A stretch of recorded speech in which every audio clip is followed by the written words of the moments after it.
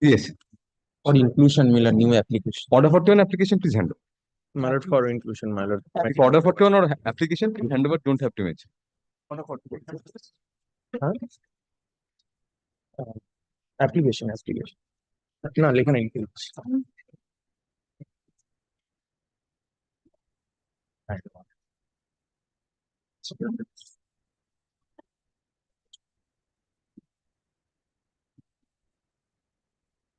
What about that?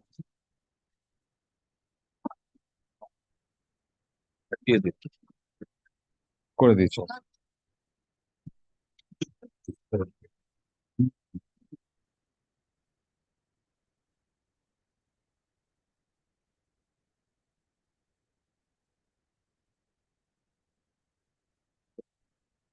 My lord, this is my lord, my appeal, my lord. Your lordship recalls, my lord, day before yesterday, your lordship was pleased to hear, my lord, a partition appeal from a preliminary decree of a partition suit, my lord.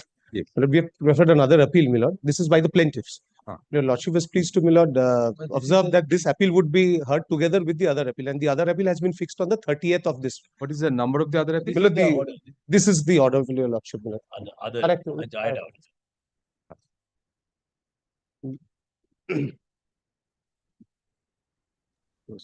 As per our direction dated April 22, 2025, passed in FAT 170 of 2025, let the present appeal bearing FAT number 183 of 2025 be listed along with the said appeal on April 30, 2025, along with the connected application.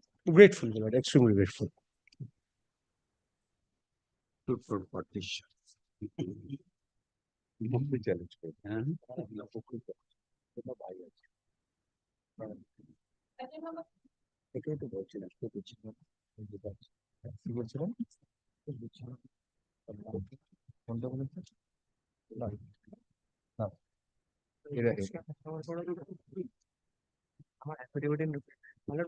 On the previous occasion, I had concluded, and my lord had granted me liberty to file my notes. My lord, one more issue.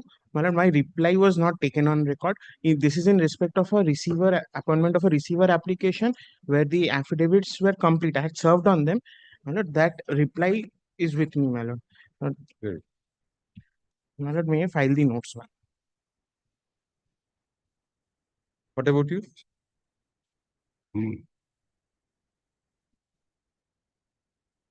You have to argue now. Yes. The affidavit in reply and the written notes of arguments filed by the appellant today be kept on record. Yes. Your lordship would recollect that so far as the case of plaintiffs are concerned, Baroda, identity of Prasad. Baroda is the primary. Plaintiffs are Baroda Prasad and the defendants With or are without the Prasad. Yes. That's not straight away. I would like to draw your lordship's attention to Exhibit 10, Lord, which is the main crux. Right. After the contemporaneous document, Lord, which would substantiate the Baroda Prasad and Baroda. But I have handed over a legible copy. Just check up. Let us check up further. Yes. Legible copy handed over করেছিল। Legible copy কোথায় আছে? Hand over করেছিল বলছে। On the day of commencement of No, argument. since you say you must have handed over, you just find out from our records.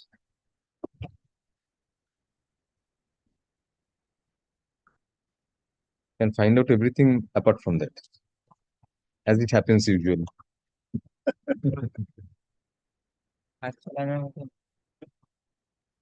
Correctly. No, it is annexed with one finished thing. Just Oh, acha. It must be here. Right. Thank you. the Exhibit 10. Lord, kindly takes note of the date of date, which is 28th of June 1976. Yes. In the second column. Yes. And the name is Baroda Prasad Mondal, son of late Nivanan Prasad Mondal. Right. Next, the signature, description and residence of the informant who informed the date of death. It is none other than the defendant number 1, who is Ajay Mondal. Just next Ajay Mondal, there is one written son. in bracket. Yes. And the next column, when it was registered, it is 29th of June 1976. Now, the date of death of the Baroda Prasad Mondal, or rather Baroda Mondal, is an admitted position, that which I would like to show your lordships from their exhibits, which is page Date of death is probably admitted. It is I don't think they will raise any objection. So date of death is admitted, and father Nivaran N Basu N Nivaran Prasad Nivaran Prasad Mondal. So father's name is it admitted in No, my from your lord. documents? No, my lord. Not very. So date of death is admitted, Date of- yes. It will appear from their registered deed of gift, page 108 of the Page paper book. 108. 108 of the paper book. Yes, yes. And you say this Ajay Mondal within brackets son indicates that Ajay Mondal was a son of the deceased. Who is the defendant number 1? Excellent. All right. Next, your lordship would find that this exhibit 10, that this has been marked in the trial court on consent, Not without objection. Consent. not without any objection. That your lordship would Either it find can be without objection or on consent. on consent. Why do you find that? That will appear Yes. order number 53 dated 22nd April 2019. My lord, that is not in the paper book. It is from the LCR. My lord, I I had am placed it handing on the over last. Oh, you have got a copy? I have no Just take- problem. Difficulty nowadays is in first appeal paper books, orders are not given. Relevant orders are required to be given also. But we had faced a very tedious task in preparing the paper book, and even after that, I found that several documents were not correct. Very well. Order number 53 dated 22nd of April 2019. Now, 2 documents were marked as exhibit. From the plaintiff's side, the extract of death, which is at exhibit 10, and from the defendant's side, the death certificate of Pushpawala Mondal has been marked as exhibit F.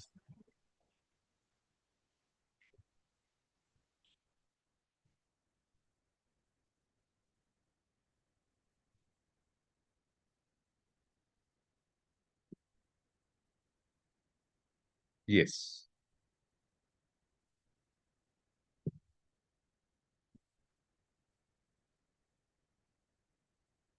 Right.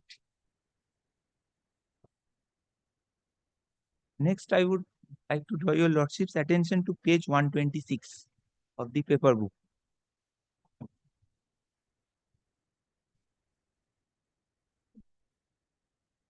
which is the ROR. 127 is the type copy. From the type copy, the right hand bottom portion, it appears Baroda Mongol, which is, it might be a Baroda Mondal, son of Nivaran Mongol, similar. But it's written in Bengali Mongol also. Anyway, and page 128, it is also an ROR, the same it has been written. here it's Mondol.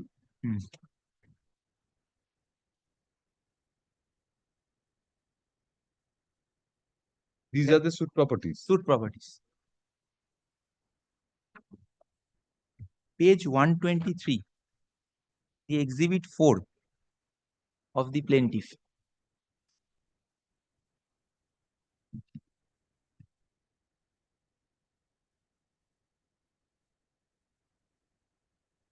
Page 123, exhibit 4. Yes. Voter ID card of the Padmawala Mondal. But with regard to this particular document, it is a typed copy, and my lord, the original copy has been handed over by my learned friend in that same list, the Yes. last document. But I would request my lords to take note of that particular document. It is not marked as an exhibit, but however, my lord may refer to that document. Since it is there, my lord, the typed copy may not be correct, my lord, the contents. We'll take your copy. This page 122 actually. The originals are at page. Padmawala Mondal. Yes. And from that, my lord, your lordships would find that the address of Padmabala Mondal is 1 Noyapotti Road, PS, South Damdam Municipality. Padmabala is you. I mean your side. My client. Which would be as similar to that of Exhibit 10, where the Baroda Prasad Mondal had died.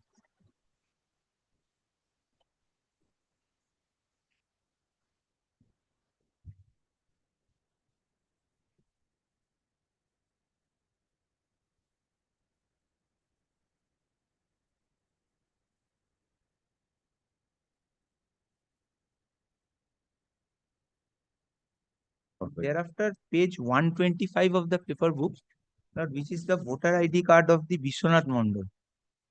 Now, I found that this copy is somehow illegible, but from the type copy, now I found from the type copy that the Vishwanath Mondal, the father's name has been written as Baroda Mondal. Page 125 of the paper book. But again, in this case, I would request the LCR to be referred, my lord. LCR, I had already argued that the LCR reflects it at Baroda Prasad. My lord, the paper book typed copy Appears is to incorrect. be Baroda Prasad also. Please come to page 124. It is Prasad, Yes, ma'am. not My Mondal. lord, the original is on record, my lord. LCR take to din to onake. Please, can you please just I find will out do in the that, my meantime? It appears to be Baroda Prasad to me also.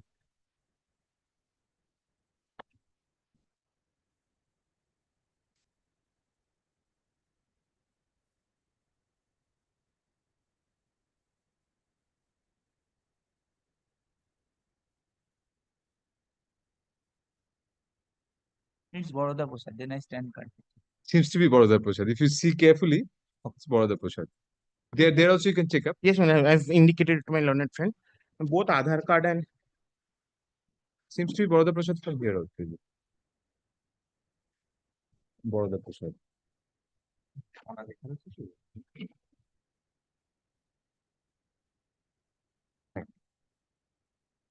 And thereafter, I So would we are not recording this argument of yours. I would like to draw your lordship's attention to the cross-examination of the PW1 that is dated 8th of December 2017, which is at page 36.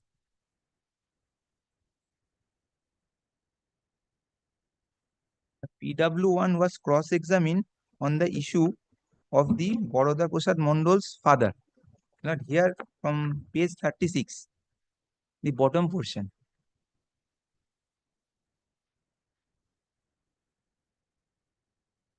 Yes. Further cross-examination of PW1 resumes on 8th of December 2017. Baroda Mondal was the father of defendant number 1. Baroda Prasad Mondal was my father. Nivaran Mondal was the father of Baroda Prasad Mondal. Nivaran Mondal was the grandfather of the defendant number 1. I do not know the name of father of Nivaran Mondal. I have no birth certificate. I cannot recollect father's name of my mother. Previously, I used to reside at 1 Noyapotti Road, PS Damdam. At present, I am residing in the address mentioned in the plaint. I do not know whether the defendant number 2 filed her written statement. The statement made by the defendant number 2 in her written statement are not at all correct. I have no document in support of proper identity of defendant number 2. I have document to show that Baroda Prasad Mondal was my father. My name has not been recorded before any authority, not a fact that Pushpawala Mondal was the only wife of Baroda Prasad Mondal. PW1 is you. Lordship, PW1 is you. PW1 is the So you admit Baroda Mondal was their father, Baroda Prasad was your father. but your lordships would find that Nivaran Mondal was the father of the Baroda Prasad Mondal. But because the learned trial court has taken 3 considerations. First is that the exhibit 10. Secondly, the cross-examination of PW1 dated 8th of December 2017 with regards to the Nivaran Mondal, the father of the Baroda Prasad Mondal, and along with That he was father of defendant number 1. and along with both the parties have referred to the same self-suit property. At which I would come to the findings of the trial court straight away at page number 68 in the impugned judgment.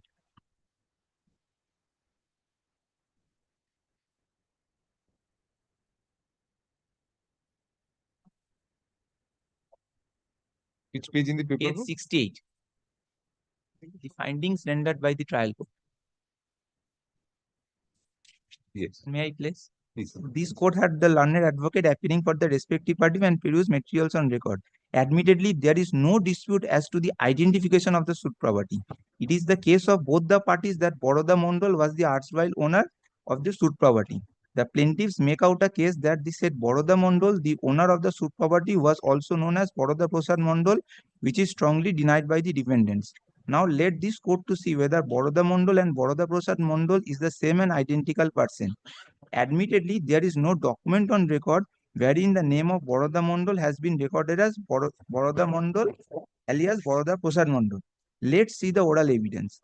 PW1 in cross-examination stated that Baroda Mondal was the father of defendant number 1 Ajay Mondal. In cross-examination, The same thing which you argued that there it's related. Nibarun was at the same time the grandfather of defendant number 1 and your grandfather also, father of. same in paragraph number 2, Yes. page 69. Yes. The trial court has also taken into consideration that the Ajay Mondal is the son of the said deceased. Not a strong presumption has been taken. It appears from Exhibit 10, certified copy of extract from Register of Death. It appears that deceased was Barodar Prasad Mondal, son of late Nivaran Prasad Mondal, and the said information who had given such information of death to the registrar was Ajay Mondal, the defendant number 1. It has been further recorded in Exhibit 10 that Ajay Mondal is the son of the said deceased Barodar Prasad Mondal. Such recording reveals that Ajay Mondal, being the son of Barodar Prasad Mondal, had given information of his father's death, that is Barodar Prasad Mondal. Such document can be believed as it was prepared before the dispute arose, not the contemporaneous document. Thereafter, both the parties to the suit are claiming the same self property which is stated to belong to Baroda Mondal, and so the same self property cannot be owned by two different persons named Baroda Mondal and Baroda Prasad Mondal.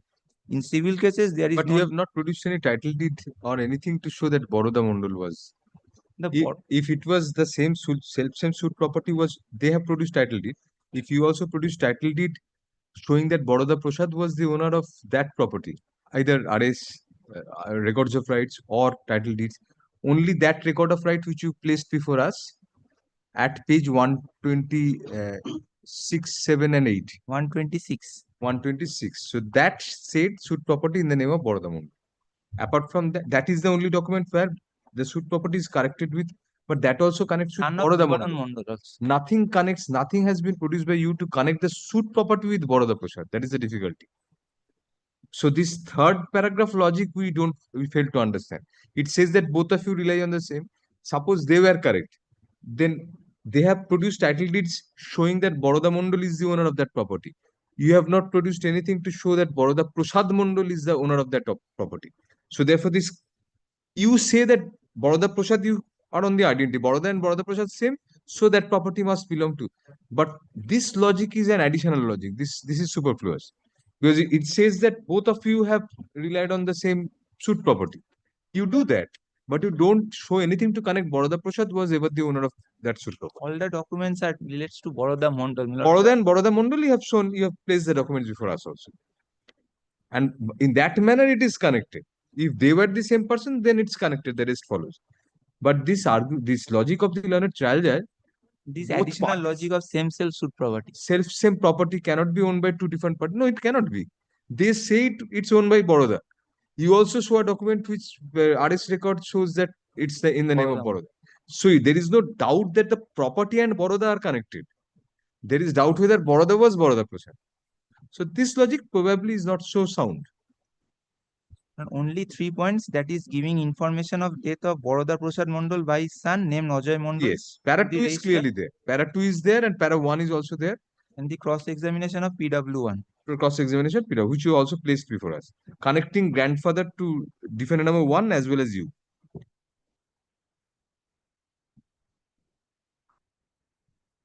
No direct identity proof was there. That has been held by the court below. No difficulty. There is no direct identity proof along with no contemporaneous documents, 7 except the Exhibit 10. Exhibit 10, yes. And moreover, the Exhibit 10 was marked on consent.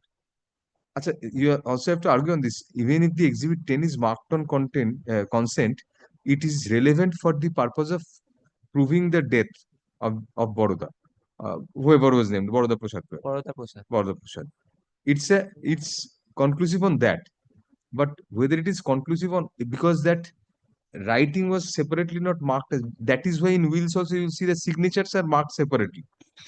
So whether that admission of that document on consent, whether that means that the contents thereof also go automatically. We'll have to think over that. But this is the best case you have actually. And next, I would like to draw your lordship's attention to page 55. All right. The deposition of the DW1. Give us half a minute.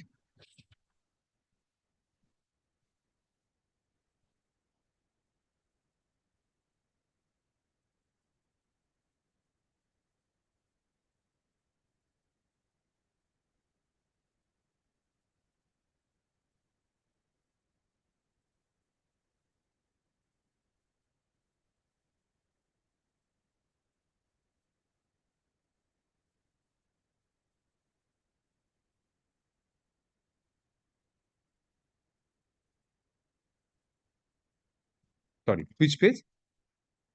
Page 55.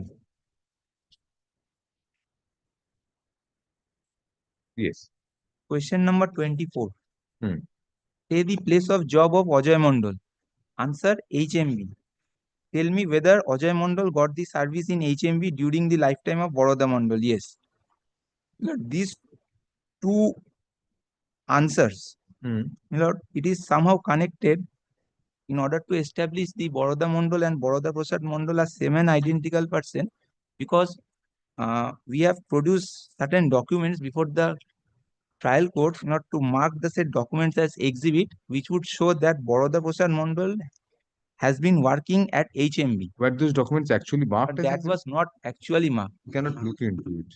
Cannot look into it. Just for. But even if the place of job of Ajay Mondal was HMV and Baroda Mondal was working there, but that does not mean he was his son. That may also mean that that is where you got a clue that Baroda has this property. And he got the job of Baroda But Prasad. during the lifetime of Baroda.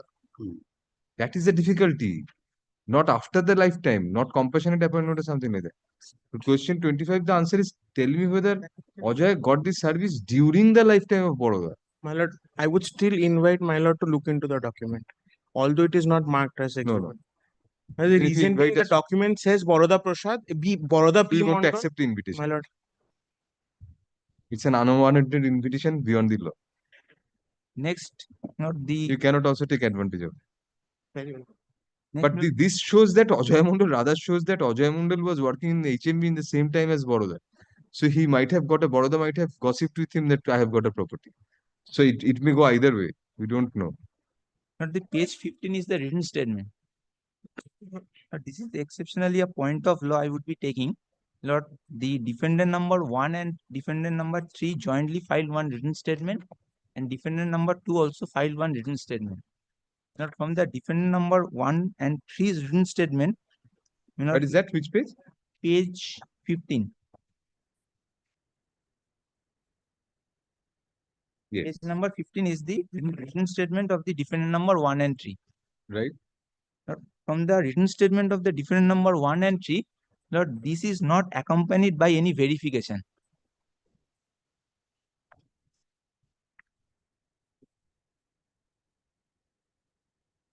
Only affidavit. Only affidavit, which is not at all permissible under Order 6, Rule 15.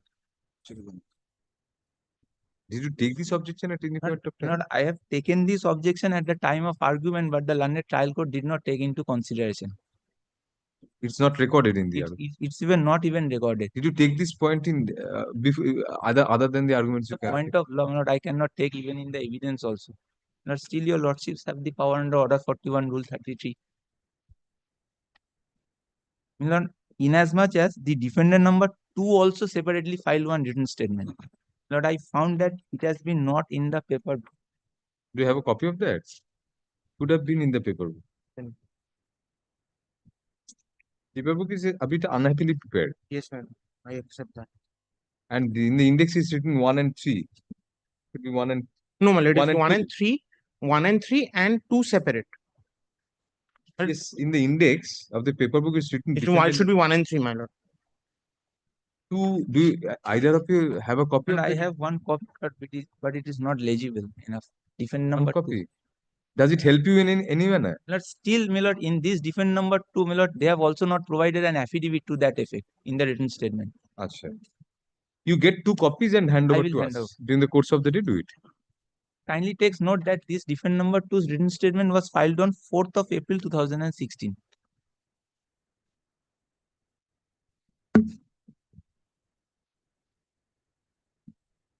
One does not have an affidavit, the other does not have a verification. Verification. Milord, if that be so, the written statement cannot be taken into record.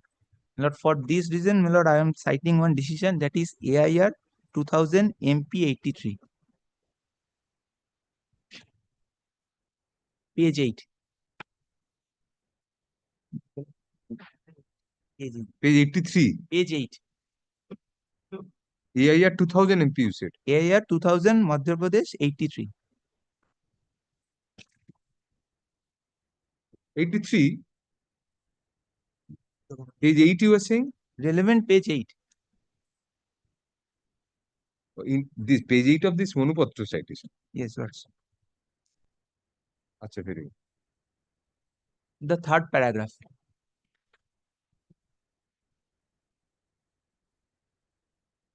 Yes. Lord, it may be mentioned that Gaurish Chandra, the father of Ajay Ranjan and his 4 brothers, did not file a separate written statement. He only filed written statement adopting the written statement filed by the contesting defendant, namely Ajay Ranjan and his brother.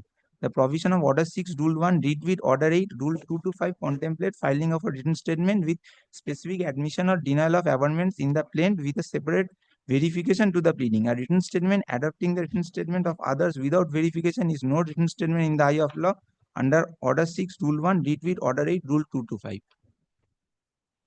Does not speak about an affidavit. No, this is only relates to the defend number 1 and 3. Written statement is concerned. Contains a verification. Even after taking this point, But they have not taken any steps does to defendant cure. number 2 also take, I mean, his written statement is also against you. I mean, he supports the case of 1 and 3. So even if 1 and 3 are not taken, 2 contains a verification. So why can't that be taken as the basis of the evidence? The defend number 2 submitted the written statement but did not contested the case.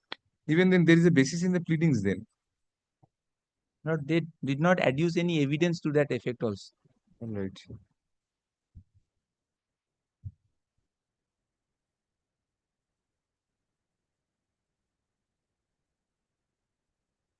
Although this point was taken, but they did not cure the defect.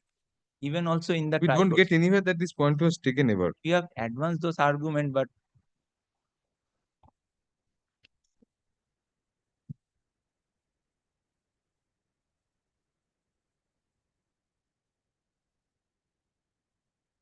The law is that if something transpired in a court and factually it's incorrect, something incorrect is recorded, you have to approach the same court, if possible the same judge, to get that corrected. Appellate superior courts, so-called superior courts, cannot look into that.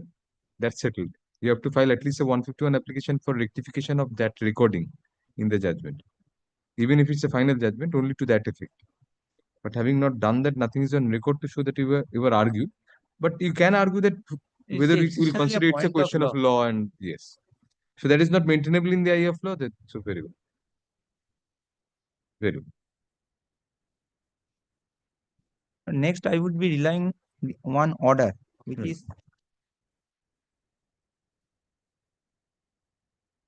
order dated 22nd of April 2019. This also you have to give us copies. Lord, I do not have one copy, my lord. I have to see the LCR. No LCR, but when we pass our judgments, it will be at our homes or in our chambers. So if that order is not there, we don't call for the LCS general. Anyway, let us please find out the order from there. We'll look into the order.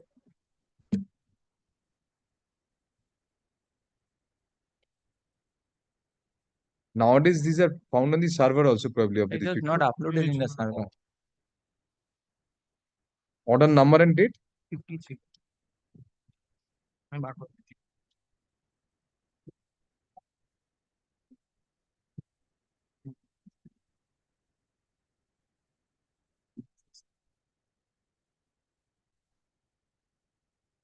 Yeah.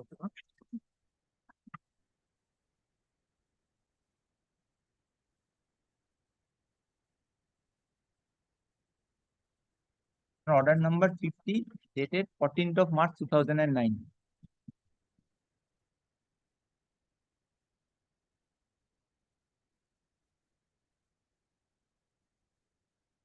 May I place and thereafter?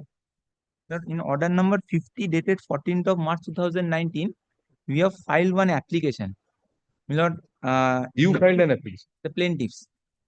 Lord, the application has been filed because in the cross examination, the PW1, the defendant has put one question as to whether we are agreeable for any DNA test or not. Lord, based on there, we have filed one application In PW1 cross-examination, they asked you. for a DNA test.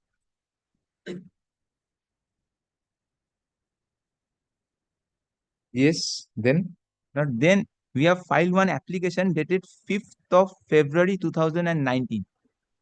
what do you say there? Now, we are agreeable to that. All right.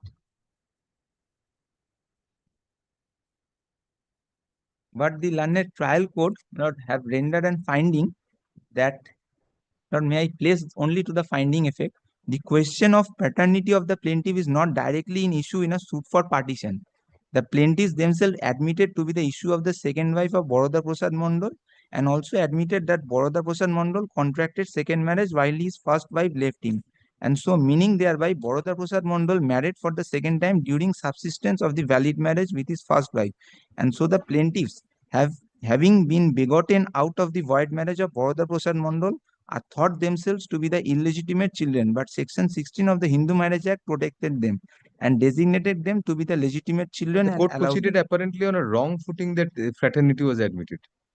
You did not challenge that. That was not challenged. So there is no necessity to determine the paternity of the plaintiffs or relationship between the plaintiffs and the defendant number one by DNA test.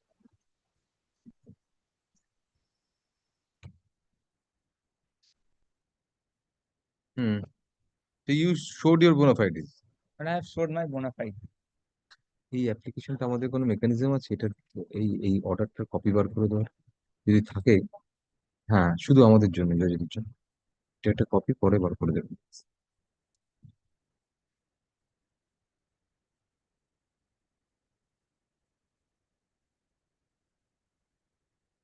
Scanner ফ্যানার আছে তো থাকবে কোথাও জিজ্ঞেস করে নিন তাহলে এই অর্ডারটা এটা একটু ফ্ল্যাপ করা আছে এটা দুপিট দুজন জজ সাহেবকে দুটো কপি দিয়ে দেন Oh, phone হয়ে যাবে। Well, this can happen with our phones.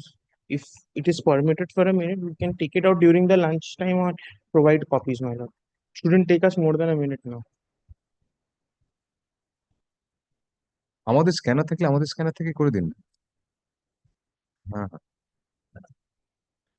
জিজ্ঞেস করো কি আছে জজের কপি দরকার লাগলে 100 বার করা যায় যেখানে স্ক্যানার আছে আমাদের হাইকোর্টের টোটাল যে কোনো প্রান্তে সেখান থেকে করিয়ে দিয়ে দেবেন প্লিজ কন্টিনিউ Not জিজ্ঞেস করাকরি কিছু নেই আমরা বলছি অর্ডারের স্ক্যান কপি লাগবে আপনি করে দেবেন yes next, the trial court has also taken into consideration of the special knowledge of the plaintiffs. Hmm. Because the plaintiff number 2, 3, and 4 did not produce any supporting evidence to substantiate that they are the legal heirs of Baroda Prasad Mondal. 2 to 4 2 to 4. PW1 adduced evidence 2 to 4.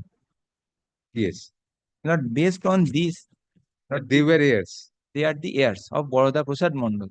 yes Lord, for this, my lord, I want to substantiate on the basis of Section 50 of the Evidence Act. And kindly take Section 50 once. Evidence একটা দিন তো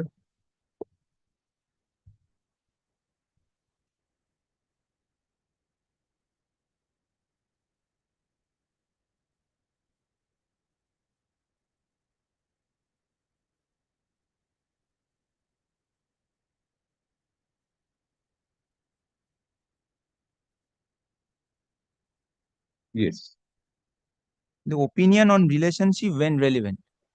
When the court has to form an opinion as to relationship of one person to another, the opinion expressed by conduct as to existence of such relationship or any person who, as a member of family or otherwise has special means of knowledge on the subject is a relevant fact.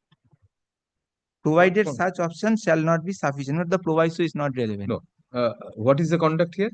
Not from the evidence or rather the cross-examination, that it appears that the Baroda Prasad Mondol's legal heirs all were known to the plaintiff, but so far as their contention is the defendant number one, they are altogether not aware who are the legal heirs of Baroda Prasad Mondol. So it comes within the special knowledge We of the don't get you. In your examination, it was cross-examination. cross-examination. What was proved? The cross-examination by conduct, it was proved that What is the conduct? that Conduct of the defendant, you mean? the conduct of the By asking the questions. by asking the questions. That was to demolish your case. So you see the defendant's questions, counter suggestions rather, in your cross-examination, prove that they were aware of the relationship between. Between the Baroda Prasad Mondol and his legal heirs.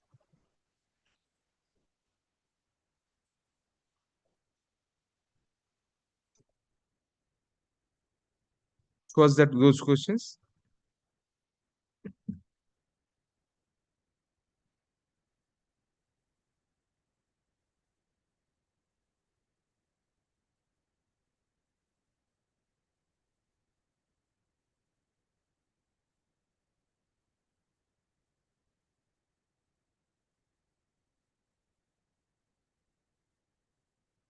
Ibani is the sister. Ibani is Eldest sister. page Page 37 probably. 37. 37 would help you on that. Cross-examination dated 12th of February 2018. All right. But they were trying to demolish your case. Your case is that Shivani is your sister, plaintiff number 2. So they ask you a question on that. Does not necessarily mean that they are aware that. Lord, in as much as section 51, my lord, may I place once? My lord, it states that when the court has to form an opinion as to relationship of one person to another, the opinion expressed by conduct. This is not an opinion expressed by conduct. Counter suggestion put in cross-examination is to demolish the other side's case. Now, this is not an opinion expressed by them. If they express the opinion independently in their chief or in their pleadings or in some other document, we could have understood.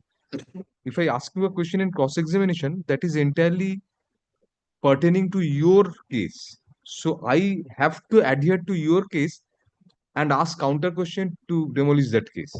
That does not mean it's my opinion that what your case is. Your case is that you are brother and sister and children of Baroda. They are asking counter suggestions to that. They're trying to prove that you are not. That is not an opinion of them. Anyway, we take your argument on that. Not based on this, that I am citing one decision, that in respect of a same self partition suit, Yes. that AIR 1956 Patna 49.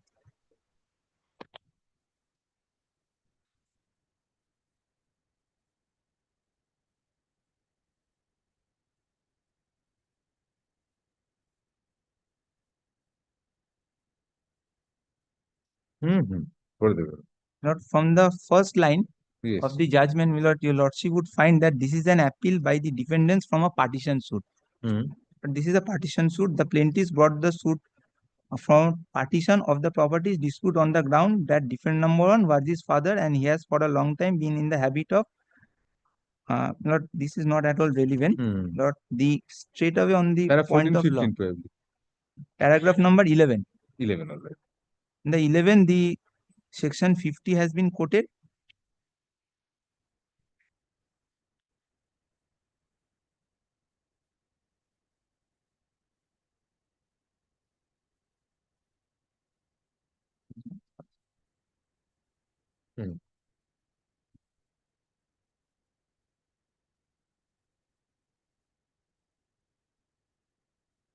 In para 12, the left hand side bottom portion.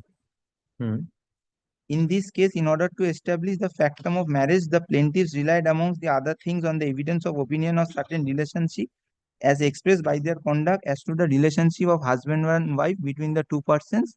In connection, their lordships of Calcutta Court considered the question as to what is the reputation of evidence, belief, or judgment of a person. Not then. mm,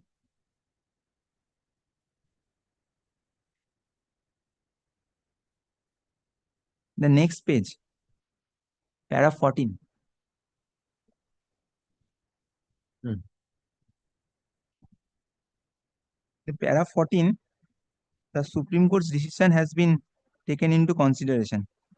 Not in that decision, it has been held a member of the family can speak in the witness box of what he has been told and what he has learned about his own ancestors, provided what he says is an expression of his own independent opinion, even though it is based on hearsays derived from deceased, not living person, and is not merely repetition of hearsays opinion of others, and provided the opinion is expressed by conduct.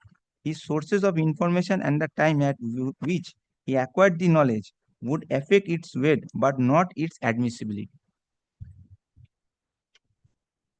In this case, their lordships were considering the evidence of one of the plaintiffs of that suit which proved the entire genealogy, although he had no personal knowledge of every step in the sense that he did not know each one of the person's name. Their lordships therefore said that personal knowledge was not necessary in such cases. What is true about a member of a family is also true of a person who, although not a member of a family, has special means of knowledge about the relationship of the parties. There is no independent conduct of them apart from the questions asked in your cross examination. There is no conduct of theirs. If they acted on that, on the premise that you are heirs of Baroda, they did something independently. You don't find anything of that sort. Only questions put in your cross examination do not tantamount to conduct.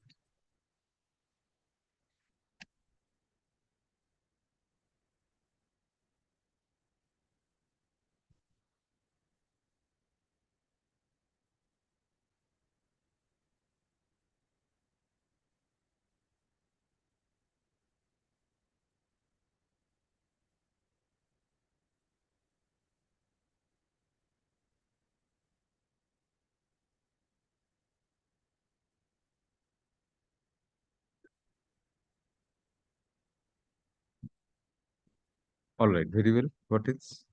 Now, next, the prayers of the plaintiff. And my learned friend has argued that the suit is barred under section 34 since no relief for recovery of possession.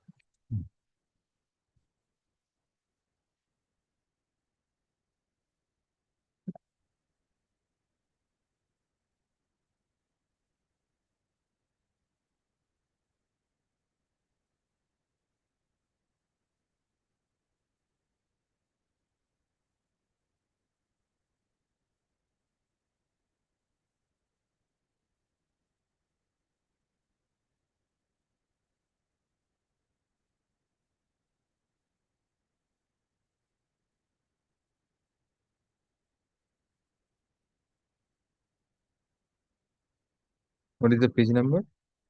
Page 9 of the paper book.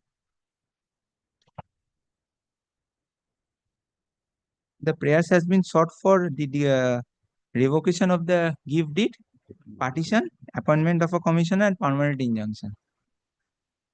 And so far as the partition suit is Partition includes, yes.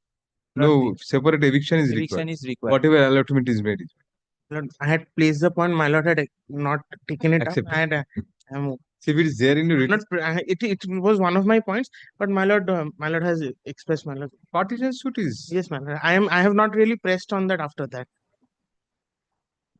yes.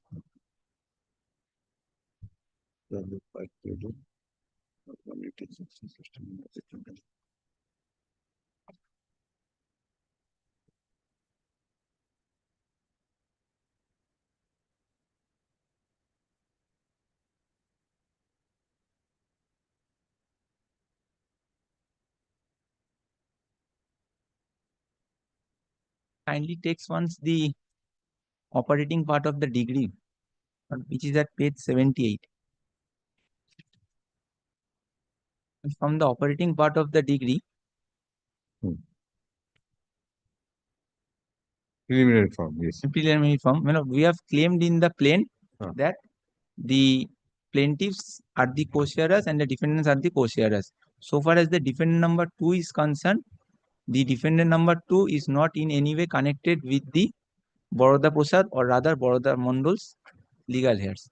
So the court, while decreeing the suit, has excluded the share of the defendant number 2. And although it might be a fact that we are not aware, because the defendant number 2 is not at all residing with the plaintiff or not at all in connection with the plaintiff. Why was defendant number 2 impleaded in the first The place? defendant number 2 was impleaded because all along the defendant number 2 was residing with the Baroda Prasad Mondol as just like a daughter. But in the cross-examination, they have stated no. Renuka is that person. Renuka. Yes, that is also one of the points. You did not know who Renuka is, although you are a part of the family. Although in the cross-examination, they have stated that he appears to be a But Dharma court says in paragraph 26, page 79, that the defendant numbers 1 and 2 have no right, title, and interest. So one's share was also not expressed. Because the court has held that 3 has gotten the share from 1. Oh, that's right. One has transferred by virtue of give So deed. the give deed upheld insofar as 1/5 is concerned. Very good.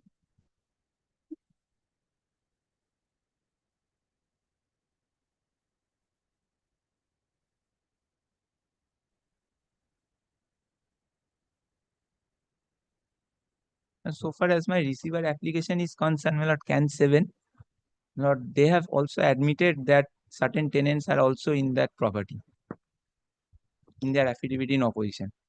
But what is the amount or other quantum of rent, what they are receiving, Lord, that has altogether not been disclosed. So it's a joint property and they are receiving rents therefrom.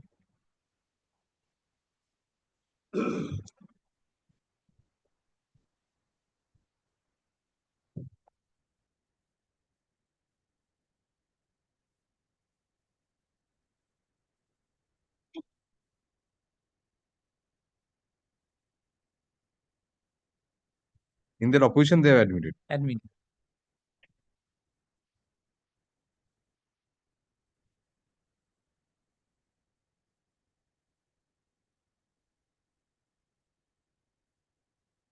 All right.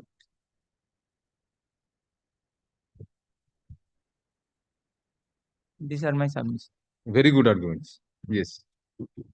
And may I Yes. shall hand over a copy of the written statement in course of the day. Written statement. Defendant number So, two copies copies. during the question. Yes. quickly give reply only to the factual aspect that has been indicated. Right. My lord, as my learned friend has argued on the first point with regard to the death certificate, there are 3 elements. One is the name, that is Baroda Mondol's name. Second is the father's name, and third is the son's name, which the court has taken cognizance of. Right. With regard to Exhibit 10. Sorry, my lord, the address. My lord, these 3 factors in all the documents that is before my lord, and even in Exhibit 10, does not correlate the 2 premises. Wherever the name of Baroda Prasad Mondol has appeared, it has appeared in relation to 1 Noyapotti Road. Wherever the name of Baroda Mondol has appeared, it has appeared in relation to the suit premises Gaurinath Shastri Street. So, my lord, That's what we told him also, that Absolutely. the property, vis-a-vis the property, vis-a-vis the Baroda and Baroda Prasad have not been correlated. have not been correlated at all. My lord, secondly, the name Nivaran Mondol, my lord, the court goes completely wrong in understanding that, because at 126 the Porcha, the name is Nivaran Mondol, whereas in the death, the register of death, the name is Nivaran Prasad Mondol. It is again not one and the same. So much of a coincidence. Only It's, Prasad uh, comes in. It only Name Prasad is same. comes in, Baroda's father is Nivaran. There also Prasad mentioned, here my Prasad. lord, I understand But the particular issue. Nivaran is Baroda's father and Nivaran Prasad is Baroda My lord, Prasad's I father. would not know about their document. My lord, sorry. My lord, I would not know about their document, but as much as I can state in relation to Baroda Mondol, You admit that Baroda's father is Nivaran my lord, I will. Yes, my lord. without the Prasad. Yes, my lord. Without the Prasad. So And Prasad my lord- comes in between you and me. and everywhere, my lord, in Two both the generations. Yes. And my lord, however, they do not show any document, and when they come up in their cross examination or the PW1 in his examination states the name as Nibaron Mondol, whereas in the register of death it is Nibaron Prasad. So them Nibaron and Nibaron Prasad and Boroda Prasad are interchangeable. That is what they That is what that is has the been, premise of their pleading. my lord. They But- say Boroda is Boroda Prasad, so Nibaron may be Nibaron Prasad. But my lord, even the factum of recording of the name of I would not know that how in the record of their register their grandfather's name comes in as Nibaron Prasad, because in the evidence they do not state Nibaron Prasad at all. They say They say Nibaron. Nibaron Mondol, and Nibaron Mondol's name only comes in at page 126 in the Porcha. Surnames may not always be said. And documents we understand, yes. My lord. So the But middle While portion, saying we may not always say. Do you say Kapil Dev Ramlal Nikhanj every time? my lord, I Or understand. Sunil Manohar Gavaskar? But my lord, the document at 126 is the 126 and is prior to the death is a document which records the residence of that Document is a person. different But my lord, consideration. the second document, this is still a valid record, but the second document, which is the register of death, at while recording that, it is not always the father's name that is taken on record, or there is no identification of the father's name. There is no question. There is no If your case death made out. certificate is not a proof that Not a proof, man. Omyo was the son, Yes, my lord. even if it is stated there that Omyo is the son, My lord. might have been unilateral on his. Indeed, and there is no evidence with that record. There That's is one thing. Something is there. I mean, that was a contemporaneous document, much before the suit, the death certificate. Register yes, of the- my lord. There it was recorded that Omyo was a son of Omyo Mondol. So much of a coincidence. Boroda, son of Nibaron. Omyo, son of Boroda. But- Prasad or without Prasad. But I cannot today. I Because do not know that the document at that point of time they could not have calculated. They would Indeed, file my a lord. suit I have years later. and I have not even indicated that that particular document is not a valid or a legit document. But I do not know apart from That went on one consent. document, Uh-huh. there is no document which would record any such similarity altogether. And I do that is also not a document which was brought to light during the when the plaint was brought in. This is a document which has come in after cross examination. My lord, this document comes in after cross examination. Exhibit 10. Exhibit 10. But that goes on consent. But my lord, I do not dispute that it goes on consent, but there is no case made out throughout. I would You not- waived order 18 rule 17A my lord, consideration. to that I have nothing otherwise to indicate, but there is no question put that whether this whether any they do not come forward and verify that this is a correct document. They do not state. It came after or before that same material because And- that went on consent. Hello. But in any event, my lord, still there is the court without any evidence, without any pleadings. There is no pleading to the effect that they have the similarities between Boroda and Boroda Prasad having the same father is also not pleaded in the plaint. Is also not indicated till the time this document comes up during the arguments, just before the arguments. Because this document comes up, it is marked as exhibit on consent. But a fact relevant to prove a relevant fact is also relevant. Indeed, my lord. But this case is never made out. Nibaran being the father of Baroda was may not have been directly an issue. But that fact is a fact relevant to prove a relevant fact, which is that the identity of Baroda. So under the Because, my evidence lord, that is also relevant. I will indicate one thing. My lord, exhibit 7 comes into existence. What is exhibit 7? Exhibit the Porcha, my lord. Porcha. That comes into existence during their examination and cross-examination, plaintiff's examination and cross-examination. Plaintiff comes and states that Nibaron Mondol is my grandfather. It's recorded there. It is recorded, my lord. That is the exact recording, page 35. He says Nibaron was the father of Boroda Mondol, and then he keeps on recording Nibaron Mondol, my lord, at page 36 again. Nibaron Mondol was the grandfather of defendant number 1. And Nibaron Mondol was the father of Boroda Mondol. Again states on 8th of December 2017. My lord, nowhere does he state that Nibaran Mondal is my grandfather. This is cross-examination. No, no, let us come to page Yes, my lord. 36. Page 35 and 36, my lord, may take it. Right, right.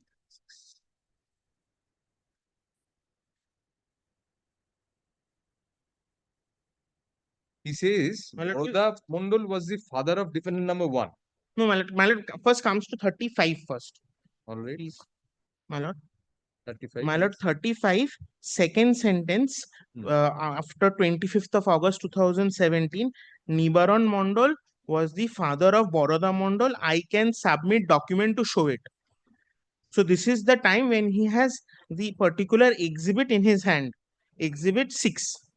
He has that, and it records Nibaran Mondal. So he states Nibaran Mondal. Now, my lord comes to page 36. He says, Boroda Mondal was the father of defendant number 1, which is the appellant number 1 before my lord. Boroda Prasad was my father. Nibaran was the father of Boroda Prasad Mondal.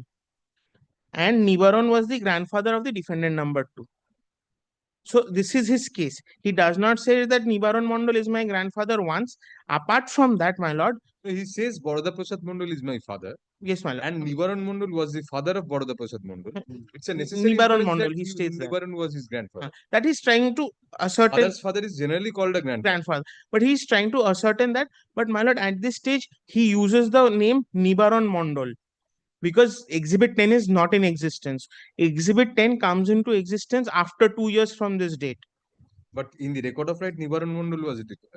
Only Nibaran Mondal. So which is why he tries to correlate Nibaran with the father till the time this particular Exhibit 10 comes into existence 2 years later. So thus we have to see preponderance of probabilities in a civil case. We can appreciate what you are saying. That clinically there is no proof. They don't There have is any no proof, clinical proof. Mathematical precision, clinical proof, these are not there. But preponderance is probability is all about smudging boundaries. Not too much. You have to be careful of that, whether it was a plausible view. Now, there is a register, an extract from the death register, which was contemporaneous, where it is mentioned Ajoy being the son of Boroda Prasad. Boroda Prasad. Boroda Prasad. Ajoy is, your name is also Ajoy. Yes, my name is Ajoy also. Mondal. Yes. Ajoy, not Ajoy Prasad. Ajoy Mondal, bracket son, informs the death of his father, Boroda Prasad Mondal. And there it is also recorded, Boroda Prasad's father was Nibaran. Nibaran Prasad. Nibaran Prasad. Prasad. With the Prasads there. So therefore, it is seen And from resident of 1 Noyapotti Road, there. not the suit premises. Yes. Now that was that document at that point of time. There was no apprehension that they would file a suit. They also could not have contemplated. My lord. So then, isn't it too much of a coincidence? This line Nibaran, Boroda, and Ajoy being established as a family tree, with or without the Prasad. I mean, Prasad may not be always mentioned in all documents. Middle names are not always mentioned in all documents. Well, this And his comes voter ID card and this identity cards. all of them Baroda Prasad, and all of them in relation to 1 Noyapotti. The school certificate in relation Hmm. to 1 Noyapotti. But the only confusion happens because of the father's name coming in, which shows some form of coincidence. But this document, 3 generations coincidence. my lord, Boroda's three father, that is Ajoy's father, Boroda, Boroda's father, indeed, my lord, indeed that Ajoy's father, Boroda Prasad's father, Nibaran Prasad.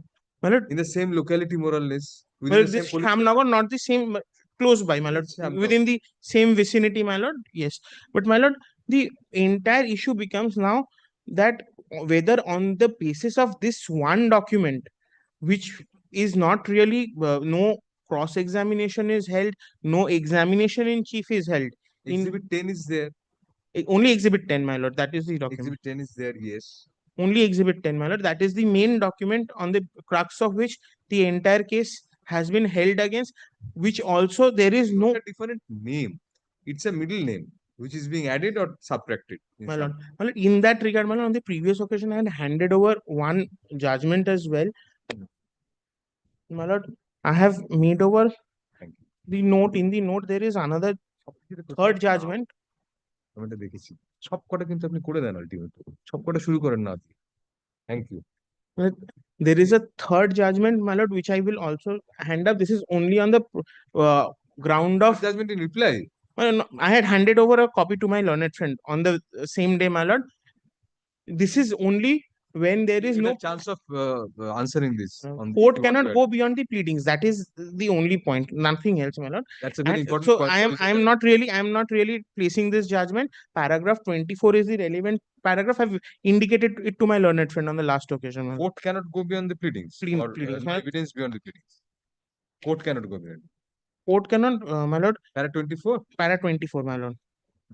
Court cannot grant release or go beyond neither were there any, my lord, the fourth line, neither were there any pleadings nor any issue, much less evidence to prove the adverse possession of the land for grant of easementary right. The court below should have seen that no declaration of ownership of the suit property could be granted to the plaintiff on the Court strike. can't go beyond pleadings in what sense? In your case? My lord, because there is no pleading issue or evidence to the effect with regard to the father's name.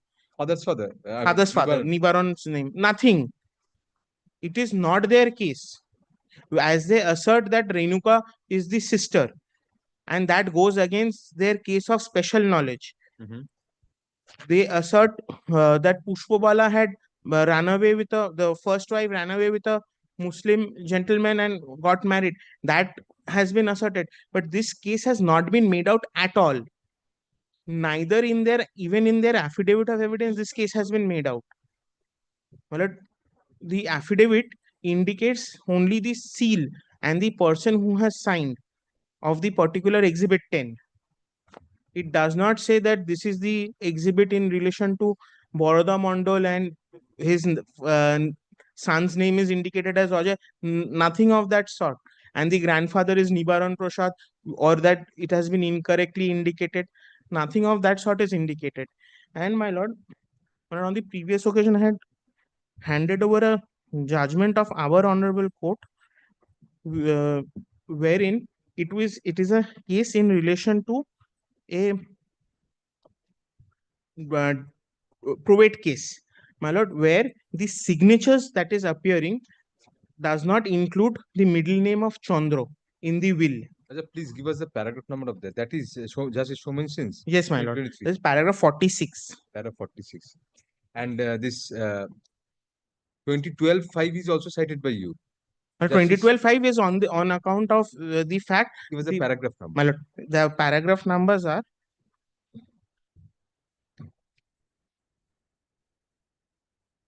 46 and 47 and 55 to 58. My lord, I have indicated all these judgments and paragraph number in my note. Good. I have We will just indicated that. write it here Yes, so that it's one more content. 40. So you are saying this division bench judgment?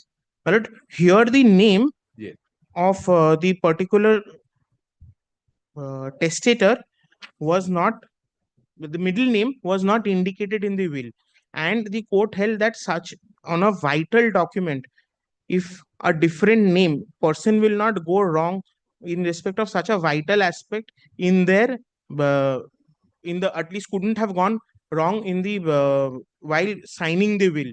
So my lord, all these documents which are Aadhaar card, voter cards, death certificates, my lord, the name Prasad coming in shows that the Boroda Mondal and Boroda Prasad are not the same person.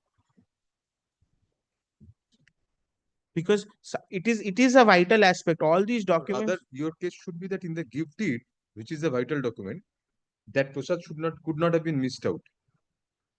No. It's the other way around. Because if his name was Boroda Prasad, it was given in the vital document. Even for me, I would not have missed it out. I have brought it in from the 1973 Exactly. Porcha, my lord. The gift deed, your gift deed, that does not put Boroda as Boroda Prasad. Indeed, my lord. So that is the vital document here where it could not have been missed out. Absolutely. And even, my lord, exhibit 6, the Porcha records, it still shows Boroda Mondal, and that is in respect of the same property. But when it comes to exhibit 10, the property referred is a different property. It is not the suit premises. No, that is not. It does not prove title. But my lord, I am just saying, if contempt while checking. What was the exhibit?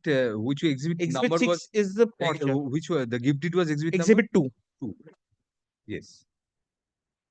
So, my lord, when one is looking, even in that document, when one is looking into the interrelation of coincidences between the name, father's name, and the son's name, my lord, the address is not the same.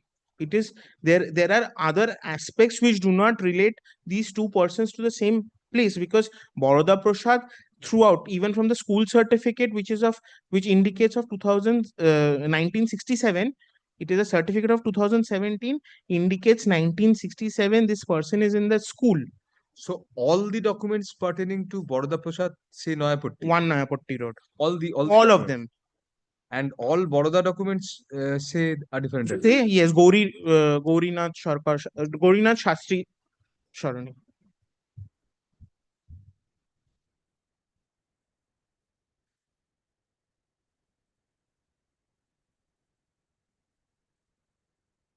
There is no correlation between these two individuals. And if one is only to look even at the coincidences, my lord, no opportunity, no cross-examination, no examination in chief, no affirmation statement under oath with regard to this particular case being made out at all. So, my lord, that is the aspect with regard to the exhibit 10 and Nivaron, the names. My lord, both parties have been, my lord had already indicated that it is not the self same suit premises, because they could not bring in any record to show their relation or Baroda Prasad's relation to the suit premises. My lord, apart from that, with regard to the DNA test, my lord, no application was filed thereafter, no appeal. My lord, even DNA test may not, whether it is conclusive or not, that is a separate issue. It was not raised during the final arguments after the particular application. Merely showing one's bona fide without the test actually taking place or any result coming in cannot be indicated as a uh, issue in their favor. My lord, with regard to special knowledge, it is not proved from the conduct, and even otherwise, if conduct is to be seen, the special knowledge of a family member ought to have been that he Mr. knows Well, about but you Renuka are as well. too much with your learned friend, because My lord. probably counter question in a cross examination is not. And my lord, my questions are not whether these people are the brothers and sisters. The reason why the question was put in 37 is to ascertain whether Shivani Das is the elder sister. Shivani Das is the daughter of Padmabala, because as I have argued, Padmabala and Shivani, the age difference is only 5 years from the documents. So that is the reason why this cross-examination was put in order to further my case. And it does not by conduct show that he has special knowledge. And if he had special knowledge, he ought to have known about Renuka as well, who has herself come forward and has come forward and indicated that she is not the daughter. And my lord, with regard to the verification point, my lord, it is a curable defect. It was never raised during the proceedings or the trial. It was only raised after, at the stage of arguments. It is not even recorded in the judgment. If my lord so wishes, I can place judgments with regard to verification not being it's a curable defect.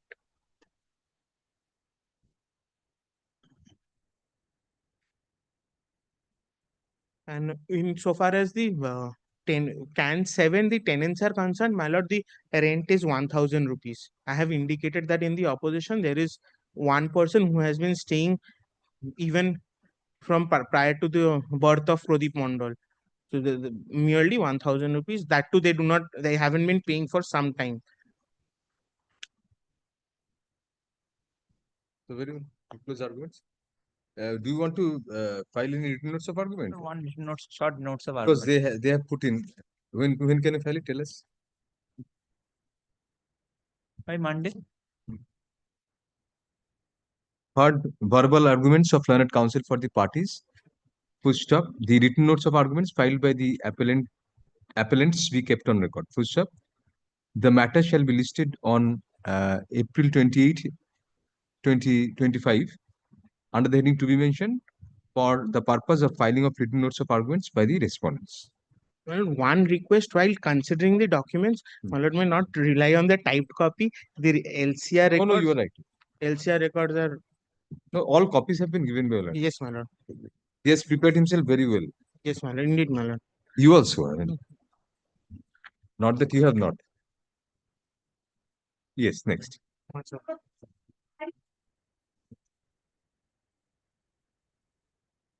Yes. I was addressing your lordship. Yes.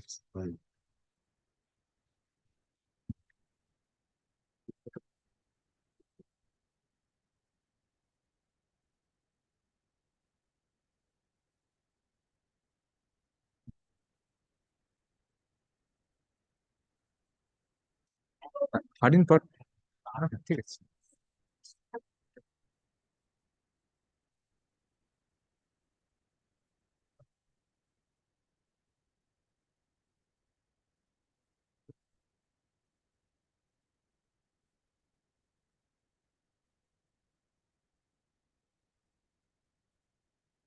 Well, a short point in this matter is whether air conditioning charges Yes. is part of rent. Now, municipal taxes around 500 rupees, rent is 2000, KMC taxes around 500 rupees, and electricity around 700 rupees. So, those are not decisive factor. Only thing is air conditioning charges. Now, the cases on rent can be broadly divided into two parts. One is for recovery, others are not for recovery. Now, recovery like from that Gorisariya case, air conditioner market case, including the Kotak, Popat Kotecha, they are all for recovery. Now, the cases on non-recovery again, there is a new branch started after the 1997 Act, Section 3. So what should be the rent for the purpose of Section 3 read with Section 5, subsection 8 of the West Bengal Premises Tenancy Act? ওটা লাগবে। West Bengal Premises. Well, I'll come to that afterwards, Malad. Yes. This is just Prelude. just an introduction, Malad. Yes. Now, before that, I have to show the rent agreement. The I mean, whatever there as a rent agreement, the little few documents, Malad.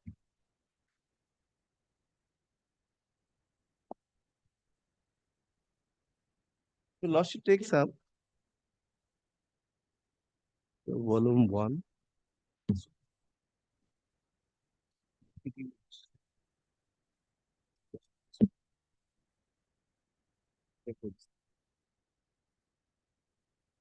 Lordship takes up volume 2 of the, we are only arguing on FAT 66 because documents are in both the appeals are more or less same. Yes. আচ্ছা সব বুঝে গেছি।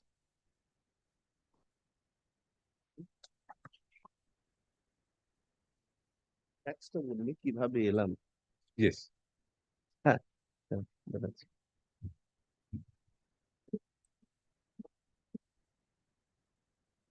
The Lordship takes a volume 2, page 103. This is the suit filed by Calcutta Credit Corporation, the erstwhile landlord. The facts are here.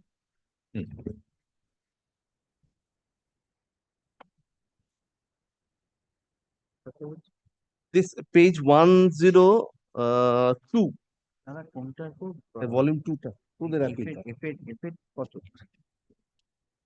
একটু কিছুক্ষণ ব্যবহার করি। তোমাকে দিতে পারে। পিছনের দিকে লেখা আছে, আলাদা হাতে লেখা। তোমাকে দিতে পারে। ভয় লাগে, আর শিশির করে। দেখাই। Lordship has seen this and has seen this. Who's you are opening a new chapter. He's already The car disturbed is with the gone. car. Yes. Car has gone. And look who's talking. The problem is, Milord, he's a connoisseur of pens, Mr. Sarkar. Yes. And he is Milord telling that look Pens at and this. cameras. Yes, pens and Yes. he has a video He should not tutor. say. We won't hear him. Cannot. Rather we would hear him on the plate. Yes. Yes, Mr. Sarkar, let us But- proceed about it. Yes, of course. This is Exhibit I at page 99, Lordship, writ of summons, Exhibit I. This plain was You're relying on Exhibit page I. 103. 99, Lordship, can look, it starts on 99. At the top, Exhibit I, the writ of summons of suit number 506 of 1988. Yes. Lordship, Exhibit I. Now, Lordship, can you see?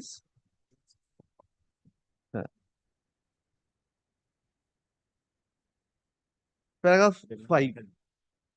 Hmm. At 103, paragraph 5. Right. Paragraph, there was a terms of settlement Hmm. earlier, before this suit.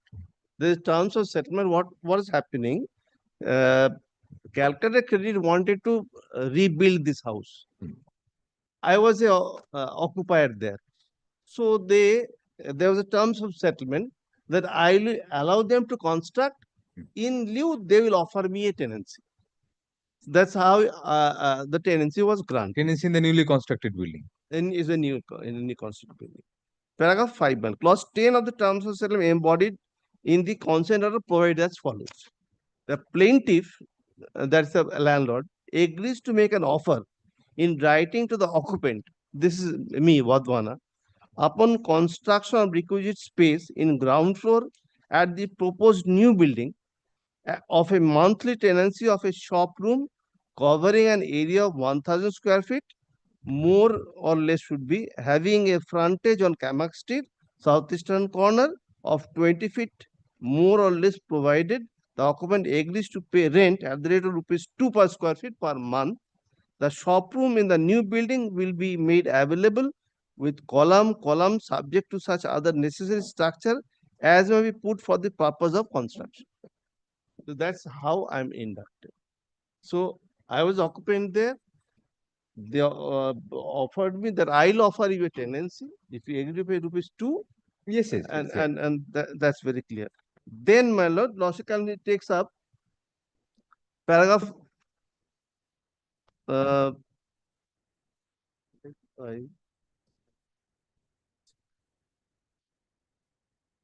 paragraph 6. Upon new construction being made at the said premises, the plaintiff by its letter dated October 6, 17 offered a showroom measuring 1000 square feet, more or less, having frontage of 20 feet on Kamak Street, situated on the ground floor of the said premises to the defendant in terms of clause 10 of the said consent order.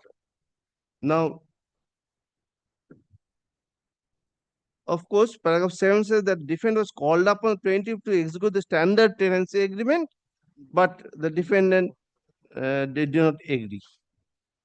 Maybe that. Paragraph 10, my lord. On these dates are important, my lord. That's why I want to show. Paragraph 10. On April 16, 1979, the defendant obtained possession and went into occupation of showroom measuring about 1000 square feet on ground floor of the building, schedule and so and so. So, 16th April 1979, I came into possession. Pursuant to this. Now, the defendant accepted paragraph 11. The defendant accepted and or by its conduct deemed to have accepted the terms and conditions of the said consent order and have agreed to pay rent at the rate of rupees 2000 square feet, that is rupees 2000 per month. So this is how it went on. Then paragraph 13. Defendant has been a monthly tenant of the said showroom at 2000 per month, payable according to English calendar. Defendant, however, has not paid any rent for the said room. Defendant has defaulted in payment of rent of the said premises for the period April 16, 1979 till the month of July 87, hence the default payment of rent more than 4 months. That's how the suit was filed before this honorable under the Westmoreland Consistency Act. Paragraph 15. Upon defendant not entitled to any protection or eviction under Westmoreland Consistency Act 1956. So, there is no whisper of electricity. There is no whisper of air conditioning charges. There is no whisper of service charges. There is no whisper of municipal rates and taxes. It is a pure rent agreement which was 2000 per month. So, air conditioning charges was never part of the tenancy or part of the rent. Now, my lord, lordship takes up page. No.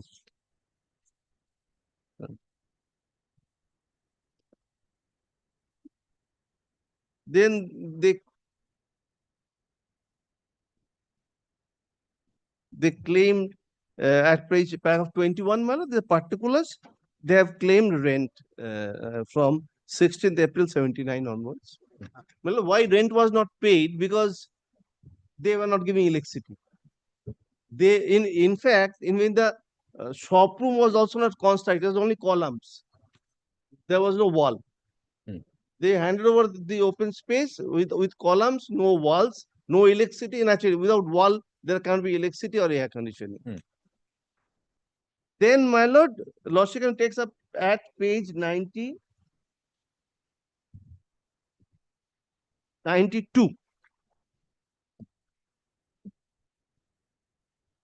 of the same volume. 12th November 1984. Lordship has seen in I was inducted in 16th uh, 16th April 1979, page 92. Yes. 16 April 79, I was inducted. Then in 1984, 12th of November 1984, in terms of order passed by the Honorable Supreme Court on 9th November 84, my client is willing to give electricity to your client. They write to you. They write to, yes. Mr. M.G. Poddar was also the owner of the property. It becomes, this property belonged to the owner, Poddars those days. Electricity to your Sarkar, client. at 12 noon, we'll rise for 2 minutes in silence. Yes, because that circular has been. Of course. Just to make you aware. Of course. There'll be a bell and all these things will be there. So you continue. As long as my lord can hear the bell. No, we have instructed. Yes. My client is willing to give electricity to your client. বেলটা বাজলে তখন এখন আর কিছু না তোমাদের কিছু বললাম জল yes 1 মিনিট বাকি আছে দাঁড়িয়ে পড়াই ভালো yes yes sorry Mr. And I'm sorry. Please continue. Electricity to client, and the electric connection will be given to the new accommodation tomorrow at 11 a.m.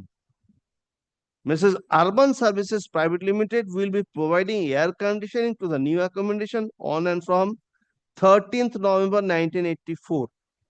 Please advise client to open the new showroom to enable connection electricity and air conditioning. So, air conditioning was a subsequent incident. Electricity and air condition is after 5 years. So that's not part of tenancy. That is a separate agreement, and this is the first time. Subsequent event. Subsequent. No, we'll rise at 12. We'll rise at 12. The bell will ring for 1 minute. It will stop. We'll rise at 12.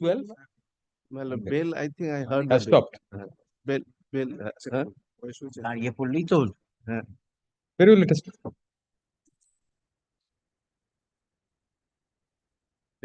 বাচ্চা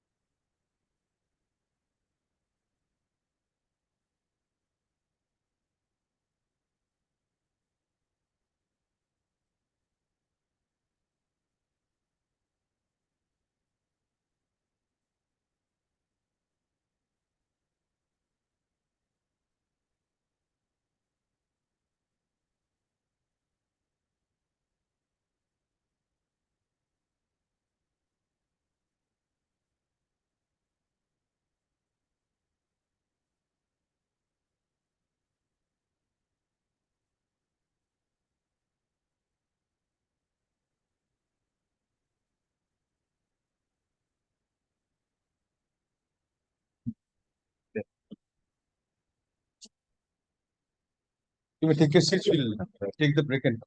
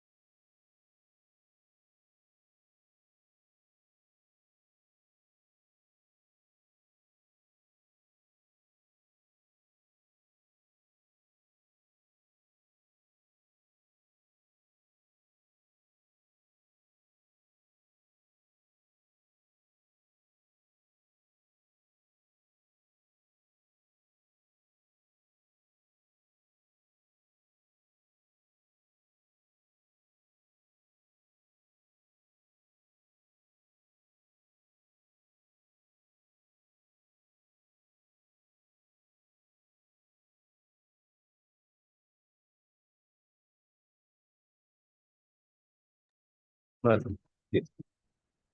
So, my lord, I have shown by page 92. Yes. Now logically takes up page 118. 117.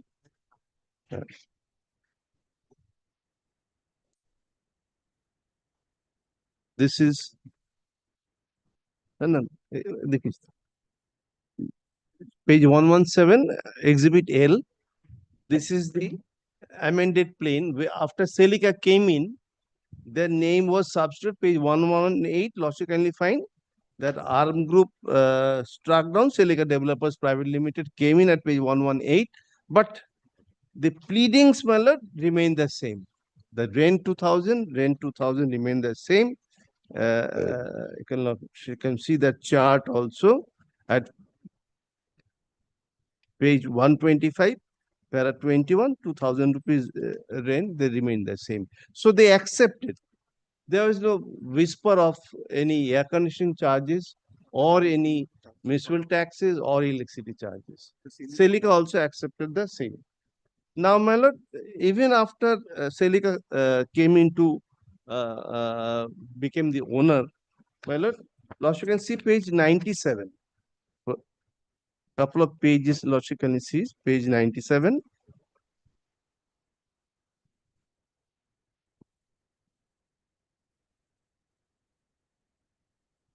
15 to 2001. This is urban services raising bill for electricity charges. 2671 in 2001, ARM Group. Though they said we'll give electricity, but electricity was given by urban services. Then Loshu can turn the page 98. Urban services raising bill towards electricity charges 267. It was not naturally, it was different according to meter reading every month. Then Loshu takes up page 134.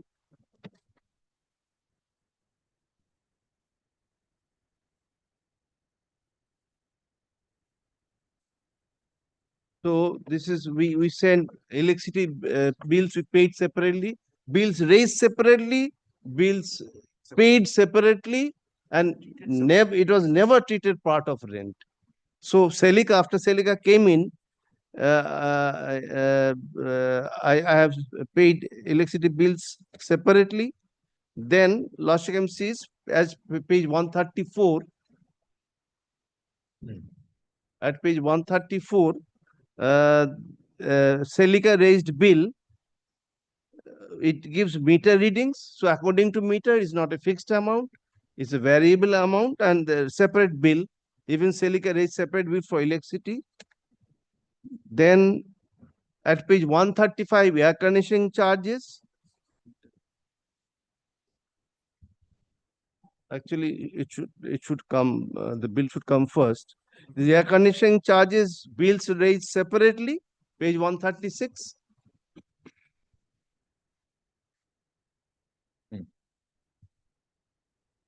Let's look at page 136. Yes. Yes. At page 136, there is the electricity bill raised separately, not a incidence of rent by Celica. Even after Celica took over, he raised separate bills for air conditioning charges. And I have paid at page 135. This I have paid separately. So separately bills raised, separately paid. Then 136, the losses is 138. 138 is electricity bills, again separately. And 139, loss will find is the air conditioning charges, month to month charge separately.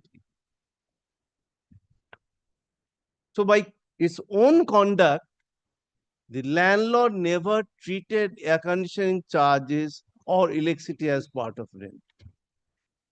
Now, logically take up the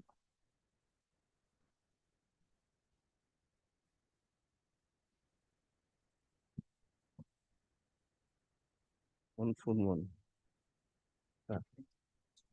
তাতে কি এসে যাবে? হ্যাঁ। So then my lord should see that they were not paying KMC taxes. Then KMC attached rent. So I paid rent to KMC at the rate of rupees 2,000 per month.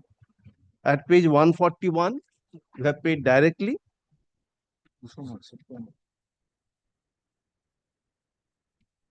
Then at page 142 is by letter forwarding rent of 2,000 to the KMC.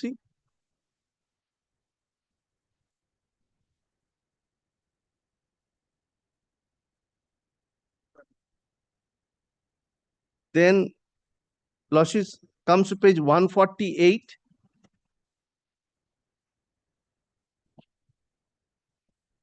দেখালাম 141.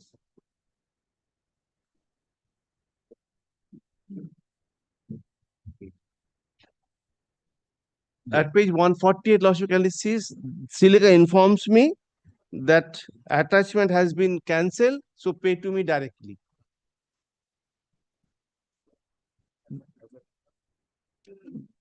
Then, my lord, at 149, so we started sending them rent at the rate of 2,000, page 149.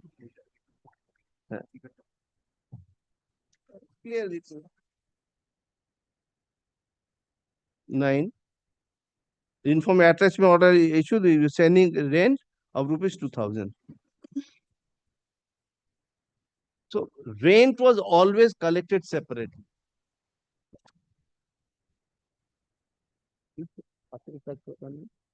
And Lordship,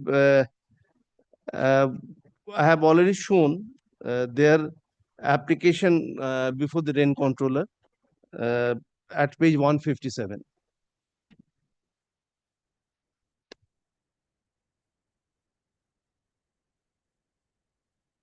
Yes.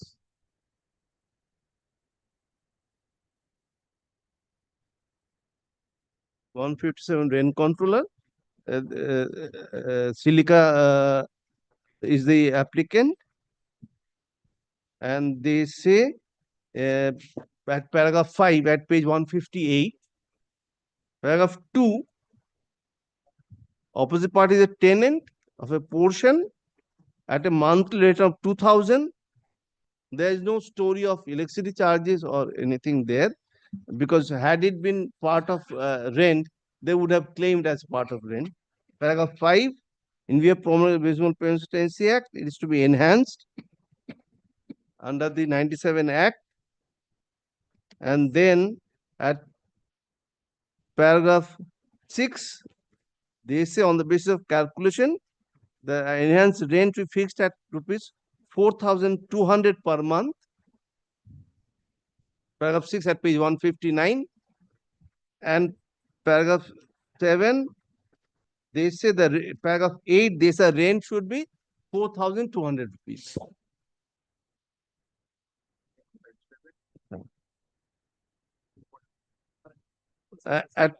And they say over and above, they have to pay maintenance charges as being a fair rent. This is a fair rent application. So that is their own case before the rent controller. Now, few dates, Lordship may note. 24th June 1988,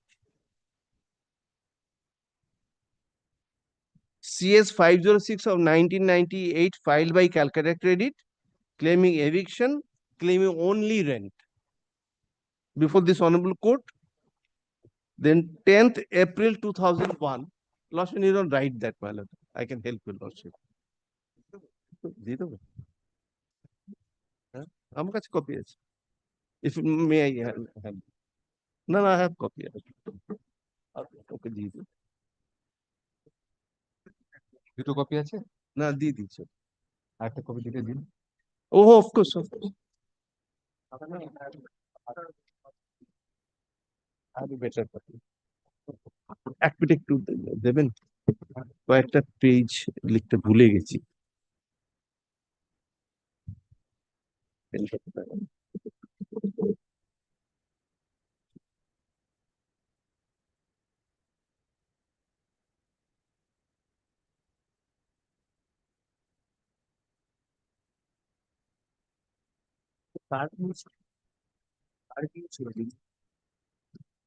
দিল্লিতে আর কি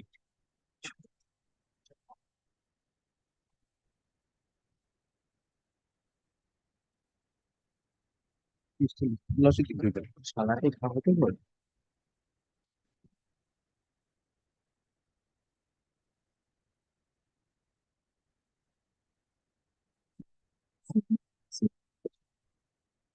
সালা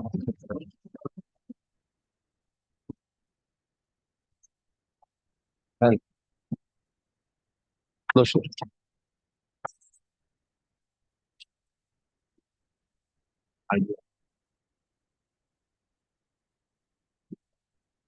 তোকে একটু better copy দিতে হবে। হ্যাঁ রয়েছে তো কাগজটা দে। কাগজ আর নষ্ট করা জানি So, my lord, I've given the dates, my lord, to assist your lordship. 24th June 1988, the CS 506. 10th April 2001, Celica substituted, no amendment, only claiming only rent. Then 20th September 2002, file application of rent controller to fix rent at the rate of 4,200 per month. 15th February 2008, title suit number 554 filed by Celica for review was on before the city civil court during pendency of the suit number 506 of 1988. And 4th March 2008, CS number 506 was dismissed for default and or was abandoned. And 11th July 2008, RCK 128 was dismissed for default. These are the dates. Now, my lord, my points of submission. May I formulate my points?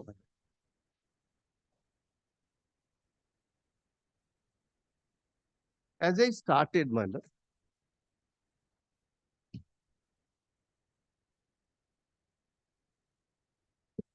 the cases on rent can be broadly divided into two parts. One is recovery, uh, uh, where they said that whatever you paid is rent. The other line of cases are says that in case of recovery, it can be everything, but for other purposes, rent remains only rent.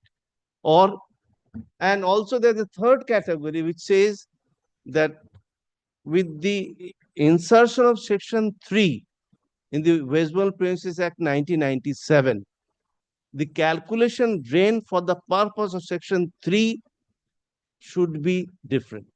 It's not the whatever you pay, that is not the rent.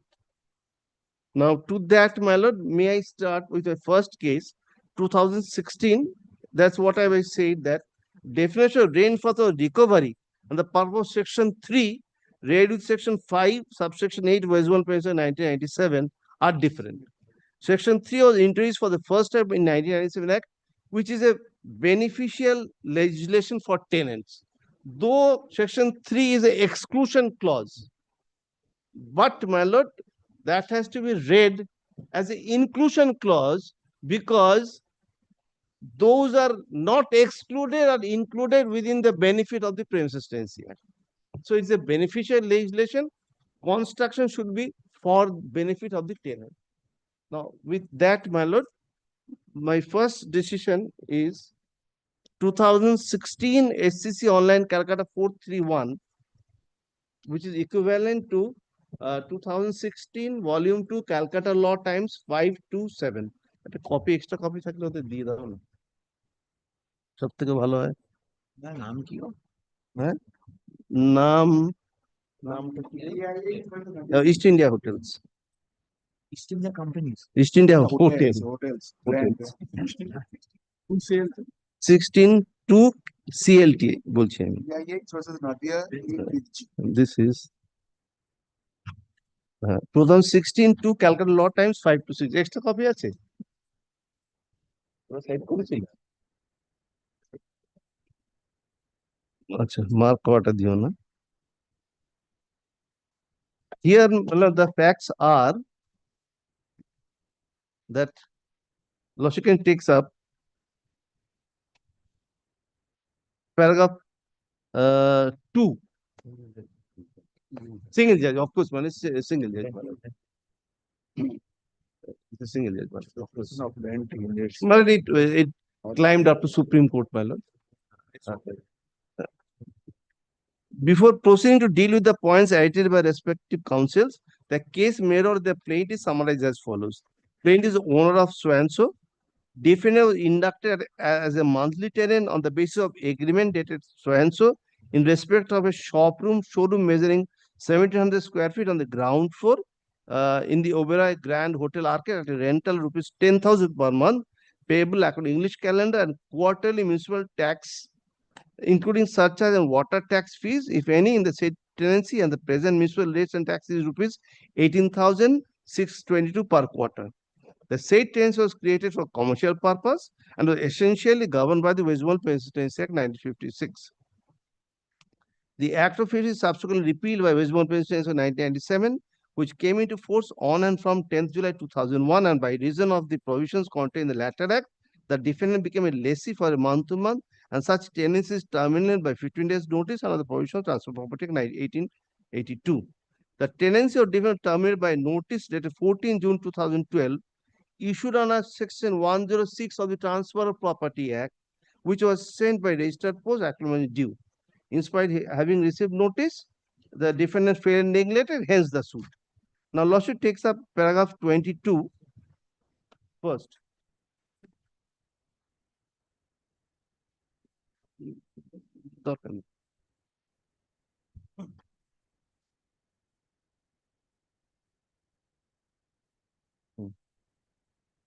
Well, may I place paragraph 6, my lord.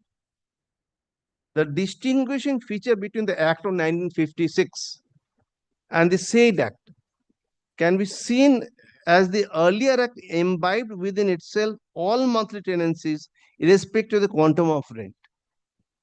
By virtue of Section 3, the latter Act restricts its applicability to the premises let out to the tenant on rental parameter. The intention of the legislature can be also be gathered from the subsection 5 of subsection 6 of the Act, where the moratorium a moratorium period was provided for initiation of eviction proceedings against the tenant who was protected by the earlier Act, but such protection is not extended under the latter Act. It is apparent from Section 3, which an exemption provision, more particularly Clause F thereof, that tenancy for non-residential purposes, if fetches rent more than rupees 10,000 per month in respect of premises situated within the territory of the Kolkata Municipal Corporation Act, is taken out of the purview of the said Act. The expression more than appearing in the said clause from its ordinary meaning does not bring any ambiguity that any premises later for non-residential purposes where the rent is above 10,000 shall not get protection against eviction under the said Act. Both the law advocates are identifying on the meaning of expression more than and so on. Now, paragraph, then lawsuit takes up paragraph 22. The definition of rent in its wider sense not only includes the basic rent, but also the other amount payable by the tenant in lieu of amenities and facilities attached to the tenancy may further include the maintenance of the service charge and municipal tax and commercial charge, which is a statutory obligation. Any amount which is variable in nature and depends upon certain contingencies cannot be characterized as rent.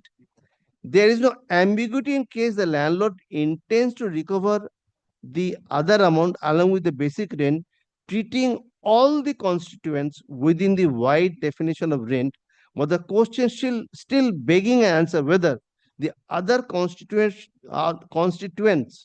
than the basic rent can be included within the definition of rent when the statute provides a protection up to certain limits. Section 3 of the Act is a newly inserted provision which is absent in the predecessor Act. The Act of 1956 did not contain a ceiling limit that the premises fetching rent up to certain limit shall be kept outside the purview of the Act. Section 3 kept certain premises out of the residential or non-residential purposes to be exempted from the operation of the said act if it carries rent more than 6,500 as monthly rent in area limits Kolkata Municipal Corporation or rupees 3,000 any other area and 10,000 for non-residential purposes. Now, paragraph 23. The explanation appended thereto explicits that where the premises is let out partly for residential, partly non-residential purposes, it will be governed by a provision applicable to non-residential premises, and the exemption provision would thus be applicable. The Rent Restrictions Act is a welfare legislation protecting the tenant from unfair eviction by the unscrupulous landlord. Though Section 6 of the Act entitles the landlord to evict the tenant from the tenant premises on any or more grounds envisaged therein, Section 7 provides protection against such eviction to the tenant. The intention of the legislation can be gathered from the non-obstante clause used in Section 6 of the Act, which clearly provides that notwithstanding anything contained in any other law or the contract, the tenant cannot be evicted unless the civil court having jurisdiction passed an order or decree on any one or more of the grounds. Now, logically takes up paragraph 25. Well, this deviation, the distinguishing rent between for recovery and otherwise started from a case of team consultants that is discussed now. 25. As indicated by the division bench and team consultants supra, that section 174 of the Kolkata Municipal Corporation Act contains provisions relating to assessment of property tax of a building for the purpose of determining the gross annual rent in juxtaposition with the contractual or fair rent. The provisions on section 230 on the Kolkata Municipal Act entitle the person primarily liable to pay the property tax to recover on the same right and remedies as such somewhere rent payable to him by the person from whom he is entitled to recover. It is held that the amount of property tax or the commercial surcharge payable thereof, payable by the tenant, though treated as rent, but only for the purpose of recovery thereof, and therefore cannot be used as a tool for eviction of a tenant under 6 of the Westmoreland Tenancy Act. This is the first diversion, bifurcation, that for recovery, rent should be something, and for eviction, it should be something. Now, the division bench further noticed the non-obstante clause appearing in section 6 of the Act and held that there is no scope to evict the tenant on the ground non-payment of property tax for any one or more quarter on the ground of default, which is one of the grounds embodied on section 6 of the Act. Paragraph 26.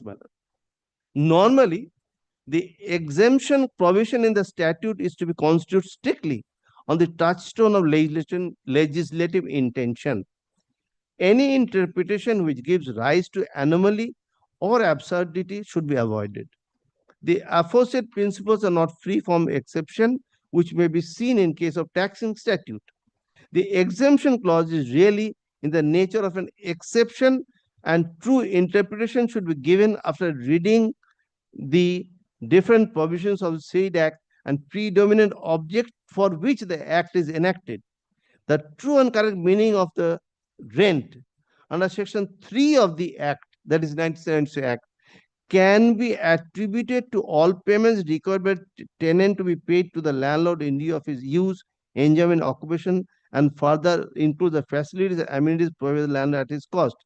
Any payment which is unconnected with the facilities and amenities for which landlord has to bear through recoverables, as the rent cannot be brought within the definition of rent for the purpose of section 3 of the Act.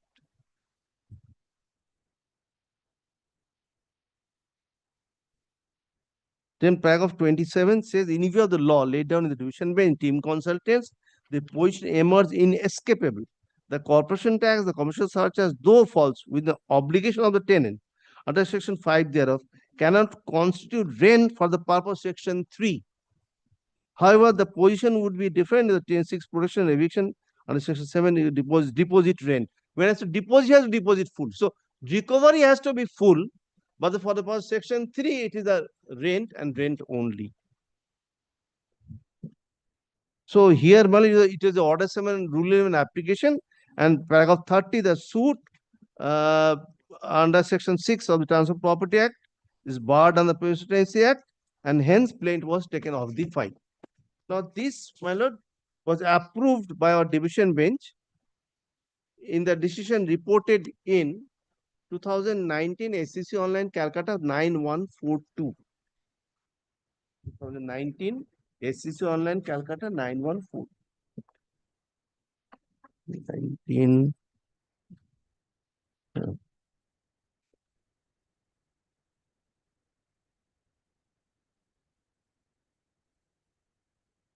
It will also take size a smaller judgment, paragraph 5. On a clear reading of section 3F of the Act and the agreement between the parties, evident the defendant is entitled to protection under the Act of 1997. It implies that unless there are certain conditions that are met in terms of section 6 of the Act, the eviction of such tenant cannot be sought. At any rate, a tenant governed by the Rent Act cannot be evicted upon service notice under section 106 of the Transfer of Property Act. Though the plaintiff clearly referred to the monthly rate, the plaintiff attempted to include the amount paid or payable by the tenant on account of municipal rates and taxes as part of rent to bring the tenancy out of the purview of state of 1997 and obtain an eviction decree by filing suit after issuing notice under section 106 of the Act. In trying to contend before the trial court, the suit was maintainable, and in trying to justify the completely untenable position of the plaintiff that the tenant was not entitled to protection under the rent control statute, several judgments were cited, including ones reported in this hotel and other things. Most of such judgments refer to provisions of Municipal Development Act, section 231 of the Act on legal fiction that is utterly irrelevant for present purposes. Similar section 58 of the Act of 1997, which has been introduced by way of amendment, makes it easier for the landlord to recover the occupier's share of municipal taxes, rates and tax from the tenant, has been relied upon by the appellant, but for what purpose is difficult to discern. Surely, the amount payable by a tenant to a landlord on account of rent can be mixed up with the obligation of an occupier to pay municipal rates and taxes. If the rent component expressly includes the municipal rates and taxes, it is the landlord's obligation to pay the rates and taxes from the rent received by the landlord. If the rent component is separately mentioned and the obligation of the tenant is to pay municipal rates and taxes is also otherwise indicated, as in clause 1 and 8 of this case, the matter is simple. Clearly, the rent does not include the rates and taxes. My lord, I rely heavily on this paragraph. Section 3F refers to rent and has nothing to do with municipal rates and taxes. If the rent component is up to rupees 10,000 in respect to non-residential premises, the tenant at such non-residential premises enjoy the protection under the said Act. The expression used in section 3F is more than.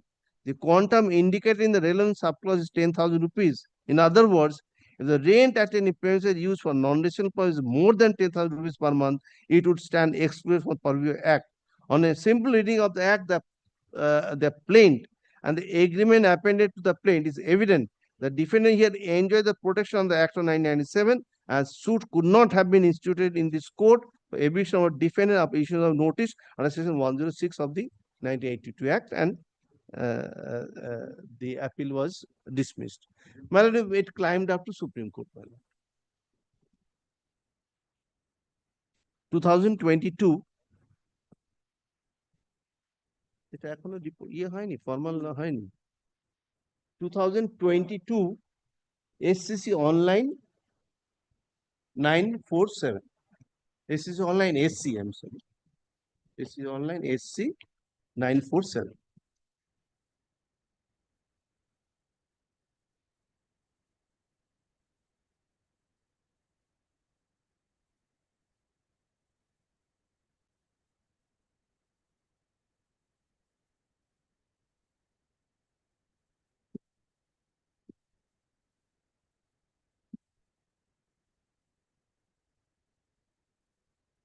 Paragraph 3, logically, have a look.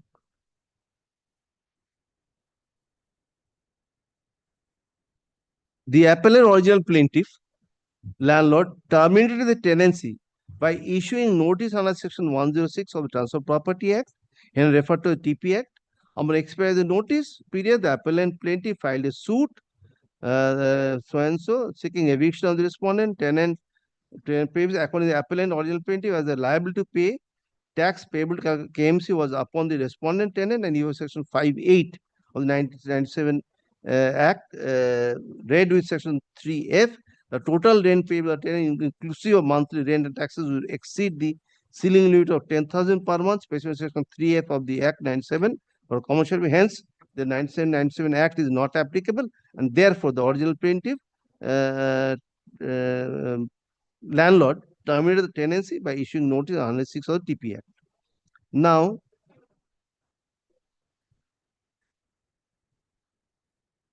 paragraph 8 logically find that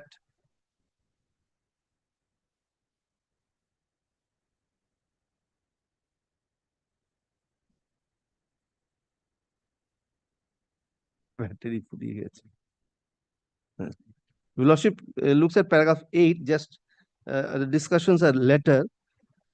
Relying upon Section 358 of the 1997 Act, read with Section 230 to 31 of the Kolkata Municipal Corporation Act, and relying upon decisions of this court, because of Calcutta Gujarati Education Society, 2003-10 SCC 533, and subsequent decision in the case of Popot Kotecha, which was cited before Lordship by the appellant, 2018-9 SCC 149. It is vehemently submitted by Sri Rana Mukherjee, landlord senior advocate, appearing for the original plaintiff landlord. Both the landlord single judge as the division bench have committed serious error in observing holding Act of 97 shall be applicable.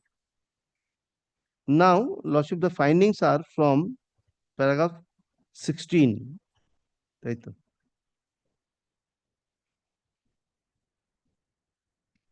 Oh, yes.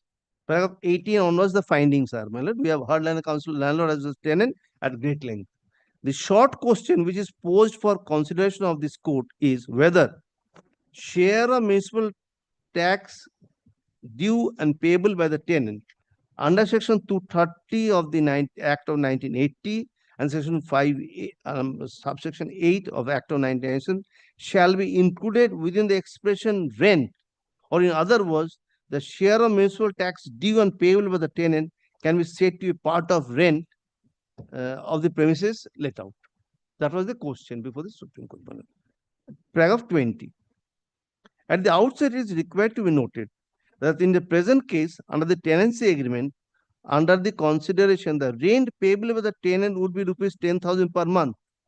Over and above the rent, the tenant has also agreed to pay municipal taxes payable to the Calcutta Municipal Corporation. However, it is required to be noted that tenancy agreement does not provide that parties have agreed that the rent will be inclusive municipal rates and taxes payable. In your case, there was no agreement. The receipts were there. The terms of settlement is the agreement. That is there admitted. That- That is admitted in the earlier plan. Terms of settlement. Yes. Terms of settlement, that is the tenancy agreement. All right. And that doesn't contain any AC or electricity charges, which came 5 years later, separate agreement. However, it is required to note a tenancy agreement. I'm sorry. However, it is required to note that the tenancy agreement does not provide. The parties have agreed that the rent will be inclusive of municipal taxes payable, and that as and when such taxes enhance, rent will be proportionally raised. Under the tenancy agreement, the rent payable will be 10,000 per month, and the liability to pay municipal tax is separate and distinct on the tenant. So, in my case, all along, even lastly, my lord, it was always distinct and separate. On a fair reading of Section 3(f) of the Act of 1997, which provides that any premises let out for non-residential purpose, which carries more than 10,000 rupees at monthly rent, nothing contained in the Original Premises Act shall apply. The word used is monthly rent, as observed before. The term rent is not defined. It is the case of on behalf of the landlord that as under Section 5(8) of the Act of 1997, every tenant is under obligation to pay his share of municipal tax as an occupier of the premises in accordance with the provisions of Kolkata Municipal Corporation Act 1980. As per section 230 of the Act of 1980, 50% municipal tax has to be paid to every tenant. And as per section 231 of the Act of 1980, the same shall be recovered as arrear of rent. And as per decision of this court in the Calcutta Gujarati Education Society, the arrears of municipal tax can be recovered as arrears of rent, and therefore the share municipal tax payable by the tenant will be part of rent. Heavy reliance is based on Calcutta Gujarati Society, and in the case of Popat Kotecha property. Again, Popat Kotecha. While considering the issue on hand, namely whether share of municipal tax payable by the tenant in accordance with provision section 230 and 230 of the Act of 1980, reduced section 58 of Act of 97 can be said to be a part of the rent for the purpose of section 3 of the Act of 1997. So, well, the calculation of rent for the purpose of section 3F and recovery has been separately looked into. Then logically straight away come to para 26. Thus, as observed and held by this court in the case of Calcutta Gujarati Education Society, the amount of tax due and payable by the tenant under Act 230 of 1980, read with section 5(8) of the Act of 1997, can be recovered as arrears of rent, section 231 of the Act of 1980. And for that purpose, namely for the purpose of recovery, the tax apportioned on the tenant will be treated as rent and will be recoverable as such. The aforesaid judgment cannot be read holding that the tax apportioned on the tenant be treated as part of the rent. This is part I'll be harping on. As contained by Sri Rana Mukherjee, for the landlord, merely because the obligation to pay half of the property tax and surcharge would be upon the tenant as per section 230 of the Act of 1980, and the tenant is obliged to pay his share of municipal tax as an occupier of the premises under section 5 subsection 8 of the Act of 97, and merely because for the purpose of recovery of the tax due from the tenant, such tax apportion can be recovered as rent. Such tax apportion, half of the amount property tax and such as, cannot become part of the rent of the premises which is tenanted. For that purpose, the terms and conditions mentioned in tenancy agreement or lease agreement are required to be considered. For example, if the tenancy in the tenancy agreement, if it is provided the tenant shall pay X amount which shall include taxes, the tax components can be said to be part of the rent, which is absent in my case. However, if the agreement under section 230 Act 1980, read with section 5 subsection 8 of the Act 97, the tenant is liable to pay tax separately or half of the amount of tax now statutory liable to be paid, the same can be recovered as arrears of rent because of tax is treated as rent for the purpose of recovery. They're repeating for the purpose of recovery again and again. However, the same cannot be said to be part of rent. Rent remains same, but recovery whole amount. Therefore, reliance placed upon the decision of this court in the Calcutta Gujarati Society by the learned counsel appearing by the landlord is on a misreading of the said decision. As observed here in above, the said decision cannot be read to mean the tax apportion can be said to be part of rent as sought to be contended by so and so, appearing for the landlord. Now, Popat Kotecha is also explained, my lord, at page 27. Now, so far as reliance being placed upon the subsequent decision of this court in the case of Popat Kotecha property is concerned, at the outset, it is required to be noted that in the said decision, para 45 of the decision, in the case of Calcutta Gujarati Education Society has been considered and not para 46 reproduced herein before. Even on facts, the said decision is not applicable. In the said decision under the agreement, the parties agreed that the rent will include all municipal taxes payable. and as and when such taxes are enhanced, rent will be proportionally raised.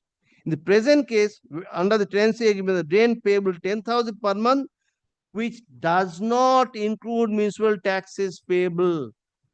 The liability to pay the taxes under the agreement would be over and above the amount rupees 10,000. Therefore, on facts, the decision of the case in the purport quotage is not applicable to the facts of the case in hand.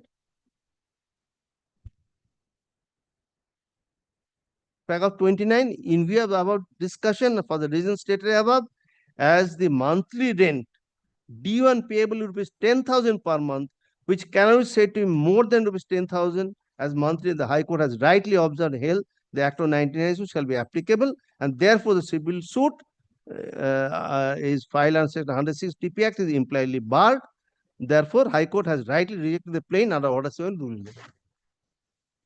So, my lord, if we summarize these all three decisions, my lord, the basic, the idea came from 10 consultants, my lord, which are actually has been accepted subsequently, that 3F has to be given a meaning. It's a beneficial piece of legislation. It has to be given a meaning, and but the recovery also is to be made. So, for the purpose of recovery, whatever you pay for recovery, that is the rent. But for the purpose of 3F, it is only the rent unless the agreement provided that the other charges are part of rent. In my case, I have shown, my lord, in 79, I was inducted, and electricity and AC came in 1984 by a separate agreement. And all along, air conditioning charges were collected separately. Even for the suit, Yes. Up to the filing of the suit, it was separately collected. and in all And- pleadings, and- it was 2,000. All pleadings. Now, my next submission will be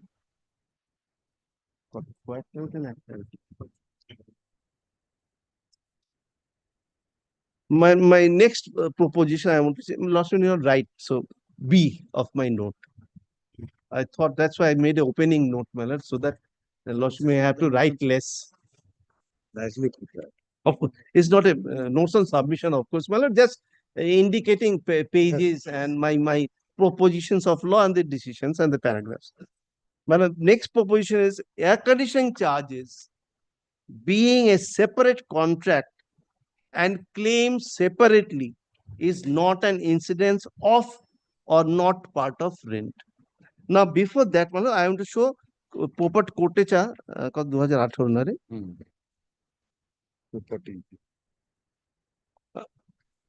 If Lordship takes up that Popat Kotecha once, Lordship has that. It is filed by the appellant.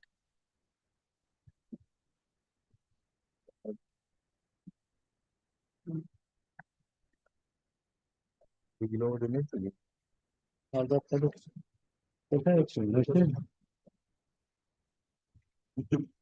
नहीं तो आज के दिन छुट्टी बस पर copy है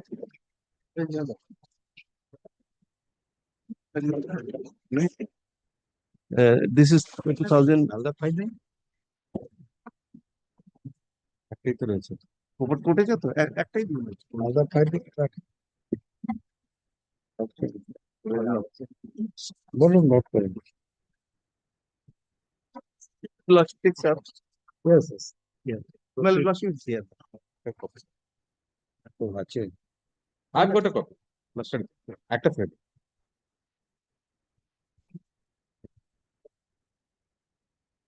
Lordship takes a paragraph 3. Yes. The rent agreement governing the parties in the present case was executed in the year 1991. Under the said agreement, the parties had agreed the rent would include all municipal taxes payable, and as and when such taxes enhanced, rate would be proportionately raised. This was referred to by the Supreme Court also in the PI judge. Referred to also. And Lordship, can you see paragraph 7?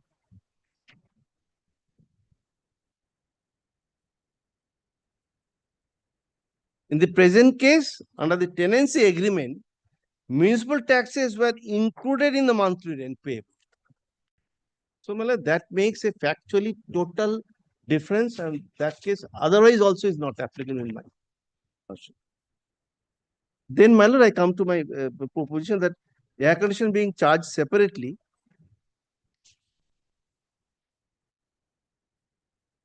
It is not an incidence or part of rent. I rely upon 1977 hotel al 71 না আগে তো phone দিতে। ঠিক আছে।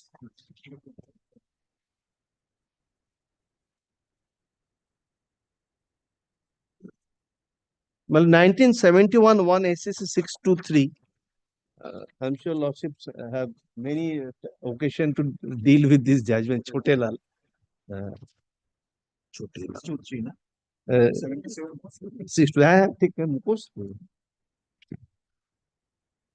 এগুলো দিনে 4 বার করে দেখতে হচ্ছে না। This is 1971 1 SCC 623 paragraph 4, my lord. I'll state with take lordship.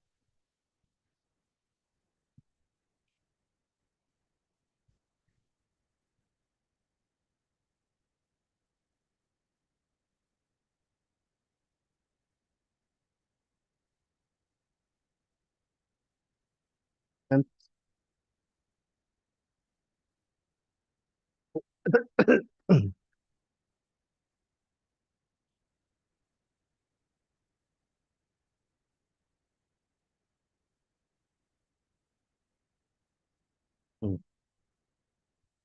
three.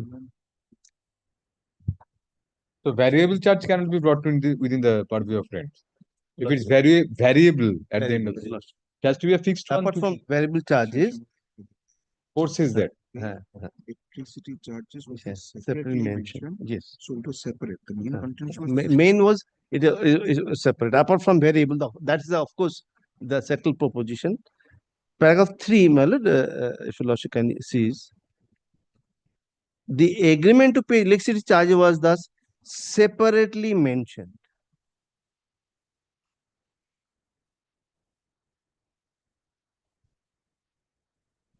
Yes. About, my lord, placitam নেই এখানে, about middle of the page, on the face of it, Yes, got it. therefore, the electric charges for a month could not possibly be paid with the rent. These electric charges could not consequently form part of rent. The charges were further variable and would depend on the amount of electricity consumed. No fixed amount was payable in respect of electricity charges. If electricity charges were to be held a part of rent, it would lead to interference that even the rent of the building was variable and was different each month. In view of this circumstance, it is clear the district and the High Court went wrong in proceeding on the basis that electric charges form part of rent and that non-payment electric charges amount to non-payment arrears of. No, ওটা finding নয় তো। ও তো DCs কি বলেছেন তাতে কি এসে যায়? Yes. সাবমিশন কেন দেখাবো? Yes, you have got the point, Mr. Shoga. Need not elaborate. So it was not a incidence of rent. And the next case is 1977, lordship. 21. This 71 I have cited. Oh. 77, Okay. 1977 2 SCC 656.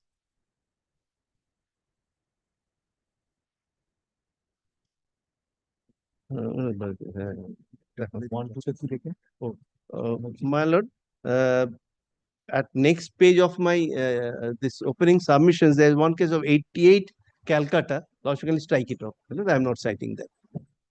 88 Calcutta, you're not sure. I am not citing, my lord. Yes. Sorry, my lord, forward to strike it off. Okay, to this point. Now, I am citing 1977 to SCC 656.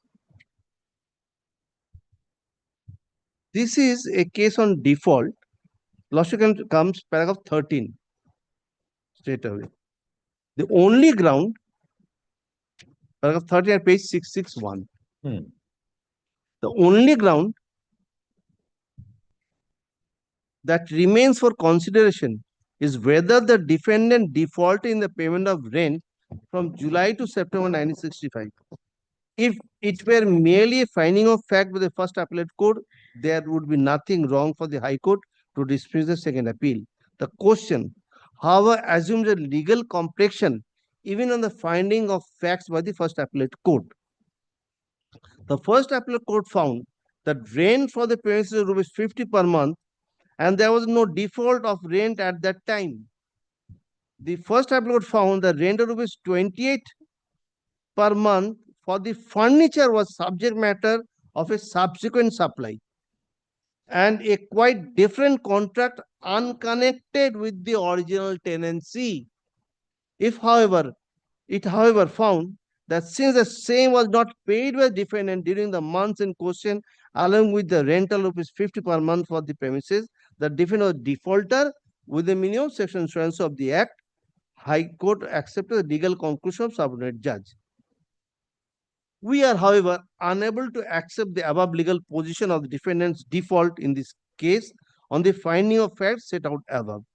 Rent has always been rupees 50 per month for the premises after the same was fixed with rent control under section 5 of the Act as far as 1953.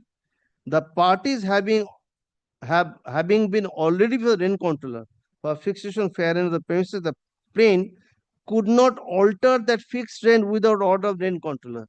Section 4 of the Act provides that notwithstanding anything contained in any agreement or law to the contrary, it shall not be lawful for a landlord to increase same all rent control acts or claim an increase in the rent which is payable for the time being in respect of any building except according to Provision Act. The two shops which are buildings for the purpose section 2A are rented out as an unfurnished building. This amount of rent rupees 50 was determined by rent control as fair rent and rupees 5. It is the default in the payment of this rent fixed by the rent controller which will furnish a ground for eviction of section 11(1)(d) of the Act.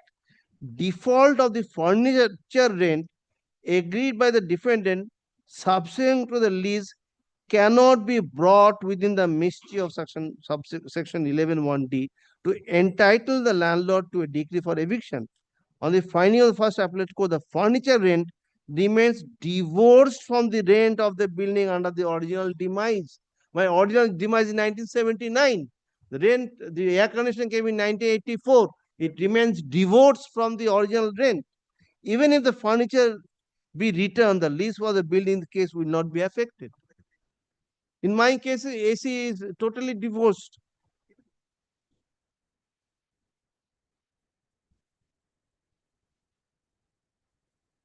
Then paragraph 16, my lord, the plaintiff submits. Since the definition of building includes furniture, the rent becomes consolidated and the defendant was liable to pay the total amount 78 and any default of 2 months to pay the consolidated rent attached section 11(d) of the Act. The plaintiff further submits since the furniture rent is rent agreed between the parties, there was no occasion nor legal requirement to approach the rent court for determination of the rent under section 7 of the Act. They say this was all the furniture rent was also a rent. That was the submission. We are unable to accept the above submission. Any alteration of the fair rent fixed rent control, either by improvement of the building or by addition of furniture building, will have to receive the imprimatur of the rent controller. Section 7 entirely provides that if at any time after the fair rent of a building has been determined, it appears rent controller subsequent to such determination some addition or improvement has been made to the building at the landlord's expense, controller may redetermine fair rent of the building. There is no legal impediment if the parties landlord tenant approach the controller by consent obtain order from the controller being the revised rent which admitted under the Act. Any other course is bound to lead malpractices and only devices detrimental to the interest of the tenants. No enhancement fair rent as fixed the rent control is legally permissible except according to the provision of the Act. Default of payment. Right. High Court and earlier additional subordinate judge therefore committed an error of law in accepting the ground of default under section 11(d) on a wrong appreciation of the legal position on the facts found by the first appellate court. There was no basis for granting a decree. And otherwise, if it's separate agreement, is divorced from the rent agreement, then it cannot form part of the rent. Till filing of the suit, it was never treated part of rent. So may I come back tomorrow, any day, subject to my. You can continue, Mr. Shortcut, because it's a part hard matter. We don't want to. Let us continue. No difficulty. At 2 p.m. I have some. We can continue for. We have 7 more minutes. Of course. We can probably finish within that period. Just cite the judgments and conclude your arguments.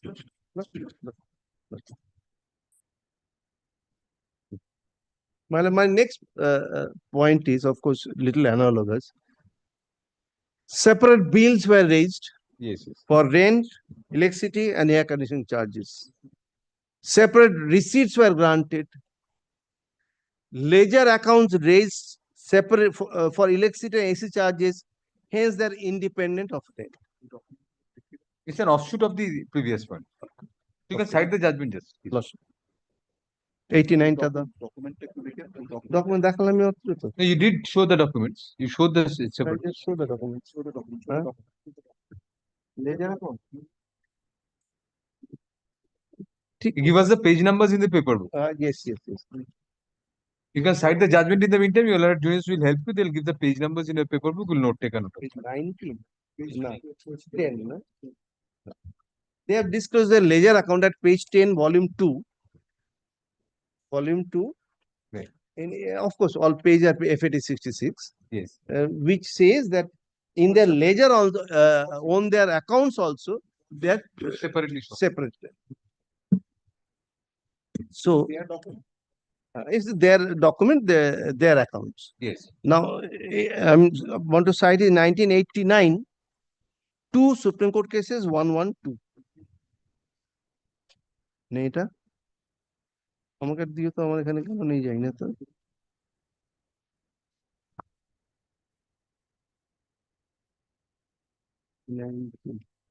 দেখছি দাদা কি করে miss হয়ে গেল আচ্ছা 1 minute দাদা মানে 1989 to 11 ও এখানে আমার ইয়ে ধরে না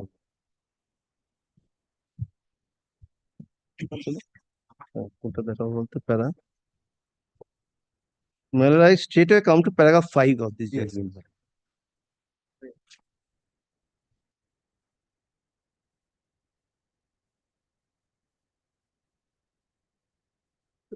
Before us, the counsel for the appellant, Sri Prasad, contains that in the face of the clear admission of the respondent in the receipt, so and so, the rent of the house is rupees 40 per month. It further contains that the rent note, even if taken into consideration, has been explained by the receipts 39 and 40, according to rupees 70 per month, mentioned the rent note has been explained in the receipts to be rupees 40 as house rent and 30 for the furniture. We find force in the contention of the counsel. In the face of clear admission of the respondent in the 2 receipts, the finding of the divisional court to the effect that monthly was 70 is erroneous. Since 2 receipts, well, there were 2 receipts, they are erroneous. Faced with the situation with suggestion in your attention section 3I, content tenancy was for furnished building and such failure to pay even rupees 30 in the furniture attack section so and so. They define building and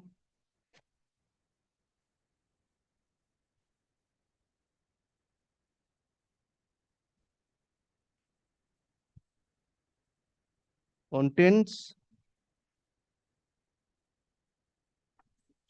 the notice before the rent in the notice before filing the suit in the plain, it was specifically pleaded that rent of the house was 70 per month, the tenant was in arrears. In the written statement, appellant took a clear stand, rent of the house was 40 and 30 was the furniture, which according to the appellant, he returned after the commenced tenancy. The respondent filed a replication to the written statement of the appellant. It was 3 of the replication denied that either the rent was 40 per month or 30 was being charged furniture. He said neither any goods have been supplied to the appellant by him nor the rent was 8 to 41. From the pleadings at no stage, pleaded. So, I mean, not very relevant. The only part relevant is that separate receipts were issued. Only that part is relevant.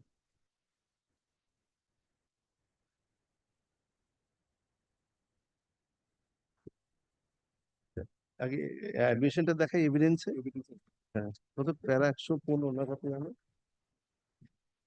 Now, before I go to the next decision, my lord, I have to show little their admission on evidence. Cross examination of at page 56, volume 1. I'm sorry. Can take up volume 1, page 56 onwards.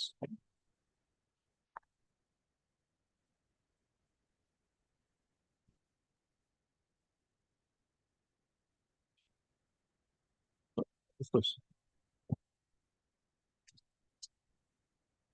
At page 56, well, this is, I'm sorry, I'm starting from middle, I should not. This starts from page 52, and before that, 55. 55 is the, it says cross-examination. yes, continuous. cross-examination PW1. Yes. 55, cross-examination. Yes. Now, at page 56, madam. Yes. The basic rent in respect of the suit payments is rupees 2,000 per month.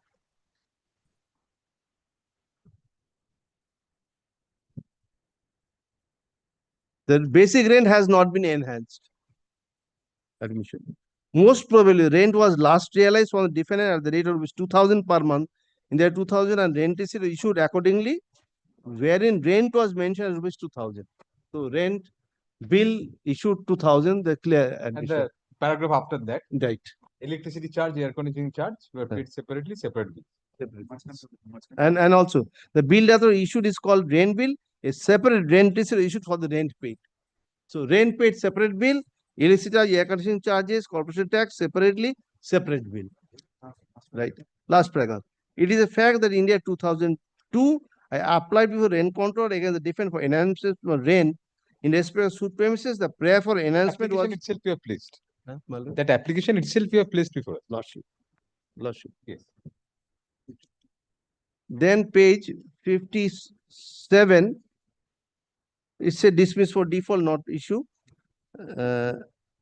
Then page 58.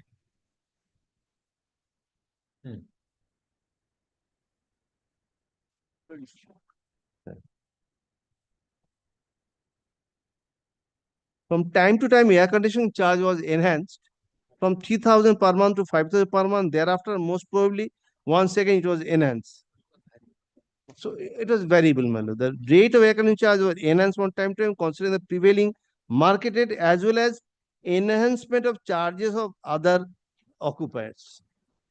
Yes. There was no written agreement between the parties regarding enhancement of air conditioning charges, but it was on the basis of circular issued by the plaintiff. So there was no agreement then on the circular. They and then at page 59 bottom, I agree that one of the reasons for enhancement of air conditioning charge is the increase in the electricity charge by the CSC.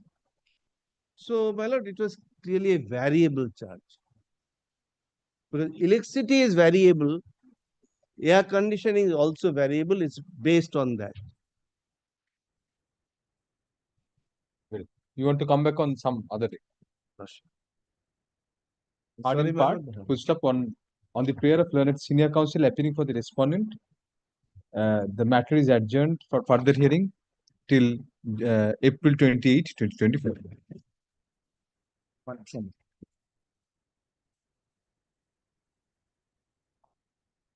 And I can also convey to my learned friend, madam, Yes. my clients do not want this fighting. They are selling units to other people. If the landlord want, my client is willing to buy out this property. If, of course, if they are willing. Just for So you can take instruction on that. Since Mr. Chatterjee is there, I'm bold enough to say this one. Chatterjee with that pen. By what? তো তারপর কি করবো? আমি ওখানে furniture বিক্রি করবো।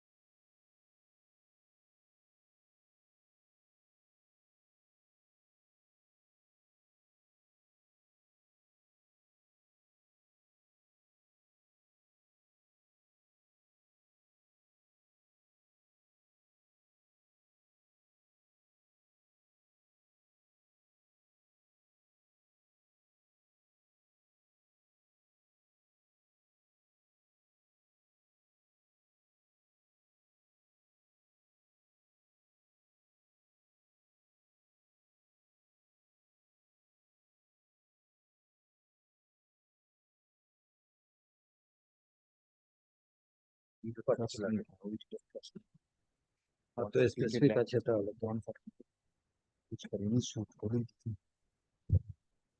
ওই distinction করতে পারবেন আমগুলো সব ছিল আপনি ছিল তিনটি ছিল প্লেন্টিভদের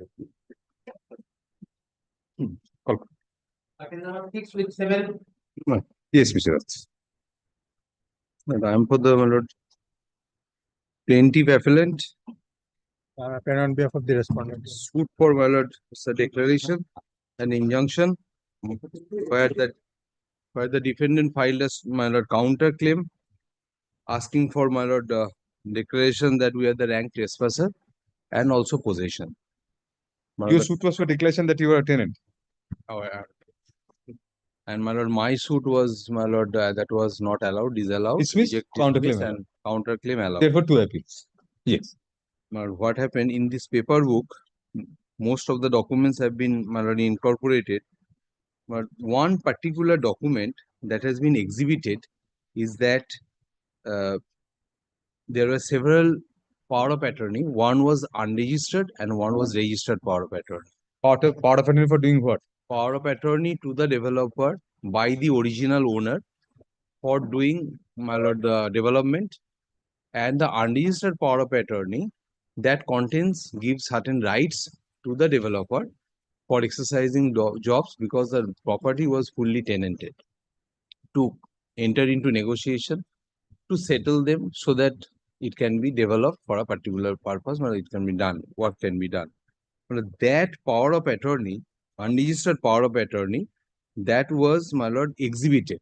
That is part of the record. The order is there. It is exhibit 12. Exhibit 12, and it was exhibited on consent. But that particular unregistered power of attorney has not been part of the paper book.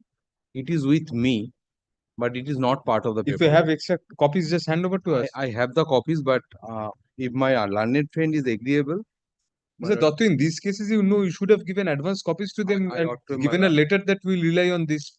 But Because it's this was not missed a, out. That is always done by us. part of the record and it's part of the lower court document also. Yes, exactly. We always give just an advance copy of to them and say that we rely on this. Other side paper like that. Josh Saibed Should have just given an advance copy to them instead of holding up the appeal. But I was of Proceed on that. Proceed on that. Proceed Yes. on that. Sir. Let us start the that matter. extra Yes. copy, though. Yes, ma'am. What proof of tenancy did you produce? My lord, the proof of tenancy is that, my lord, They are the developer or the original owner? they are the subsequent purchaser of the flat, respective flats. My lord, the case is, my lord, that there are certain documents in my favor I relied upon. One is the agreement with the original tenant with me, whereby my Agreement with the original tenant. original tenant. I was the subtenant. Achha.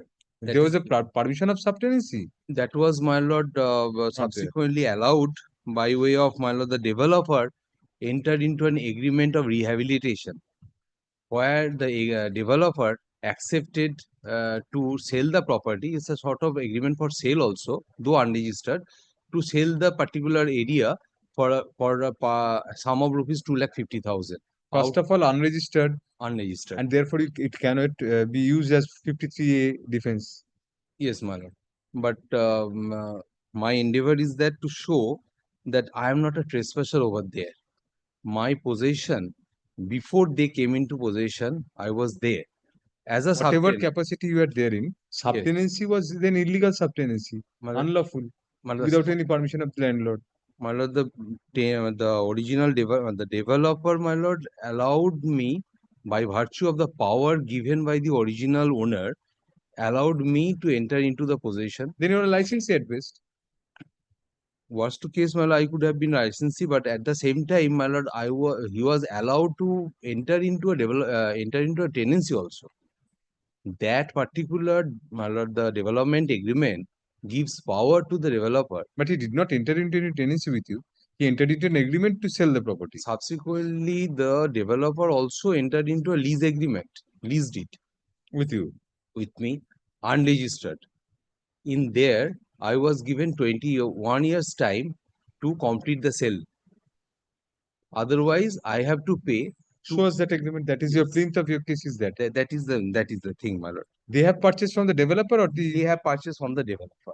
After by virtue being of that developed power the of attorney itself? yes. By the owner. Thereafter, I am coming to their title, how they are claiming their right over my area. And that is, I am coming to that. That is the subject matter of the counterclaim. My lord. My lord, there are three sets of paper books. One is, my lord, volume 1 and volume 2. Another is supplementary paper. নেই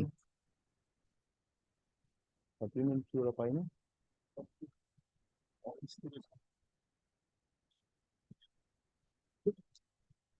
supplementary দেননি ওদেরকে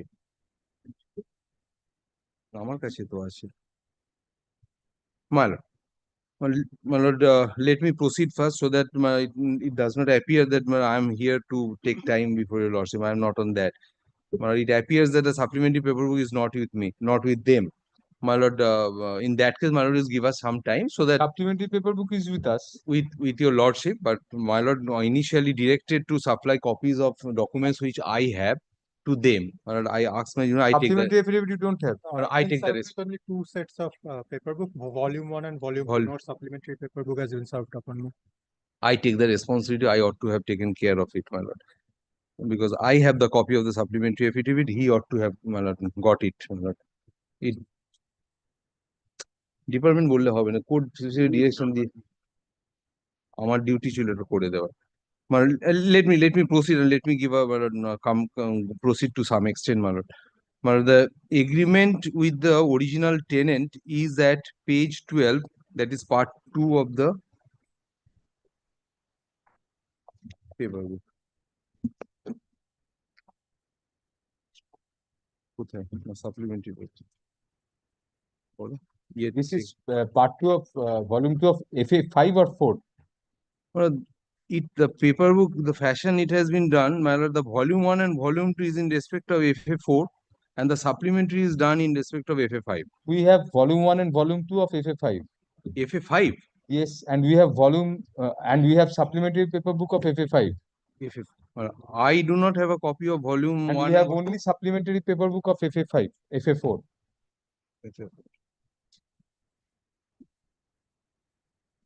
FA 4 we have only a supplementary paper book and we have all three in respect of FA 5. I have only 1 and 2, volume 1 and 2 in respect of FA4 and supplementary in FA5. That means there are three sets of in both the appeals. You had filed it.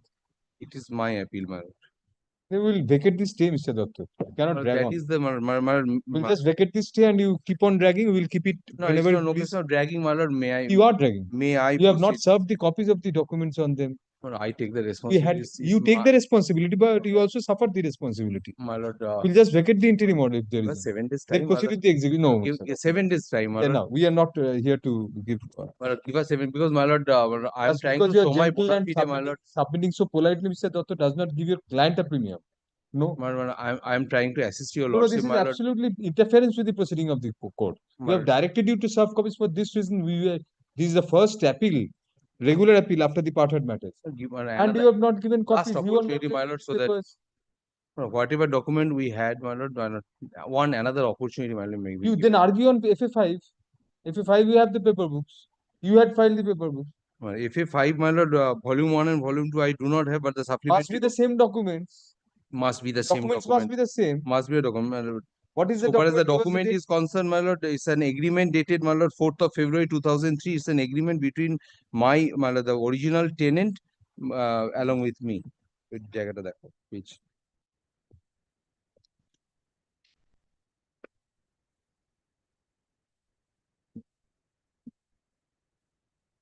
পেজটা বলো। ফাইভের ভলিউমটাতে আশপাশেই থাকবে ওটা।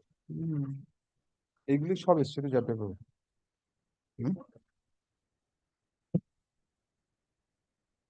Supplementary तो 4 और 5 दोनों के हाँ, हाँ।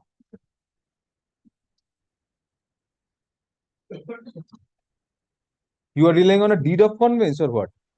I am relying upon, my lord, the agreement. And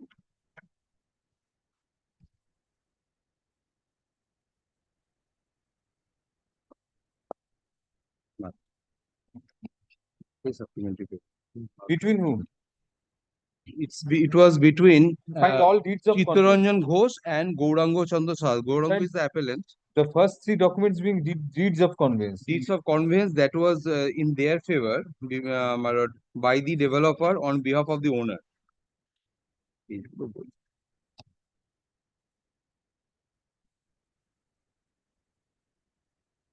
You are suffering a stay of the execution. I am paying, my lord, the Mr. 10,000 per month, my lord. 10,000 per month. I am You depositing, need- my lord. Mr. Dotto, you need not take the trouble of paying 10,000 per month. We'll vacate the stay and we'll just direct them to proceed with it. No, my lord. We'll just modify the interim order and keep it for only Kindly for a come to- fortnight. Or kindly come to the supplementary paperbook, my lord, page 12, part 2, my lord, Of FA4 or 5? or FA5, my lord. 5. Which page? Page 12, my lord. Page 12 is in the middle of an order in FA5, supplementary. Page 12, my lord, the pagination is given in, my lord. Both FA4 and FA5 supplementary paperbook, page 12 is the middle of an order dated Part 2, my lord. Part 2, 10th my of lord. March. Part 2, my lord. I stand correct. It is Part part 2 2, of my lord. volume This is the 5. middle of the supplementary, my lord. Part 2 of the supplementary, my lord. My lord, supplementary towards middle, my lord, the Supplementary, there is no part 2. yes, my lord, my lord. Here it is. Part 1 and 2 of FA5. FA5, my lord. Mhm. My lord, the paperbook has not been prepared in a proper No, way, my not. lord. That is the difficulty, my lord. Yes. Yes. My lord, this is the document, page 12, my lord. Yes. One by one, I am showing. Right. This is an agreement made on 4th of February 2003 between Chittaranjan Ghosh, that is the first part, and Gaurango Chandra Saha, it is the second. He is the second part. Whereas one part, part 1 is in possession of a big room, kitchen and separate adjoining spaces since more than 40 years under the tenant Dinendranath Dotto and others. These Dinendranath Dotto, they are the original landlord and owners of the property. So, my lord, this Chittaranjan Ghosh, he is the tenant under the original owner. This agreement is between whom?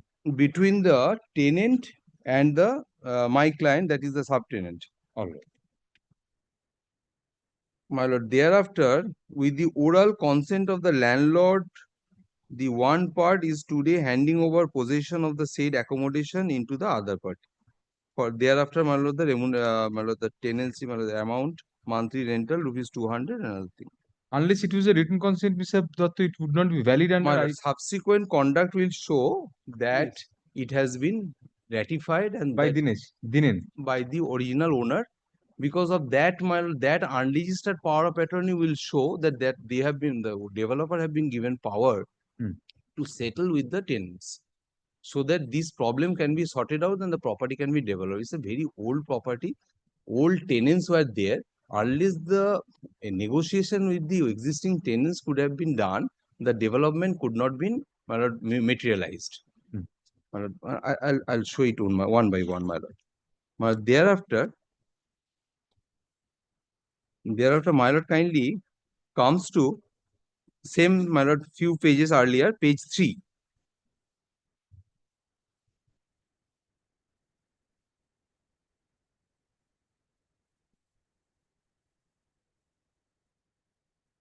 This is the rehabilitation agreement, whereby the developer took money and gave certain right to the appellant. This is of dated 10th of August 2005. Page 3, Maharaj has got it. This Ashish Rai is the developer. He is, my lord, kindly see the language, one of the constituted attorneys of Dinendranath Datta and 12 others who are the owners, my lord. So he is the developer having the capacity and competency. My lord, he entered into this particular agreement with, my lord, this Gaurango Chandra Saha. You are Gaurango? I am Gaurango. All right. Whereas, my lord, kindly see the first, my lord, the covenant. by virtue of power of attorney and agreement for development of property of building number such and such. My lords, keep the names, my lord. These are the names of the owner which will be appearing from their deed of, my lord, conveyances. My lord, last three lines, giving him the entire power along with my lord Dilip Saha to deal, negotiate, and to do all sorts of acts, deeds, and things and causes to be done in respect of the said property. Last three lines are important. My lord, they want next, my lord, next page, they want to construct a new multi-story building. Along with Dilip Saha, Dilip Shah is another developer, he was a co-constituted attorney. co-constituted So attorney. he had to join in also. My lord, It's along with. it was my lord, executed by Ashish Rai, only Ashish Rai, my lord. Very well. Then That this is the fact. this is agreement with you My agreement with me, my lord. that he'll have. Where does he recognize you as a tenant here? My lord, thereafter, my lord, kindly see next page. Yes. It has, my lord, intends to construct, my lord, authority, the Kolkata Municipal Corporation. It has become necessary to enter into an agreement with the tenants or occupiers to get no objection from the tenants occupiers to get the building plan sanction as well as to construct a new building. No, in the So- in the definition clause, also in the nomenclature, you have been defined as an occupier stroke subtenant. Stroke subtenant. My lord, that status was coming from the earlier, my lord, document. Right. My lord, thereafter, whereas after, my lord, second, my lord, clause, Yes. after exhaustive discussions and protracted negotiation, and it has been settled that the second party subtenant of Chittaranjan Ghosh, my lord, they recognize that also, shall purchase a portion of the newly constructed area which shall be constructed by the first party herein, and the second party subtenant approach the owners through their said constituted attorney, first party, wherein to allot him or in area of 4 car parking space together with 20% super built up area on the ground floor of such and such, to pay a sum of rupees 2,50,000 only as a total consideration as settled and agreed to be paid by the second party subtenant to the vendor for the said for car parking space and along with the undivided unportioned area of such and such. Mr. Dattu, who was the original owner? Original owner's name, my lord, that has been previous page. The names were there, my lord, Dinendranath Dotto, Dilip Kumar. Dinendra Dattu is your immediate landlord. My immediate landlord is my lord, not him. My immediate landlord is my lord, Chittaranjan Ghosh. Chittaranjan Ghosh was the original tenant. Thereafter, I am the subtenant. Chittaranjan to Gourango. Acha, very well. I has got it. Right. So, the purpose is also given to settle, and thereafter, what is given to us to allot him an area of 4 car parking space together. It's not a built up area. It's a vacant area so that I can use it for parking 4 car parking, 4 car. Right. That was the suit property. Hmm. And the sum, it was 2,50,000. Thereafter, my lord, the witnesses clause also, my lord, recognizes so, first part, that the second part approves the first part is rehabilitation for keeping 4 car parking spaces on the ground floor in the northern side. This is very vital because there is a confusion. There is another car parking for the, my lord, the owners of the Which flats. paragraph? Which paragraph? That is the clause 1, my lord. 1. Witnesses clause 1. There is the northern side, my lord, that was, my lord, agreed to be sold for a price of rupees, consideration of rupees 2,50,000. Yes. Now, the second clause also says agreed to provide such area in favor of the party, northern side of the newly constructed building after construction of the same. My lord, this rehabilitation it was for initially for 18 months so that it can be executed within that time. My lord, thereafter, my lord, kindly comes to the next page. My lord, the next page, my lord, kindly come, clause 5. It has been settled that the first party, second party is arranged for fixing separate electric meter. Clause 6 says that the water facilities common PV bathroom so that I can use it. Clause 7 is important, my lord. that the second party herein paid a sum of rupees 2 lakh as advance amount, and the balance amount will be paid to the second party either by several installments or at the time of beyond or before rehabilitation. Now, thereafter, my lord, kindly come.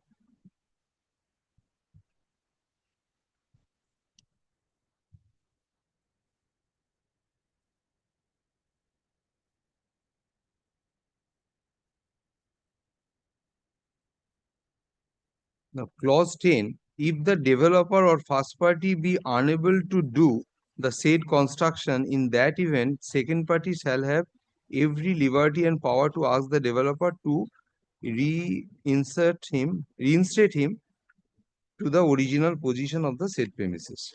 But this is the agreement where, my lord, it's in the nature of, my lord, if I forget the nomenclature, it is in the nature of, my lord, this is an agreement for sale with the tenant or the subtenant who was in possession of the property for the purpose of, my lord, the construction, so that they can shift out and the construction can be carried out. That was the purpose. Whether that purpose was being authorized by the original owner, that I am coming later. Next, my lord, the document that is page 7 of that particular, my lord, part, but kindly see, it is the agreement for lease. Here, my lord, kindly see, my lord has got it. My lord has. Yes, this is the this is an unregistered, my lord, lease. But this particular agreement for lease, my lord, the party's name, the name of the original owners have been given, and they were, my lord, page 9, my lord, kindly see, being represented by the constituted attorney Ashish Rai and Gaurango Ashish Rai. So, Ashish Rai executed this particular document on behalf of the original owner. And according to the parties, this agreement to be treated as a lease agreement, lease deed, though it is not registered. And it is for a year of 21 years. I am showing it that page particularly. But kindly see the first. This is in the newly constructed building. This is in the newly constructed building. But you agreed to this. This is a lesser right than a sale. My lord, this is the position, my lord, that because that document I could not get it registered, and since I could not get it registered, that is 2% of the remaining amount was charged as a lease rent. That is 1,000 per month. The counterclaim, the defendants are the original owners, Dinendra and all. No, they are purchasers from whom? Purchaser of different flats. Through the developer? Through the developer. From Dinendra from the owner. So your sources of right are the same. So they cannot deny the power of attorney of Ashish. All right. Now, my lord, kindly see the first covenant that the owner lessor entered into an agreement dated 10th of August 2005. But this is the agreement I have just, my lord, shown to your lordship. Yes. That is the agreement of rehabilitation with the lessor for rehabilitation. Right. Now, thereafter, my lord, the amount of is given the background that they have required to purchase, because the requirement of, my lord, this particular lease deed, it has been given the background, because it's not just as simple that an outsider has been given as a lease. This is the background to overcome it through the legal advice, what they thought it fit and advice, they did it in this manner. Now we are before a court of law, it will be interpreted as of the law of the land. That is the position. So total consideration amount has also been mentioned, my lord. My lord, thereafter, my lord, kindly see page 10.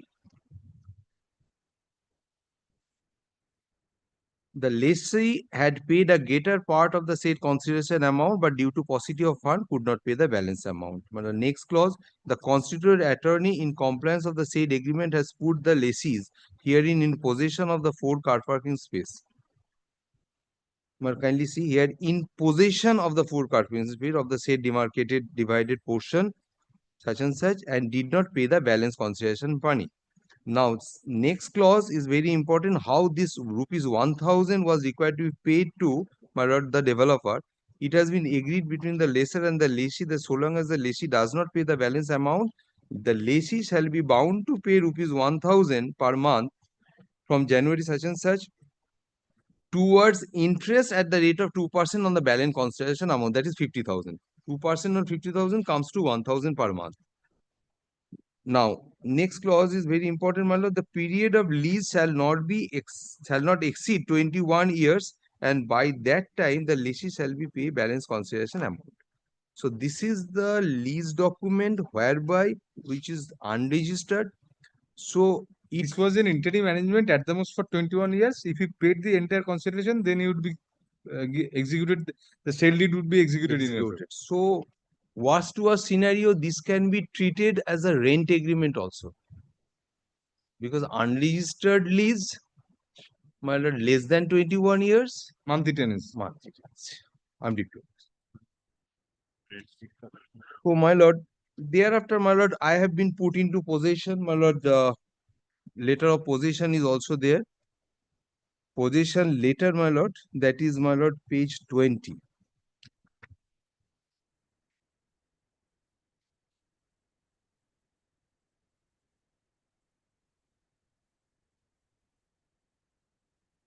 But kindly comes to page 20. That it is the letter of possession of 6th of February 2007. Same date. But these possession, it has also been it also corroborates the covenant also. Here is in Same possession, date, yes. same date. This letter was issued by both the developers, their letterhead, and it was signed by Ashish Rai, and it was acknowledged by Gauranga Chandra Saha at the bottom also. And this particular, my lord, is also shows, my lord, that 4 numbers open car parking space northern side. Yes. So it's an open area. It's not a constructed area on the northern side. Now, my lord, kindly comes to my name was subsequently, my lord, for the liable to pay tax. Page 18 will show that my possession has been, my lord, acknowledged for the purpose of paying taxes only. That is the page 18, my lord. But kindly take note. And my lord, subsequently page 19 also, when their names, the flat owner's name have not been mutated with the inspection book of the corporation, the name of the original owners are there, page 19, my lord, along with me, my lord, my name as Gauranga Chandra Saha, person liable to pay tax. Now, my lord,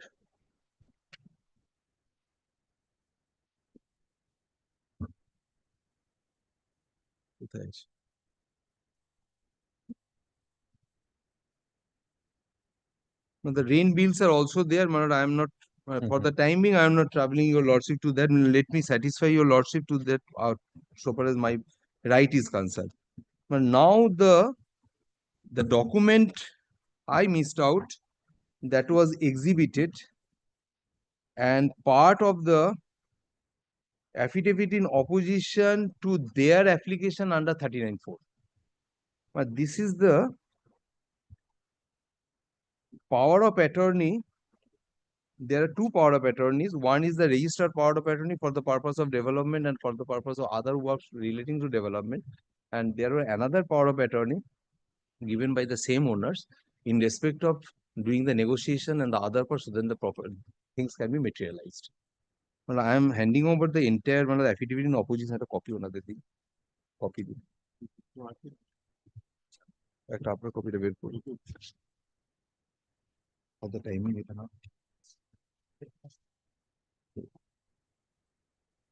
মানে এটা ওই পেজটা দাও যেখানে অর্ডারটা আছে এটাতে আছে তো my lord, the same supplementary affidavit, my lord, kindly comes to page 93 and 94, the same printout of the same page, my lord, 93 or 94. আগে পাঠায়নি কেন?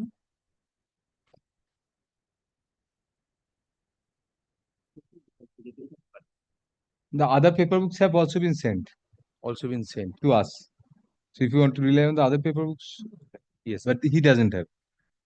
Anyway, let us continue with this, whatever documents. Let us come. But page 93 of the supplementary affidavit, my lord was looking at. Page 93, my lord, kindly see. Demolition sketch map was prepared after. Page 93. Huh? No, we are not looking at No, page no. 93. Last we are looking at page 19 of the tax receipts. I think they are different documents. Yes. 93. My lord, kindly, part 1, my lord, kindly comes to. That was part 2. Right now, I was referring at part 2. But kindly comes to part 1. 93. Towards middle, my lord.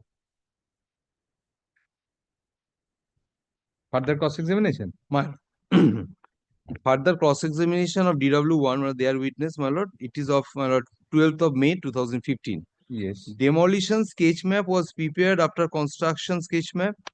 Demolition case was heard before the hearing officer and it was allowed. Gourango has deposed in this suit. I know about the facts of the suit. I did not give reply to the affidavit in opposition by the plaintiff to the defendant's application under 39(4). That opposition I have just handed over to your lordship. Then says, I cannot remember.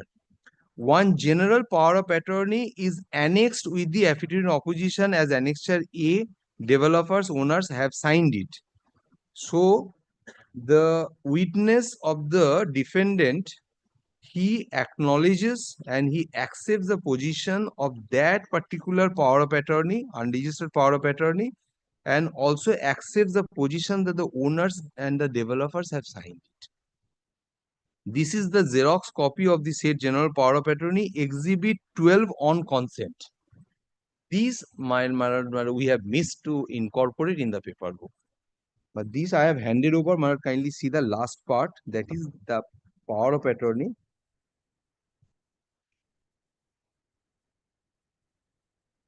Last What was exhibited? The power of attorney photocopy or the photocopy affidavit of in the opposition? no, my lord, photocopy of the power of attorney. Ah.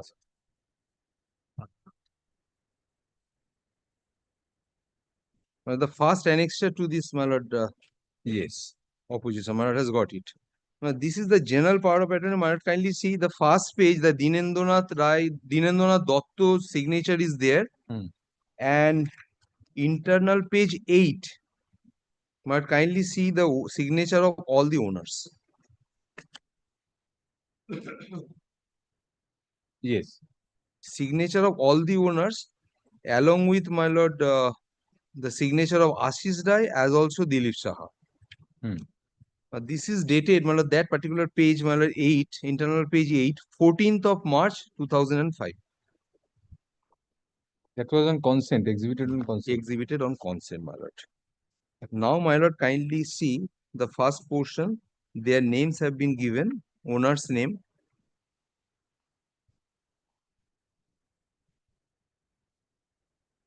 My lord, kindly comes to internal page 4, clause 7. Internal page 4, clause 7. May I read it out? To negotiate with the existing tenants, occupiers, for shifting rehabilitation there elsewhere, temporarily or permanently, for facilitating construction of the building and also shifting them back after construction, either to induct them as a tenant or to sell them their respective allotted areas and or to other which settle and or deal with them in any manner.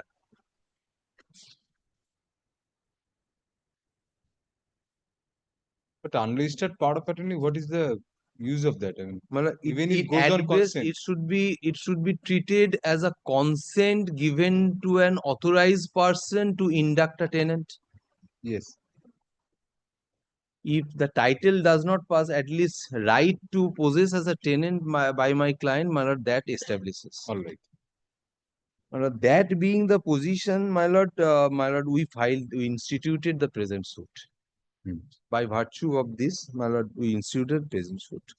My lord, in the written statement, they came up with a counterclaim that we are the rank trespasser and that particular area that open space is part of the main building, because initially there were two parts. Well, I'll be showing it from the pleadings also. Two dag numbers, two plots were there. One is of 4 katas and another is of 2 katas. And entire construction was made on these 6 katas together. And this portion was given for the purpose of rehabilitation, was left blank, left vacant. And the mandatory open space of 4 feet was given after this space. That is also part of the record. The And- entire suit, your entire suit is on these 4 parking spaces. Only suit property is this. They got possession of their respective flats along with the areas of the land, that their right of claim coming from that, since we have got undemarcated proportionate share of the land. So the entire land includes this area also. So Proportionate share of land means nothing. proportionate share of the land on which the building is constructed, that is the That everybody, every schedule. flat owner has Every on flat owner every has. inch of the So property. their claim is that since I am owner, all the flat owners are the owners of No, the those land. spaces were also sold specifically to them. Those 4 car parking spaces. No, that I am coming to that. Let us understand that what they are claiming. Their basis of their They claim, must have sold it, purchase deeds. their purchase deed says that you are the owner of the land of your respective flats along with the undivided share of the land. That is something else. That is not these 4 car. basis of that they filed the counter claim. These 4 spaces by demarcation, by demarcating them, were not given to them. Not given to them. Not only that, it was excluded from the area of common portion. That I will establish from their deed also.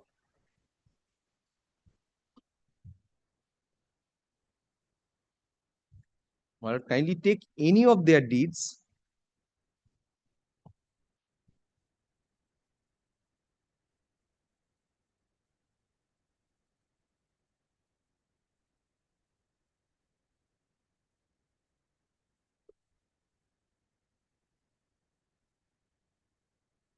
Volume 2 of any of the FA, either FA4 or FA5, my lord, kindly take it, my lord. Any my lord. Yes, volume 2. FA5 we are taking. If my lord takes up FA5, pagination may not match, but my lord kindly comes to. No, you are on FA4. I am on FA4, my lord. It will be troublesome for your lordship. My lord, kindly take. No, FA4 we have FA4 now. If my lord takes up FA4, yes. মনে করে দিন FA4 এর volume 2 টা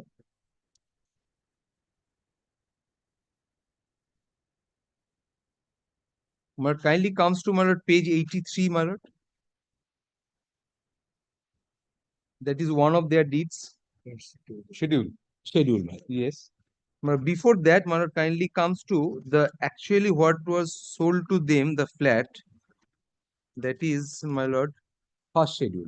That is page 82, my lord. Yes. Partly, that is first schedule is the entire land. That is the 12 bidden row. But these, my lord, the problem lies here, my lord. These 12 bidden row includes their constructed area of 2 buildings, as also my 4 car parking space. All are 12 bidden row. So what was actually sold to them? My lord. Thereafter, my lord, kindly see second schedule, page 83 itself. Second schedule, that flat bearing 104, super built up area 900, along, my lord, 2 bedrooms, 1 living room, Car dining parking is space. on the southern side. That's why you are harping on northern side. Yes, my lord. Alright. That is for the flat owners car parking space, because there was confusion. And where in the document does it say that the second schedule has been given to them? My lord, kindly comes to the third schedule on. No, in the body of the deed. Body Stated that second schedule is sold to you. second schedule is sold to them. The schedule mentioned property is sold to them. That is my lord. Then first schedule also comes in. Third schedule is their right as a common No, areas if and entire facilities. schedule property, there is a first schedule which contains the entire building. That is the usual style of the draft, my lord. No, let us see the usual style. Let us see where in the body. Yes, my lord. Is for the agreed, what was sold, that is page 79. Yes. In respect of the said property and the garage proportionally mentioned in the second schedule here underwritten. No.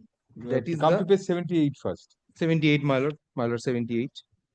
In pursuance of the said agreement, consideration of rupees such and such before execution towards flat number 104 northwestern side, first floor, such and such, car parking space on the ground floor in the same building, every part thereof. Now, and vendors developer do their covenant, Yes. such and such. Along with together with car parking space, categorically described in second schedule. Second schedule. That is, So this is the addendum there. Here, this is given to them, this is given. not the scheduled property. Mal. And then second schedule you have shown us Second schedule, my lord, I have shown it to that lordship. car parking space is car- clearly demarcated as On the ground floor of the southern side of the premises, Yes. number certain. southern side. Southern side. Right. Then, They my have lord, no right over your northern side car parking. That is my okay. lord, my lord, they do not. Don't have. But now the confusion, my lord, clear. It will be more clear from the third schedule, my lord. That is the particulars of the common area, because the developer was very much conscious about the fact that these particular vacant space was allotted or given to someone else. So I cannot sell it to someone of this space. That is why consciously he has written the first clause, my lord, kindly see. The third schedule, particulars of common areas and facilities, open paths and passage and driveways, save and except areas demarcated as a open covered car parking space. This is the area we are in possession and we have been given, my lord, the lease or rehabilitation. Those documents I have, my lord, shown it to your lordship. Yes. But this is the position, my lord. Hmm. And all other deeds, I am just referring at the pages. All other deeds All are similar. similar. Right. The page 109, for instance, my lord, kindly just look at once. How many of them are there? My Where is this person's property? They're Barin Bormon and others. All of these owners are parties. all the owners are not parties, but persons who are disowned my title, that my right to stay over there, they have been made parties. So all their deeds are annexed here. All their deeds are annexed here. So you seek a declaration that you are a tenant. I am a tenant. And have you sought a declaration that you have a right to? You have never asked for specific performance because you are not ready with the money. I did not. But probably you still have time for that. Yes, It was 21 years, Yes, these, yes. and within that you can do that. Yes. So cause of action has not yet ripened. All right. This is the position, my lord. I need, my How lord. did the court below proceed? The court below, my lord, very surprisingly, he had framed altogether, my lord,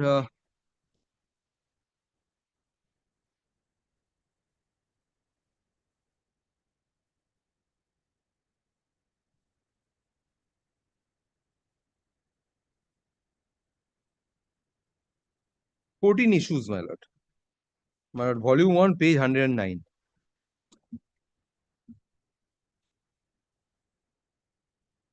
My lord, page, that FF4, my lord, kindly take. Yes.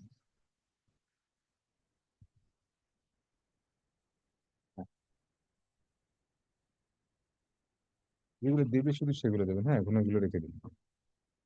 যেগুলো refer করবেন উনি ওগুলো আছে।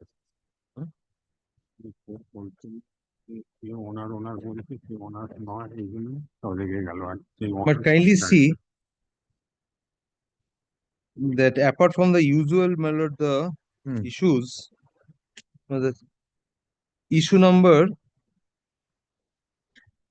6, where the defendant numbers 1 to 6 have any right to prefer the counterclaim. Now, 7, whether the tenancy stated tenancy right created by the developer binding upon the owner, whether the developer authorized to create. Next, my lord, whether the plaintiff is trespasser.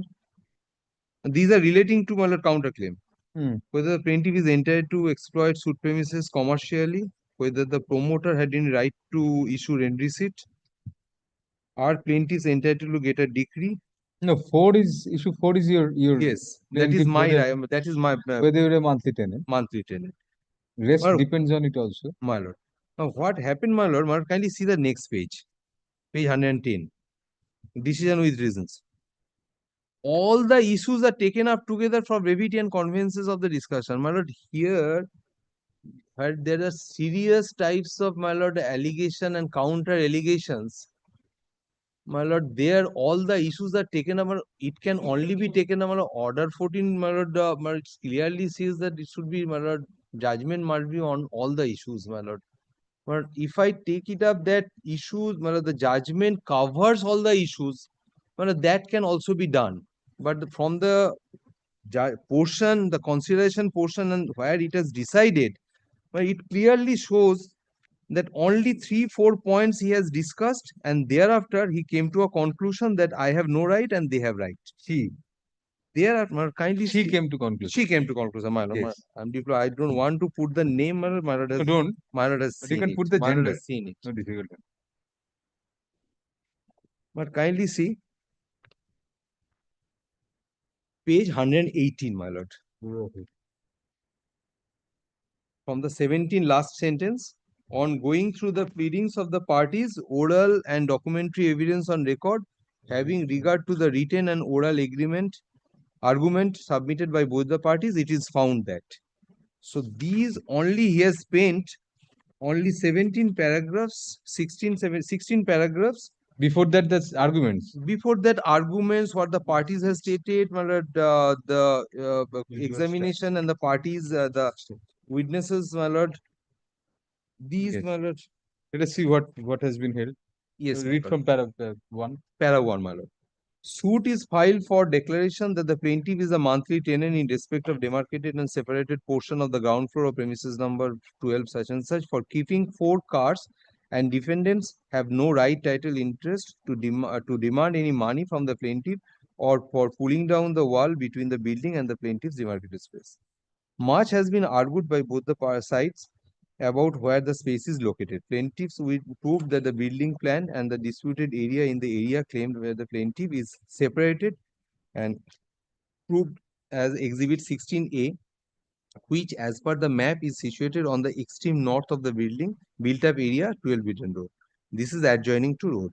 This map provides plaintiff on 12/9/2017, Exhibit 16 and 16A shows that the space is open to sky space left outside the boundary wall, whereas car parking area is specifically situated on the western side of the building.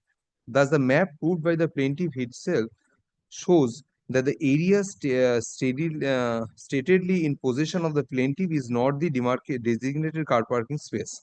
This fact is corroborated by the original certified copy of the building plan. Well, here the confusion started creating, my lord, between the car parking space of the my car parking space and the car parking space actually on the southern side for the owners of the building on the ground floor. Thereafter, para 4. What is exhibit 16, 16A? 16 and 16. Some map. Yes. This is the map of that, my lord, that Anyway, yes. it is, my lord, there, my lord. Page I am referring at, my lord, subsequent. Demolition sketch plan. This is the part of the supplementary paper book. We'll look into it later. Paragraph 4, plaintiff's witness number 2, assistant engineer KMC, identified this particular area in the building plan 16A and deposed that this area is facing road and no permission was ever granted for raising any construction on the area 16A. Thus, plaintiff witness disproved plaintiff's claim. I do not know how he has come to such conclusion. Which paragraph? Paragraph 4. Yes. My witness, he has deposed that this area is facing road and no permission was granted for raising any construction on the area. But so this area all along is an open area. So the no question of construction, only for the purpose of demarcation so that I can put the car, 4-car. What about this no permission being granted for raising any construction? Well, he has question was put whether any permission was given to construct over there or not. His answer was that no construction was given because this open space construction was given beside that. So he has come to a conclusion. So that means there is no construction. It is not my case that in my place suit property has any construction. Suit property is without construction. Now, paragraph 5. Letter dated 11/5/2011, admittedly written by the plaintiff, shows that he stated to defendant that he purchased this open to sky space from the promoter Ashish Rai, and that he will produce the legal document within 13/5 or latest by 15/6/2011, and he filed the suit on 30th June, claiming that he is a tenant in respect of the session space. So it is clear that the plaintiff is constantly changing his stance, and he claimed to be the owner before the defendant, and later before the KMC, claimed to be a tenant before the court, as he knew that the claim is the ownership was baseless and false.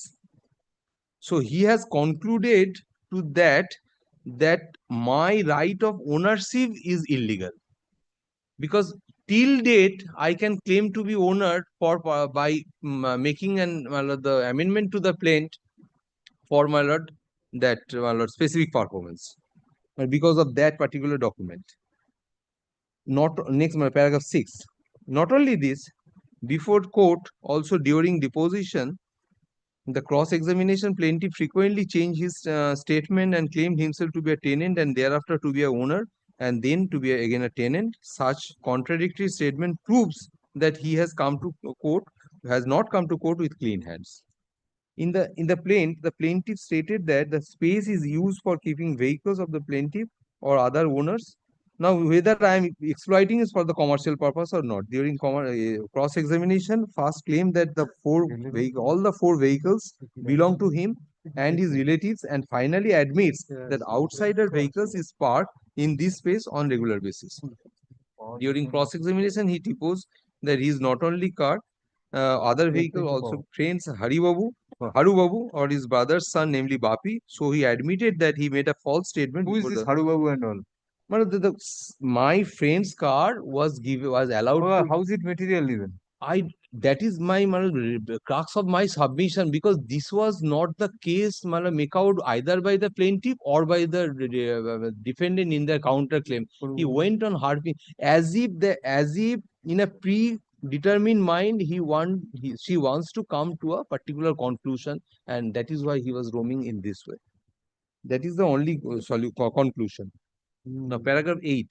So far as the claim that he has no authority by such to induct tenant, not space to be produced. By paragraph 8, my lord. Claim of the plaintiff as regards rent receipts being issued by one Ashish Rai is concerned, no authority of any such Ashish Rai to induct tenant in such space is produced or proved by the plaintiff. None of the power of attorney gives authority to Ashish Rai to induct tenant. This is clearly against the particular order I have shown to you Exhibit also, 12. where exhibit 12. from their witness itself. Hmm. So it's a clear case of non-application, my lord. Now, paragraph 9. So far as the document proved by the plaintiff are concerned, these executed signed by the Ashish Rai. Now, whose authority to execute any such document, induct any such tenant could not be proved by the plaintiff, who is not given. This is the same thing. He has not considered exhibit 12.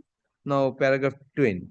In their written statement, now all the following paragraphs are in respect of their counterclaim. Paragraph 10. In the written statement against the counterclaim, the plaintiff has stated that para 9E that the disputed portion exclusively belonged to the constituted attorney developer, where the developer inducted the plaintiff, but no document or agreement is produced or proved by the plaintiffs to show that this portion was exclusively allotted. The development agreement was not produced. But it was produced. Development agreement, the registered What document. was the exhibit number?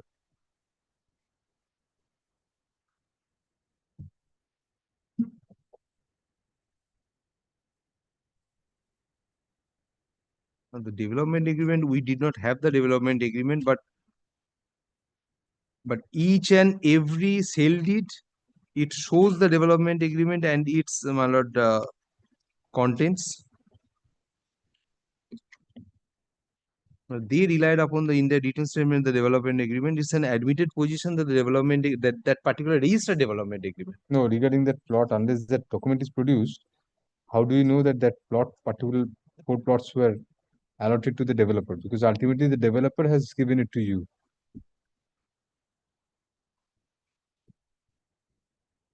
Developer সমস্ত পয়সাটা অনেকের আর ওনারদের দিয়েছে, ওরা কোনোদিন আর registry করেনি। সেটা তো এখানে নেই এখানে। Well, we did not Did produce they it. challenge? Did they challenge that No, the no, my lord. developer did not No, that no, because that portion their was right not is allocated to the developer? no, that was not their case. Because their right is also coming from that particular developer through that particular deed of development agreement also. So if I, in that case also, my lord. And can from you- their sale lead also, it appears that they are given a different portion. Absolutely, my lord. Anyway, let us see. Continue. Paragraph 11. In their written statement against counterclaim, our written statement, the plaintiff has stated that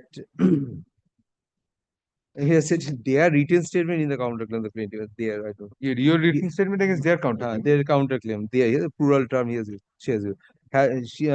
He has subtenant under one Chittaranjan Babu, who was tenant under the original owners. The plaintiff was rehabilitated as a subtenant, but during his cross-examination, he categorically deposed that one Chittaranjan Babu, who was the tenant under Dhirendranath Dotto, used to collect rent from me, but I will not file any receipt in court. He deposed that he has no document of tenancy of Chittaranjan Ghosh. So he could not prove any such subtenancy under any tenant of the original owner. Well, just now I have submitted, even if I could not produce the background, but by subsequent event and their corroboration of the original owner, well, it shows that my possession over there has been ratified by the owner as also their the constituted attorney being the developer. Which also, my lord, by subsequent conduct and the deeds also shows that that right of whatever right was given, tenancy right, it has been approved. So even if I could not produce any the rent receipt earlier, that will not disentitle me to claim as a tenant. Thereafter, my lord, paragraph 12, plaintiff's argument that he is paying tax to KMC, so he is in possession, is legal, has no implication claim. Receiving tax does not give legally validity to possession, who is in wrongful possession. Moreover, I don't know how he wrongful possession is, no conclusion as to wrongful possession till now. Moreover, he deposed that in his cross-examination that he is paying taxes since 2013, but he has not filed any copy of his application receipt. He deposed that the affidavit before KMC, he declared his status as leaseholder and owner. So once again, he has admittedly lied on oath. Declaration of the status before KMC as regards his status is property tax KMC is false declaration.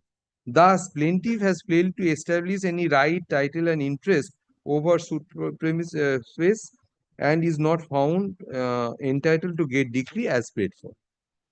So far as the counterclaim is concerned, the defendant have paid for declaration that all co-owners are entitled to the scheduled property as they have paid for open space also while purchasing their respective flat, and for declaration that the plaintiff is a rank trespasser who is exploiting the suit property for commercial purpose and for recovery of possession by eviction of plaintiff and consequential relief.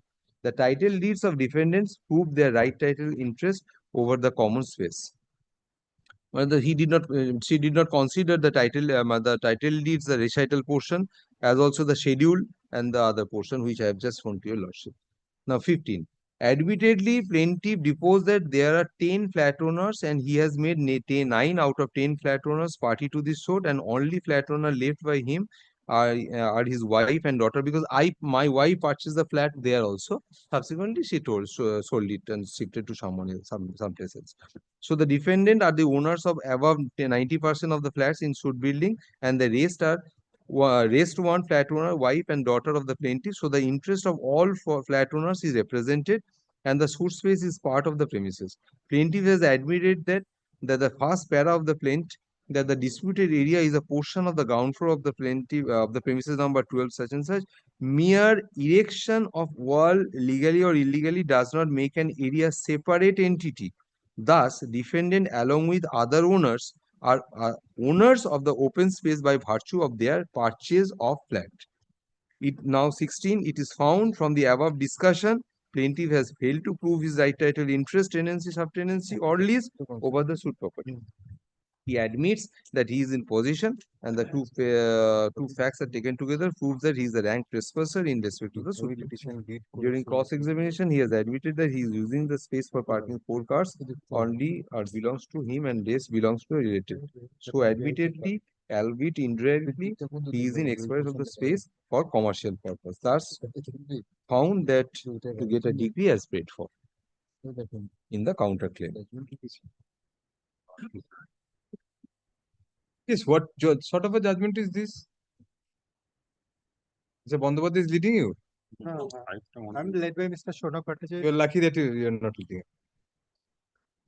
but your lordship will see one thing. Your deeds were also not seen. I did the, You are given I mean, what has been decreed on contest?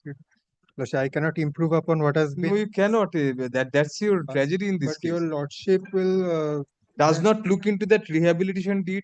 Does not look into the agreement for lease for 21 years. Position of law, you know very well, 105, 107 TP Act. The composite effect is that even if it's not an unregistered deed, it will be constituted to be a monthly tenancy. That's settled. but your lordship, So at least they had a monthly tenancy. but your lordship will find that from the plaint, your lordship, if your lordship takes up the plaint, volume 1 of the paper book, FF4. FF4, Yes.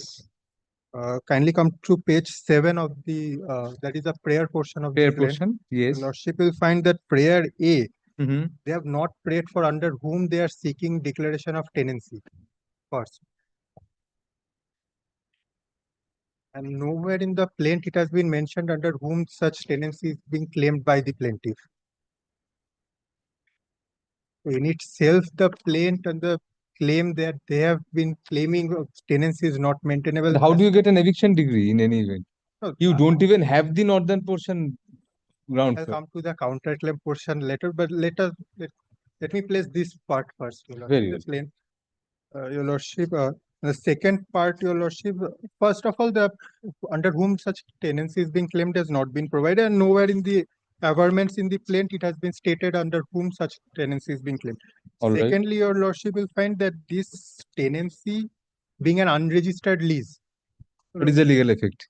Now, what is the legal effect which your lordship will find that in the section 3 of Premises Tenancy Act will be guided under Premises Tenancy Act when Right.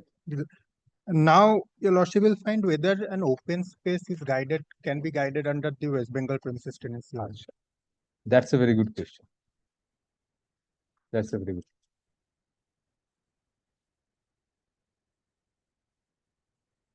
So, Doctor, take your seat. We'll come back to you.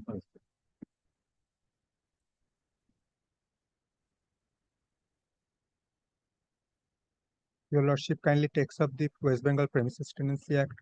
Yes. সকালে দিয়েছিল sector 60 দিয়েছিল না ওখানে ওখানে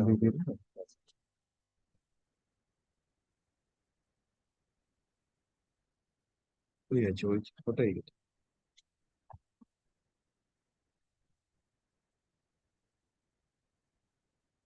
Section 3.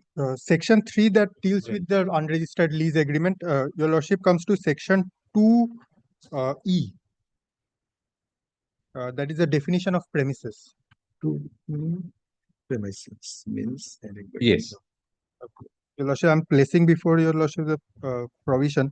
Premises means any building or part of a building or any hut or part of a hut let separately and includes garden grounds, outhouses, if any appertaining thereto, and any furniture supplied thereto, and fittings, affixtures, and all that. Does not provide for any open space to be guided. Why shouldn't this be a grounds? Because gardens, not only gardens, but grounds. Grounds appertaining to a Your building. lordship will find that a premises means any building or part of a building that concludes that it's a structure along with all the other open spaces and the furnitures affixed thereto with the structure. It is not the garden only. There is a building in the compound. No, but they are not seeking the tenancy. May of not the- be, may not be. But premises means any building or part of a building or any part, or you say includes. So Include. there has to be a part of a building at least, Yes. and this. Had it been a case that their parking space had a certain hut or something, some structure along with which they are claiming that open space, that would have been the. Then it will be governed by the Transfer Property Act as a monthly tenancy. No. Suppose it's a monthly tenancy. The monthly tenancy, the rent of a monthly tenancy is beyond this value, Section 3 value. Section 3 does not, because this is 1,000 rupees. So suppose it's a 10 lakh rupee rent. Had it been that case, as a lease deed would have been 10 guided lakh under the rupee PPA. rent. Then in that event, there can be a monthly tenancy which is governed by the Transfer Property Act if it goes beyond the pale of this. Is this restriction applicable to the Transfer Property Act also? Then it will be a Transfer Property Act lease. Rent Control Act by default does not govern. It has to come within the property, has to come within the definition of premises. You're right. If it does not fall within this, then it's a Transfer Property Act tenancy by default. Whether that can be enforced under as an unregistered lease, that can. That is the law. If you come to Transfer Property Act to then. And there are several judgments also, Mr. Dotto. I don't know whether it is Section 105 read with Section 107. Registered lease has to be there. But the law is very clear that if there is no registered lease, the effect will be that it will be constituted to be a month-to-month tenancy. A month-to-month tenancy guided under which act? Transfer Property Act. PPA. Transfer Property Act. And that will be under the operation of law, not under the contract then. Because if a tenancy is created, if the intention to create a tenancy is clear between the parties from the conduct, which is clear from that agreement, Did that exceeded the 12, 21 years, exceeded yes, 12. 21 years. So now, Section 105 is lease defined. Lease of immovable property is a transfer of a right to enjoy such property made for a such and such time. Immovable property. 107 is leases how made. It says a lease of আরেকটা copy আছে কি transfer property act আর কোনো copy নেই না আমাদের এই দুটো ছাড়া you take my copy and just read it out. No, Yolosha, You have a Transfer Property Act. I have a You soft have your copy, tab, yes. Find out from there. Section 107 of the. Yes. You just find out the Bear Act because we'll be referring to. Yes, different I things. have the bear. Yes. Come to Section 107. আর লাগবে না. Lease of immovable property from year to year. Just read it out for us. 107.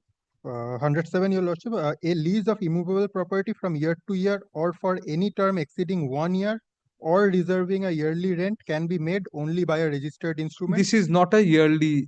Not a registered instrument. That can only be done by a registered instrument. This is not that. Let us come to the next paragraph. All other lease of immovable property may be made either by a registered instrument or by oral agreement accompanied by delivery of possession. Where a lease of immovable property is made by a registered instrument, such instrument, or where there are more instruments than one, each such instrument shall be executed by both the lessor and lessee, provided that the state government may from time to time by notification. That I don't think. That will not. In Will these not be. cases, all other leases either can be made by a registered instrument or by oral agreement accompanied by delivery of possession. Now, I don't recollect the citations right now, but there are several judgments which say that in these circumstances, tenancy is created because lease 105 definition is covered. 105 says a lease of immovable property is a transfer of a right to enjoy such property made for a certain time, express or implied, in consideration for a price paid or of money in the shape of whatever, to be rendered periodically. That agreement creates that lease. That's an unregistered agreement. That is not a yearly lease, so it is not compulsorily registrable. So it can be created either by a registered instrument or by oral agreement accompanied by month-to-month tenancy. So it becomes a month-to-month tenancy, which is not governed by the Rent Control Act. You are right. It's not a premises, but it's an immovable property all the same. So TP Act will govern. And immovable property also under the TP Act does not contemplate a premises like does not. Immovable property, any immovable property. But Your Lordship, the plaint case in itself does not survive. Plaint says it's a lease. Plaint case in itself cannot survive because there's no averment to that extent under whom such declaration is being claimed. That is a technical, because the foundation of the pleadings are there. Foundation of the pleadings are there. And what about your counterclaim? Counterclaim, Your Lordship. How can you get a? I would have been praying for coming back on another occasion, but I'm being led by Mr. Shonak Bhattacharya. We'll record his presence and pass the judgment. Your Lordship. Whichever, we will not pass judgment today. We'll record his presence, we'll Kindly give me one more occasion, Your Lordship. I shall come back with proper going through after all these deeds. Lordship. we are telling you this, I mean. Anyway, very well. Then. So that plaint case, that is the prima facie that I have. Your placed. deeds are before us. Yes, yes. That's Your my deeds say counterclaim. northern That is my side. counterclaim, which I shall. You could not have anything to do with the counterclaim should be rejected in limit. No, Because okay, you don't, you have seek an eviction of them regarding their portion of the property. No, because Your Lordship, there is one more thing.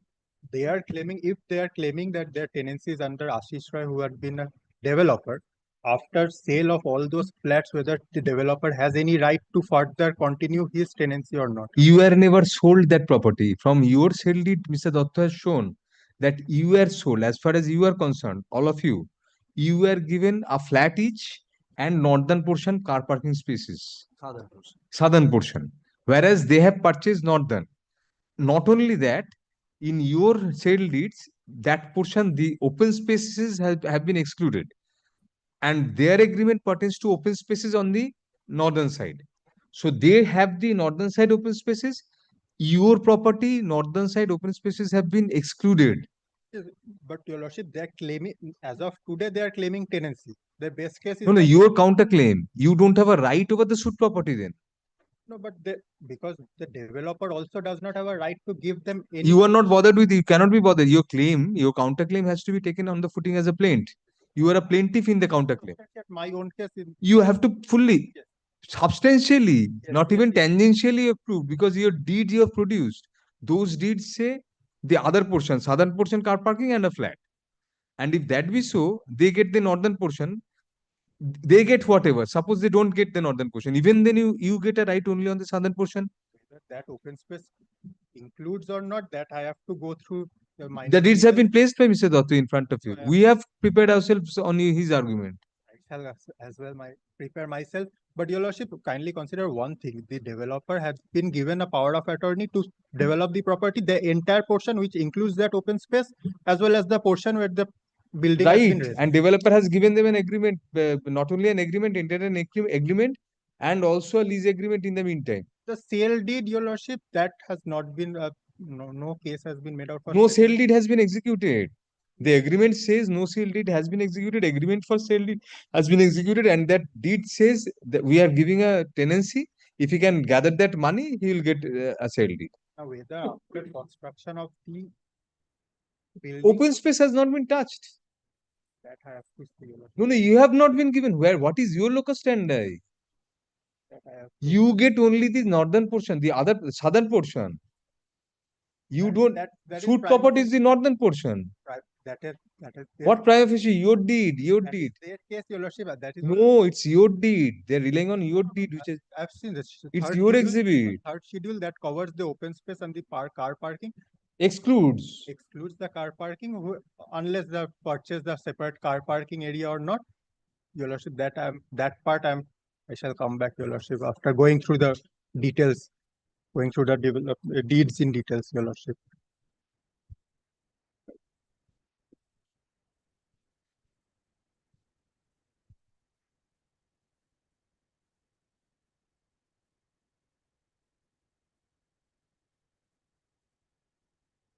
Very well.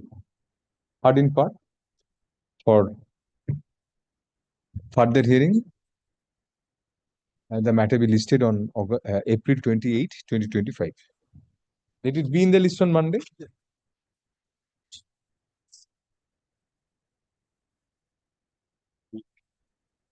এইগুলি এই পরের দিন না এইগুলি আগে দেবেন।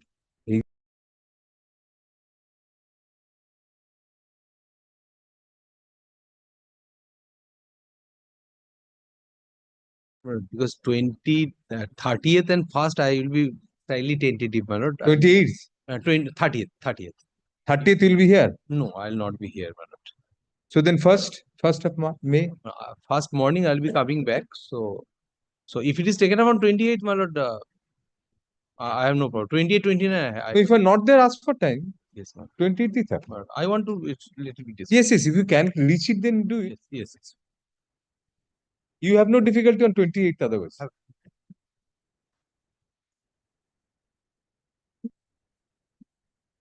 Today, Mr. Bhattacharya is in court. Then give his name also. No difficulty. Yes.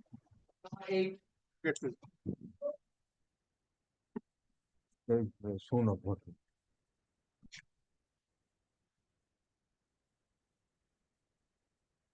For the appellant, my lord, led Yes. by Mr. Basu and Mr. Mittal, my lord. I shall start, my lord. Yes. Already indicated the gist on the earlier occasion, my lord. My lord, this is a suit, my lord. We Make are the the microphone a bit closer Yes. to you. Yes.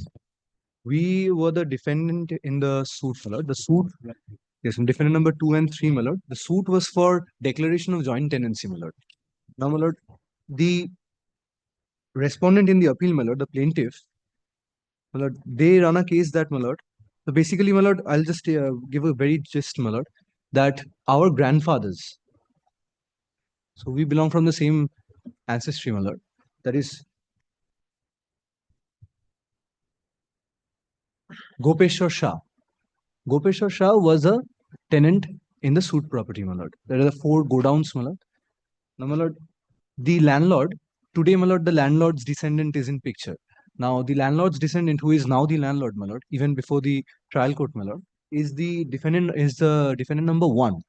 And I am the defendant number 2 and 3, and the rest of the defendants are basically the pro forma defendants, and they are the siblings of the respondent, that is the plaintiff, my lord.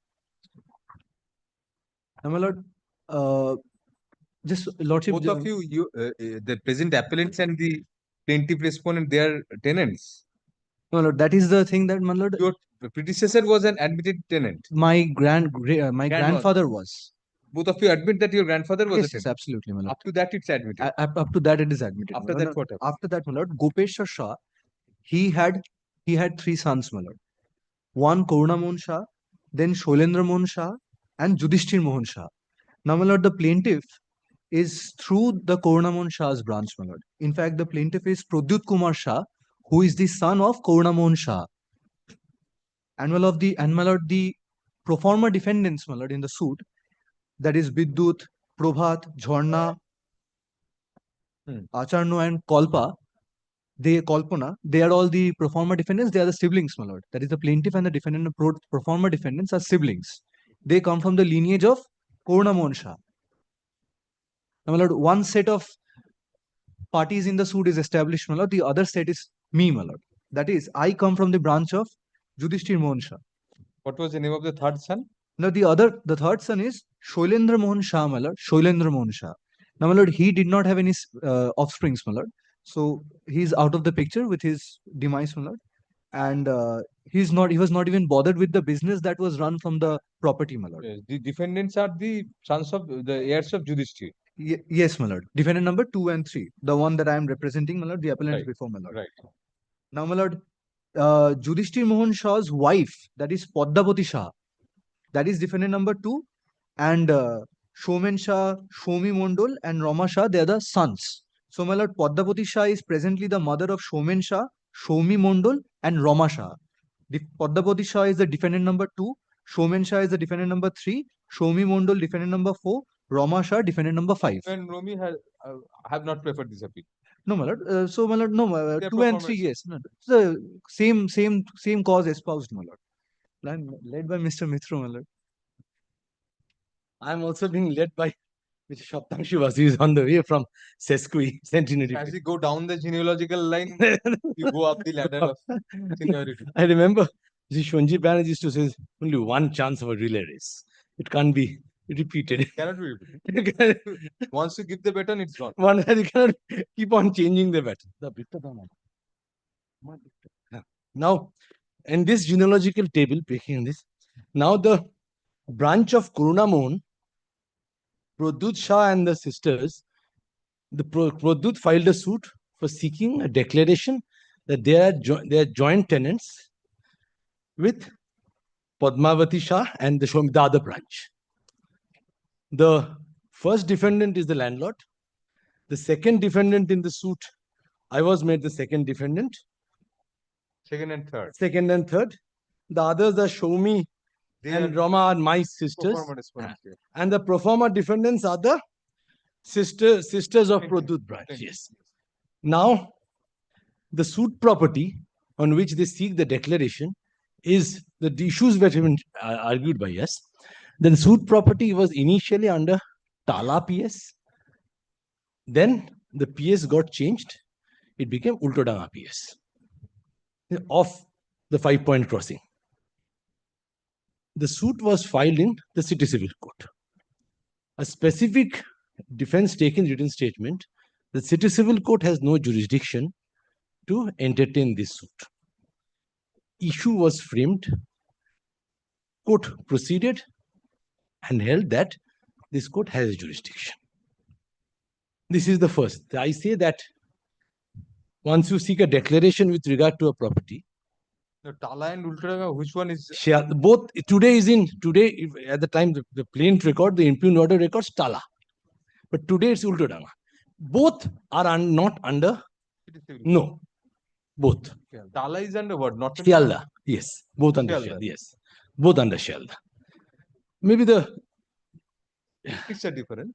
districts are different, but both under the both are not under the City Civil Court jurisdiction.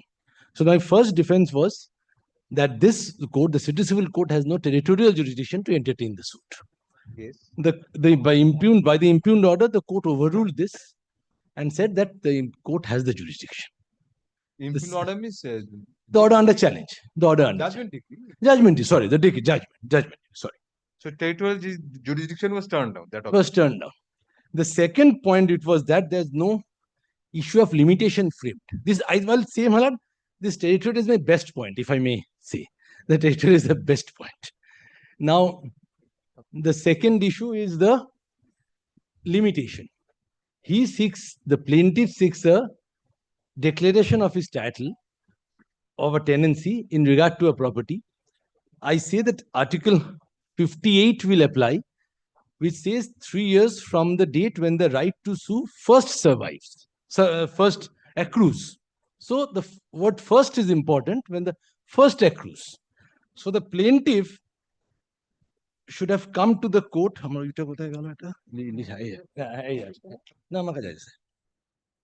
His father, Karunamohan, died in 79. I'll just prepared one small list of this in the charts for our convenience, but I think this will help.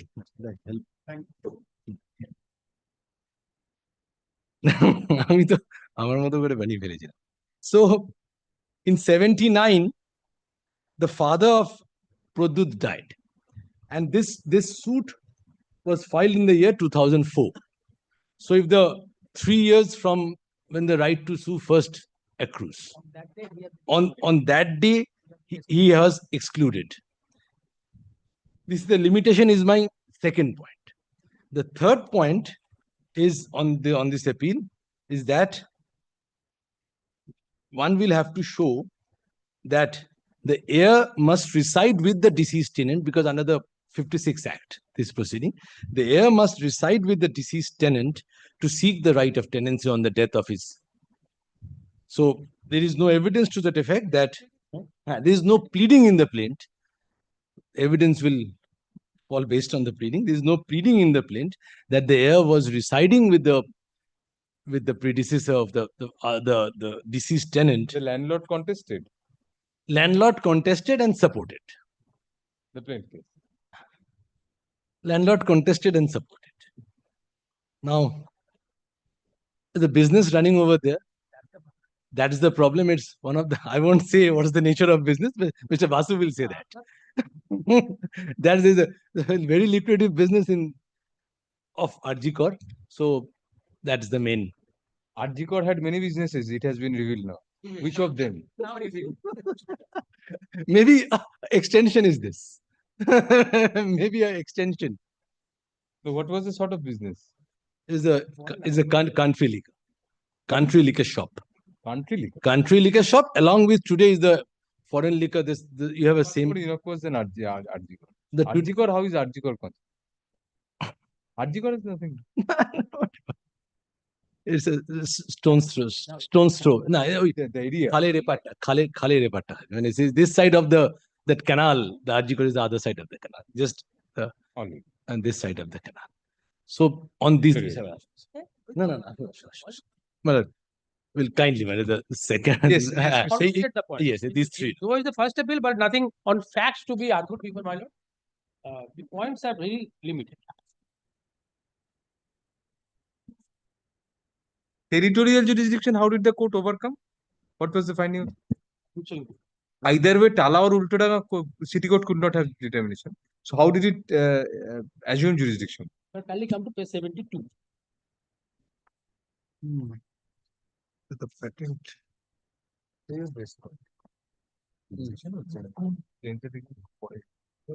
Dispute করেছে পরে সুতরাং ওটাও আসছে না আর air smart 1 and 5 taken up. 4 and 5. Issue as 1 and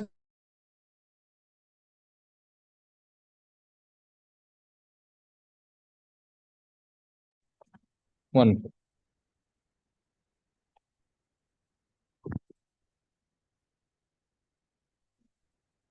At the time of hearing, argument and advocate appearing for the defendant number 2 and 3 argued that the right of tenancy is derived from the property rights of enjoyment of land and structure for which, if any declaration is sought from this right of such tenancy, it implies the movable property.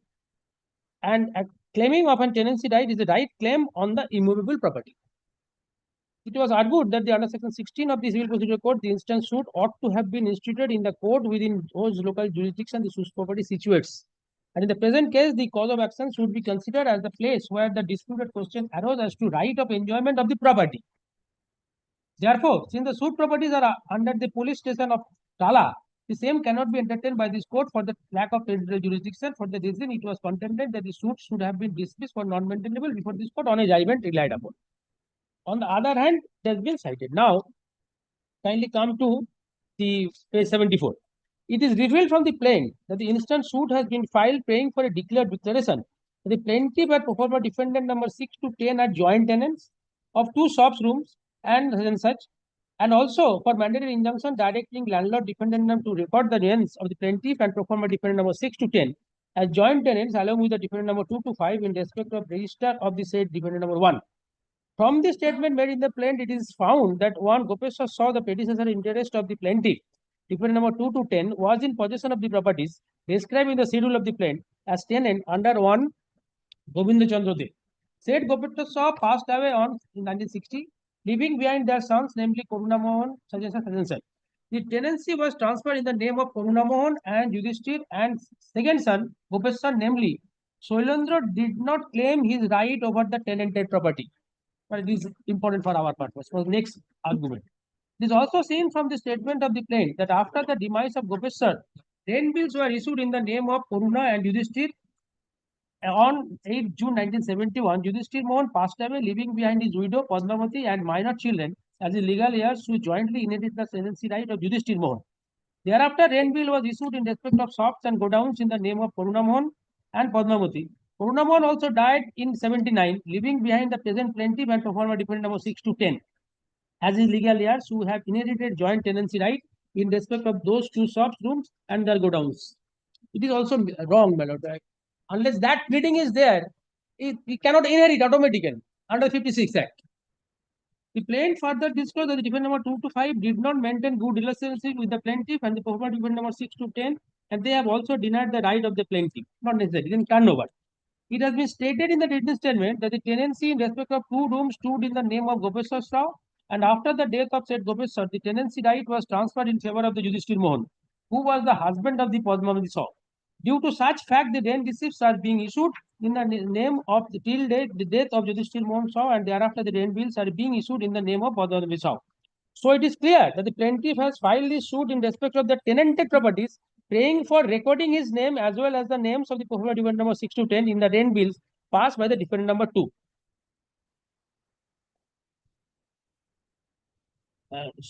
Then, my lord, in a decision of such and such specific performance of decree, such and such should be certainly be a suit for land. The court finds that this is not a suit for land. But your lordship knows the property is a suit for land. Your lordship's court decision judgments are there. Therefore, it is clear that the Honorable Court has been pleased to hold that the execution of a conveyance on the basis of such and such. In the event, I have no hesitation to hold that this court has jurisdiction to decide the property. It's a suit for land, undoubtedly. Territorial jurisdiction, what do you have to say? My This lord- will go on territorial jurisdiction. My lord, no issue was framed or the plenary, there was no evidence was adduced on that point. Need not be on the face of the plaint. On the face of the plaint, issue was there. Has the court the jurisdiction to try This to? is not the suit for the land, my lord, because the landlord is residing at the Ramdullah Sarkar estate. It was only my name was inserted. My father's name was there. They have suppressed the many things, my lord. I don't want to open my mouth. Let them suppress total everything. Let us come to page 11 once. Number 5. No, issue number 5 is that the issue is definitely And there. issue was discussed. No, come to page 11 once. Yes. Because if you decide on this, then we won't need to go to the other issue. Page 11, my lord. Page 11, please. The relief short. Just read out the reliefs. No, don't read it in your mind. My lord, the plaintiff, the degree for the declaration that the plaintiff and the performer defendant number 6 to 10 are the joint tenants of 2 shop-rooms and 4 godowns at number. You are claiming a right to a Joint property. tenants. Right to a property. Right to the Tenancy property, cannot my be lord, thin air. This is not the now in the absolute term, my lord. Tenancy is in respect of a property. But is the It's a jural relationship in connection my with lord, the property. but this is for the specific performance. I was the tenant. My father was it. They suppressed the many things, my lord. For that is I don't want to open my mouth just now. Then don't open your mouth. No difficulty. But They have what they have stated in their WS that the Konamon was the never the tenant. no, on the face of No, my lord. By the making a false submission, they got the order from this court also. There are many judgments of the Honorable Supreme Court. By suppressing the material fact, you can just one second, my lord. You by suppressing the material fact, if the one council is getting an order, this itself is a contempt of court, my lord. Agreed. You are suppressing the court itself. So that's more of a contempt. Because you are trying to say something you are not permitting us to. No, my lord. So suppressing the court is a greater contempt. It's a criminal contempt. My lord, why I am saying? We are asking you something, answer that first. Of course. Whatever they have suppressed, we are not bothered with that at this present moment because you are not. At the time of getting the order, the stay order, they suppressed all these things. They will not get anything from here. Whatever we feel under the law is in the appeal, my lord, they got the order. We'll do that. You will have to answer the questions. Yes. You cannot I am bypass due to one, my lord. I am due to one. Relief A is declaration of a decree for declaration that the plaintiff and the pro forma defendants are tenants of 2 shop rooms and 4 godowns. The schedule is those shop rooms and godowns. Yes, ma'am. All these are movable properties. How do you say these do not come within section 16 of the Code of Civil Procedure? This is not anything, any incorporeal right or any intellectual property right or any vague status. It's regarding a property. If they claimed the presidentship of a society or a club, you could have understood. This is in respect of a property. Tenancy is a jural relationship in respect of a property. It's absolutely pertaining to the land. Land means property, immovable property. If it's a suit relating to an immovable property, where should it go? Let us see section 16. Code of Civil Procedure. Satisfy us on the law first. The other issues, definitely we cannot go into. If we hold that it did not have jurisdiction, then its finding on the other issues are also bad. Just see. No premise was framed, my lord, on the and no evidence was adduced on this point. So let us see. My lord, you may be correct that this is not a suit under section 16. This is this my submission, my lord. This is for the specific performance. My father's name was there. Specific performance is what contract? For the issuance of my name in the rent bill. Specific performance is governed by the Specific Relief Act. Specific Relief Act says contracts can be specifically performed under that act. What is the contract you are speaking about? My father's name was there, my lord. Where? At the rent bill. Where is the contract? What is the meaning of a contract? What is the definition of a contract under the contract? What is the definition of a contract under the Contract Act? With the landlord, my lord. What is the definition? As my father name. What is the definition of a contract under the contract? They admit. What is the definition of a contract under the Contract Act, please? By mutual, by both the parties, my lord, with the enter into the agreement. There has to be an agreement which is legally enforceable. Yes. Where is the agreement here? What agreement you are speaking about?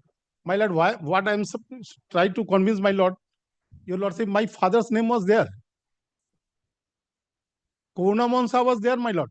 When the Judicial Monsa, the rent bill was issued in the name of Corona Monsa and the Padmavati Saab for self and for the minors and minor children. Padmavati's name was also there. Also there. So I'm not saying that the Padmavati Saab should not be there. As the dispute arises between the That parties. is on the merits of the suit. But where is the question of your seeking specific enforcement of a performance of an agreement? What is the agreement here? You are claiming tenancy to a property. as the law of tenancy, my lord, from the landlord, my lord, as my father's name was there, that was for that reason I'm saying. I'm deriving my tenants, that portion from my landlord, my lord. You please come to section 16D of the civil procedure. Section 16, small d. Please read out for us.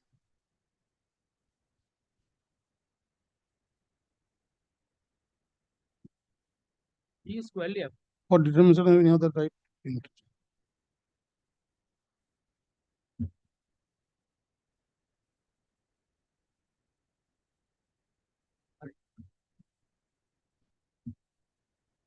Any other right to or interest in immovable property.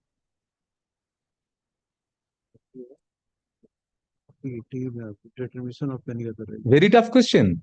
Yes, my lord.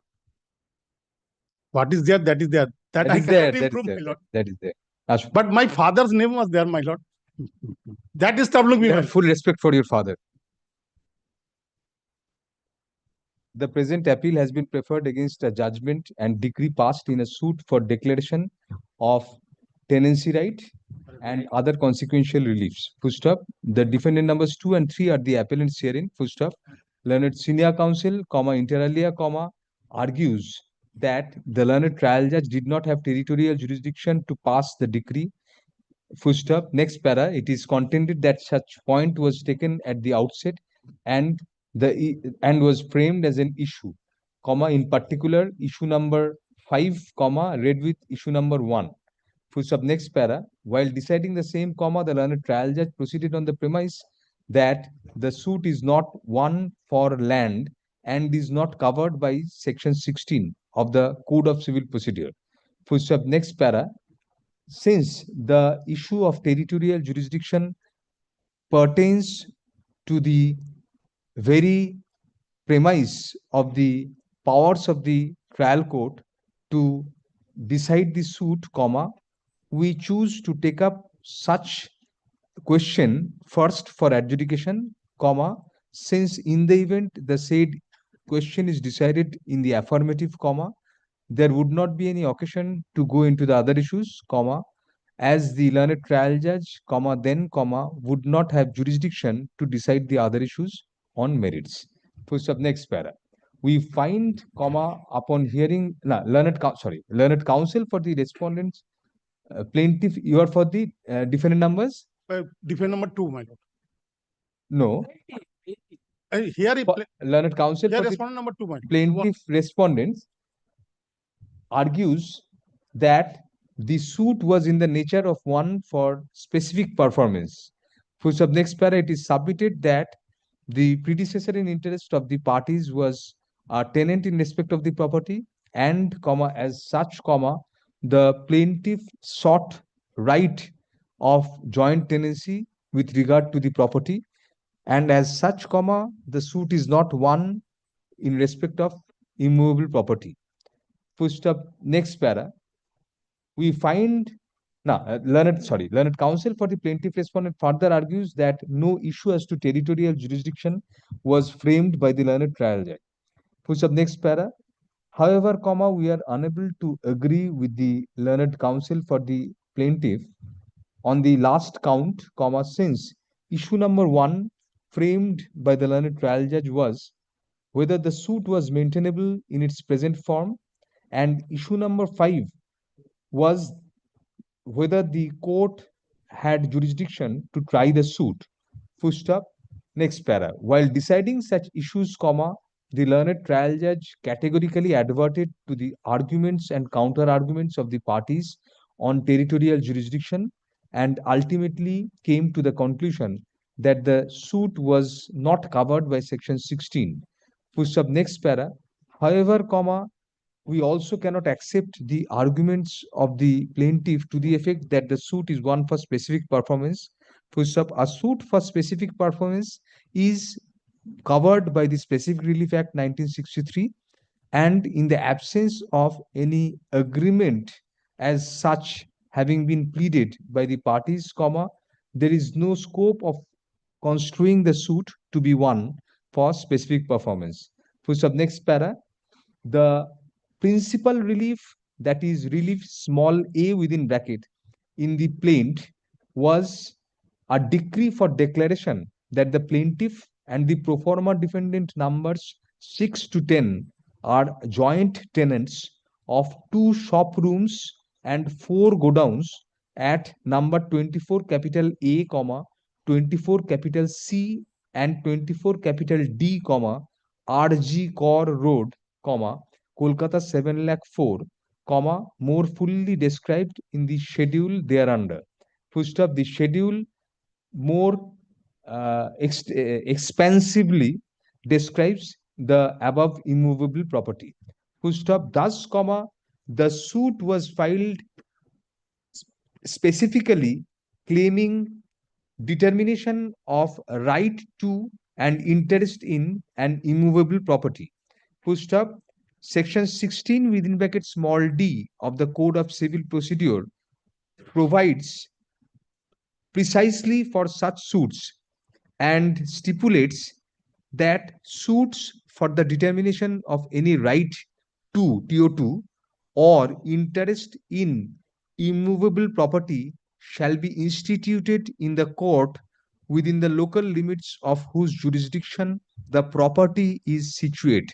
Full stop. It is an undisputed position that the property in question, comma, which is the subject matter of the suit, comma, was previously located within the Tala police station and thereafter has been reassigned to the Ultadanga police station, comma, regarding none of which the city civil court, comma, which passed the impugned judgment, comma, has determination. Full stop. In such view of the matter, comma, we find that the learned trial judge erred in law in assuming territorial jurisdiction where it had none. Full stop. As due to such reason, comma, the findings and conclusions rendered and reached by the learned trial judge respectively on all the other issues are vitiated by lack of jurisdiction and as such are required to be set aside even without going into the merits of such finding. Full stop. In fact, comma, the learned trial judge acted beyond his charter in deciding the other issues on a wrong adjudication of the issue of territorial jurisdiction. Full stop. Next para. Accordingly, FAT 353 of 2019 is allowed on contest, comma, allowed on contest against the plaintiff respondent and ex parte against the other respondents, comma, thereby setting aside the judgment and decree dated May 29, 2019, passed by the learned judge, comma, 6th bench, comma, City Civil Court at Calcutta. Fourth bench. It's fourth bench. Fourth bench. Acha, in the paper book, it's written wrongly. Fourth bench by law. Thank you very much. That I know, I personally. You have It is there for that reason. fourth bench, sorry, fourth bench, City Civil Court at Calcutta, in title suit number 291 of 2005. Full stop. Next para. এটা ভুল সেটাও ভুল। হ্যাঁ 2004 সুটটা 2004 এ দুটি ভুল। Next para.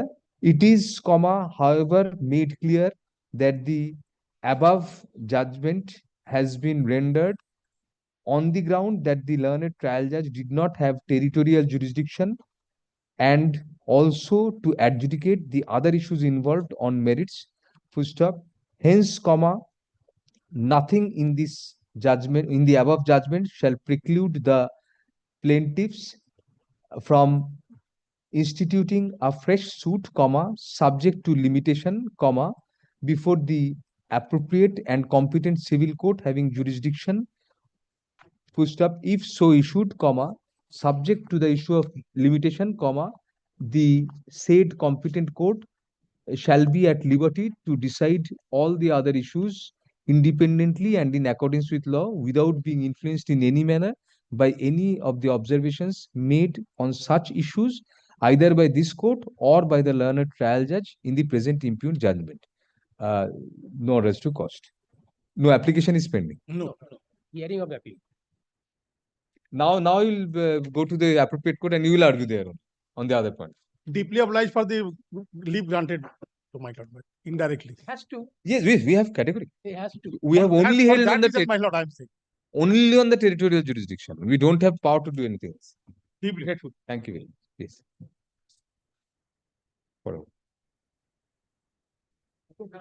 এই ইয়ে আগেরটা না জাজমেন্ট ফর্মে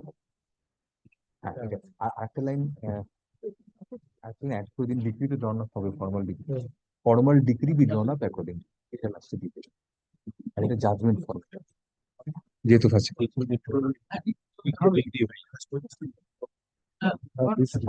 can no arrest to cost of formal ডিগ্রিতে চলে yes thank you. Nine, Lord, I am for the appellant. There are two appeals, my lord. 9, I am the appellant, which is the prior appeal. No, Oh, 9, no, this is their appeal. The Other- appeal is other I am way the around, appellant. yes. In land acquisition compensation reference case, I am the referring claimant. It was enhanced, my lord, from 1.5 lakhs and out to, my lord, 4.5 lakhs. I have filed the appeal for further enhancement.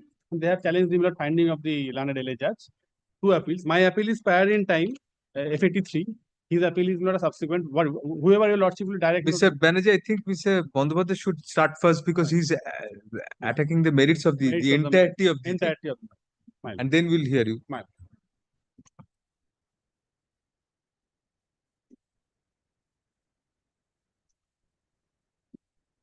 Could we change sides?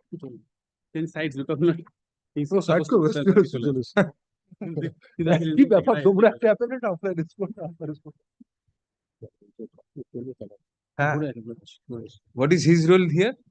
He's the next matter, my lord. My lord, 9 is the next matter. Next matter. I was saying if it goes on for Let him go out, then we'll, on some pretext or the other, we'll drop it.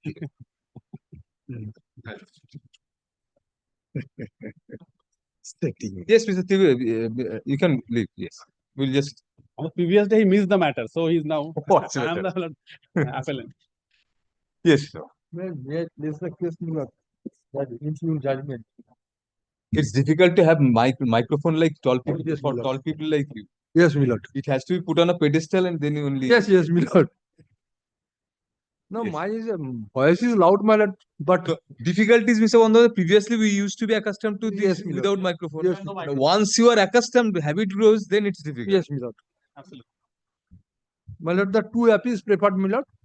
One by the state and another by the my The lord, state is referring- challenging the entire judgment. Yes, my lord. That's why we are taking up your appeal My lord. first. My lord, your lordship kindly turn to page 54, the impugned judgment. It was heard by some other things. My lord, it was subsequently heard by my lord Justice Topbrata Chakraborty. Most of arguments are also. Also there, thereafter, my lord, due to determination change, my lord. So it was not made part heard. No, my lord. Then we'll also not make it part heard. No, my lord. It is today is the first time, my lord, before your lordship. Otherwise, Yes, there are- my lord, section 47 application was appeared before your lordship allowed that application. what is the just formulate your question, Mr. Bandyopadhyay, what is the premise of your challenge? My lord, the land acquisition case started as per provision of the Act 1894. 5A my lord, the notice was issued. Subsequently, the petitioner, my lord, the preferred a writ petition before this honorable court challenging the notification. And this honorable court, my lord, has been pleased to set aside the judgment of the section and directed the authority to initiate afresh. Afresh by the, my lord, the section 4. And, sorry, my lord, 5A, 5A. And here the application. There are 5A objection, my lord, heard. And my lord, the honorable court also pleased to direct to my lord decide the matter, although it's a reference case under section 18 of the Act 1, but to decide the matter at 13th, my lord.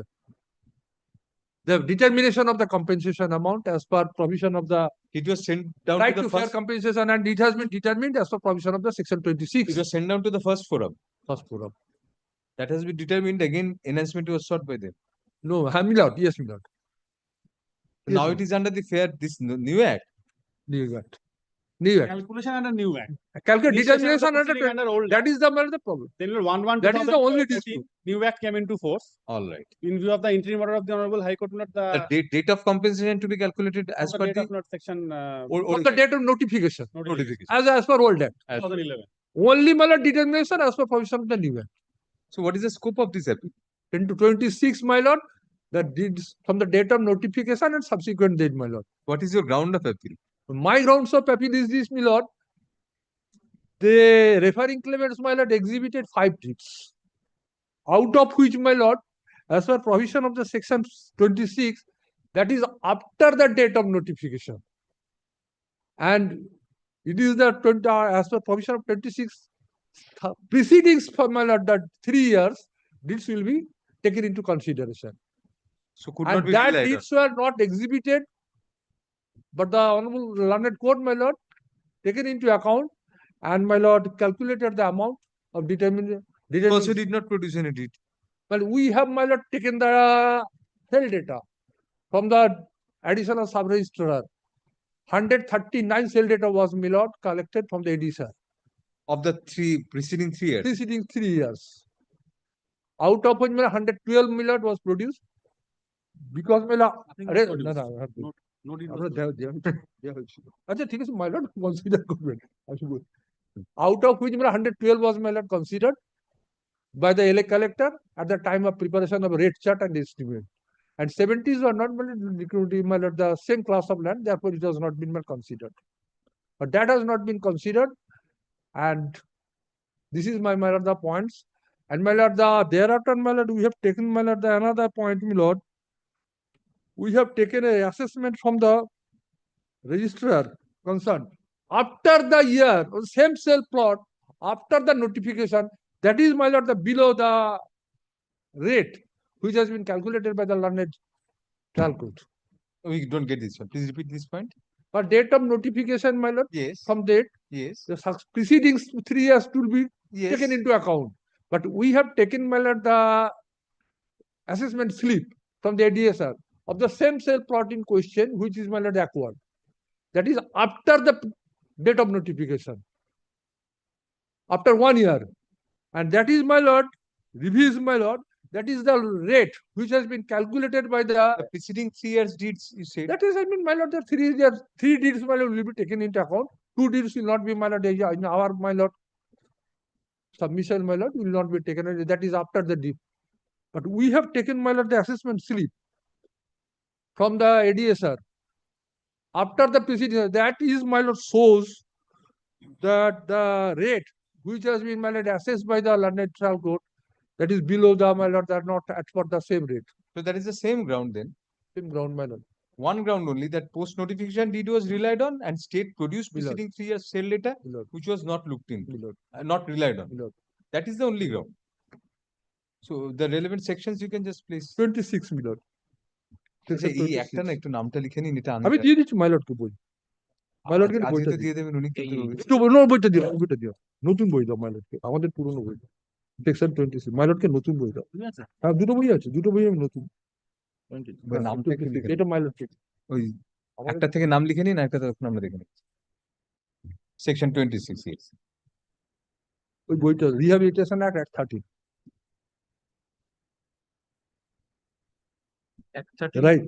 Right to fair compensation and transparency and land acquisition, rehabilitation, resettlement act 13. Right to fair compensation act 2013 বললি library মিলন ওইটা right two fair এটা my lord কে দুটো fair compensation act 2013 বললেই library দিয়ে দেবে।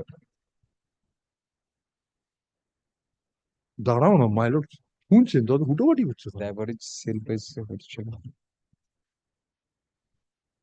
বাহ, very good, definitely.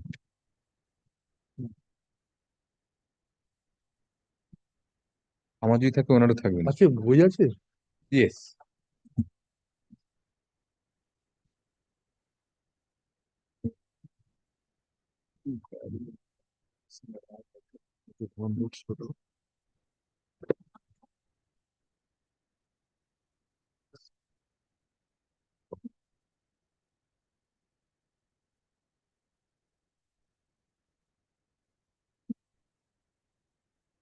There's 26-1, my lord. The collector's mill may read. No, but Mr. Bandyopadhyay, because you did not produce the sale deeds, but the sale data. Sale data, my lord, we have produced. So don't you come more? Thereafter, my lord, after 47, my lord. Don't you come more under clause A of section 26? My lord. Clause A of section, you say. My lord. It is alternative. My lord, another point is, my lord, I have over, my lord, my lord. Yes. Those lands, the referring claimants have, my lord, the deeds, which they have, my lord, submitted before the learned court, that are not the same vicinity, my lord. That is far away from the, my lord, the land in question. And the same soil not structures. And these lands are with, my lord, with the structure. Those deeds you have, my lord, they have produced, that is with the structure. Therefore, my the valuation is, my lord, higher. So land of different vicinity and with structure. With structure. Whereas these acquired lands are obviously there was no structure. No, my lord. Different area with structure. My lord. But regarding the first point, Mr. Bandyopadhyay, please come to page, section 26. My lord. A is the market value, if any, specified in the Stamp Act for the registration of sale deeds or agreements in the area where the land is situated. And B is average sale price for similar type of land situated in the nearest village. What you produced is A, not B, because you did not produce the sale price is the actual sale price, which can only be decipherable from the sale deeds. But it is, my lord, that you are saying that the sale data were reflected actual sales which took place, Lord. not merely market value. What you produced, yes, my lord. Sale data was regarding actual sales. Sale price. Sale price. Actual sale prices, price. not market value assessment. Not market value, my lord, assessed. Those the are market annexed. value assessed, my lord, they have annexed, my lord. But your lordship kindly turn to those deeds which they have, my lord, produced. No, what did you produce? We are also curious on that. My lord, we have produced the sale data, my lord. That must be here. According to which, my lord. Which page? I mean, It starts from page 109. Your exhibits. No, we have not exhibited, my lord. It is the exhibit, my lord, the notice, exhibit 1. So then you say that you have produced those sale data and all? Sale data we have produced, my lord. Sale, where is that? Sale data, my lord. Your lordship kindly turn to page, it starts from, my lord, page 5. Page 5. Of part 2? No, my lord, at 1 volume. Achha. Part 1, page 5. Achha. Sale data for Vastu class of land, my lord. Did numbers and years have been given? Yes, my lord. From 2008 to 2011. Since you are for the state, we'll use this for you. Yes, my lord. This color. Yes. And we'll use orange for him. No, my lord, it is not. We have only these two colors. Yellow is also there. Yellow is uninteresting. Yes. So these are actually, you say these are not market values, but this falls under B. And you qualify under that proviso because this is regarding the preceding 3 years. And what was the deed they produced? Well, your lordship kindly turn to page 8 of the sale data. Achha. Total number of sale data, my lord, you have got it? Yes. Last line, my lord, after 159. Except above 159 sale deeds, all other sale deeds collected computerized. My lord, got it? Underline, my lord. After the, my lord, all. Yes, got it. Except above 159 sale deeds, all other sale deeds of collected computerized sale data are not considered due to other class of land. Very good. Below total number 159, sum of 159 sale data, average of 159 sale data rate at the per acre, my lord. This is the same Mauza Same Mauza, my lord. All are, my lord, Bastu class of land. and adjacent plots. Adjacent plot. Same Mauza means Bhadrakali Bhadrakali. Bhadrakali Mauza. And this property, the acquired Bhadrakali Mauza. adjacent here. My lord, next, my lord. Now, as per provision of section 26(1)(a) of new act, average set book value acquired would be considered with the circumstance per acre for Basti class of land as the market value of land. Hence, rate per acre for Basti class of land 96 lakh 6,800, which is reasonable and acceptable. Then, without determination of factor of right to fair compensation, circumstance resettlement of again. As per government notification, it appears that the factor of Mauza Bhadrakali State has become high tech now. State has become high tech now. This is good. within the jurisdiction of Very good. the urban area, Uttar Para, Utturam. Now, therefore, the market value calculated under section market value was per acre. And The following provisions are to be added in the estimate in addition to the land value. Solicium 100% on the market. This is as per value. the law. My lord, as per the law. My lord, prior to that, my lord, we, my lord, sought for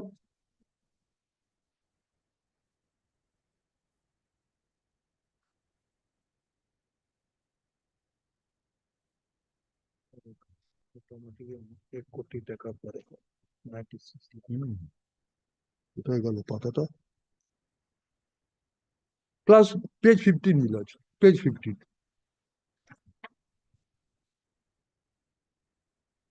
Yes. Supply of the, it is, my lord, written by the additional land division officer Hooghly to the, my lord, additional district sub-register He supplied this information. supply. I am reading, my lord.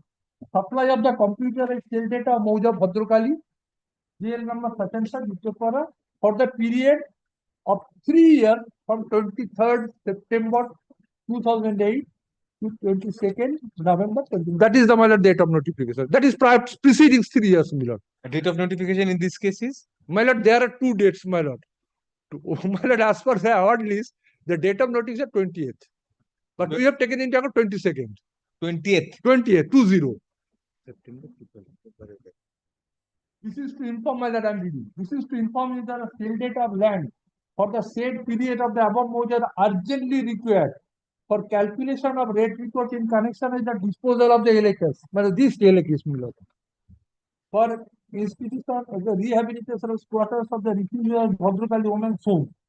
So he is requested to supply the computerized sale data of the said Mauza as the acquisition process is not in compliance of the Honorable High Court's order dated such and such within the stipulated period. Thereafter, my this sale data has been provided by the additional sub-registrar. And according to my lord, the sale, my lord, estimate complete, my lord, the estimate has been, my lord, prepared. We hope that rehabilitation has actually been done in the meantime. That the cause is very good. Yes. My lord. Estimate, my lord, page 10. And register of market value thereafter, my lord, it has been annexed. All the deeds, my lords. These are the calculations Yes, my according lord. to law. According to this has been calculated.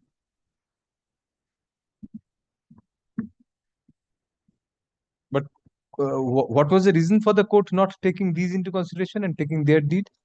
Let us see the impugned judgment now. But may I read the place the judgment? May I place the judgment? Yes, yes.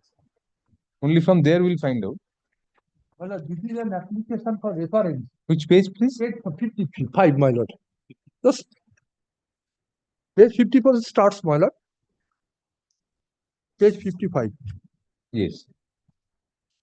This is an application for reference to the competent authority for enhancement of land acquisition compensation under section 18 of the Land Acquisition Act 1894, filed by Shraddhananda Basu, son of late Madan Mohan Basu. He did not file any written objection even. We have not. We have not. As usual. We have. Anyway. The case of the applicant in short is that the applicant was the owner together with the others land measuring 15 katas by way of inheritance of a plot of land which forms a part of 400 kathas, more or less 6.55 acres, 65 acres of Muda Bhadrakali, jail number 9, comprising LR plot number 2804 under Uttarpara PS in the district of Hubli as per LR record of right. It is the further case of the applicant that the entire plot of land was initially requisitioned in the year 1941 under the Defense of India Act 1939. After the Second World War, the order of requisition automatically stood lapsed. The government of West Bengal as well as the government of India had given a temporary shelter to the destitute Hindu women in India who migrated from East Pakistan, and thereafter for the permanent settlement of those destitute women, the land in question was again requisitioned by the state government, and such requisition was declared lapsed April 1997 by the order of the Honorable Court.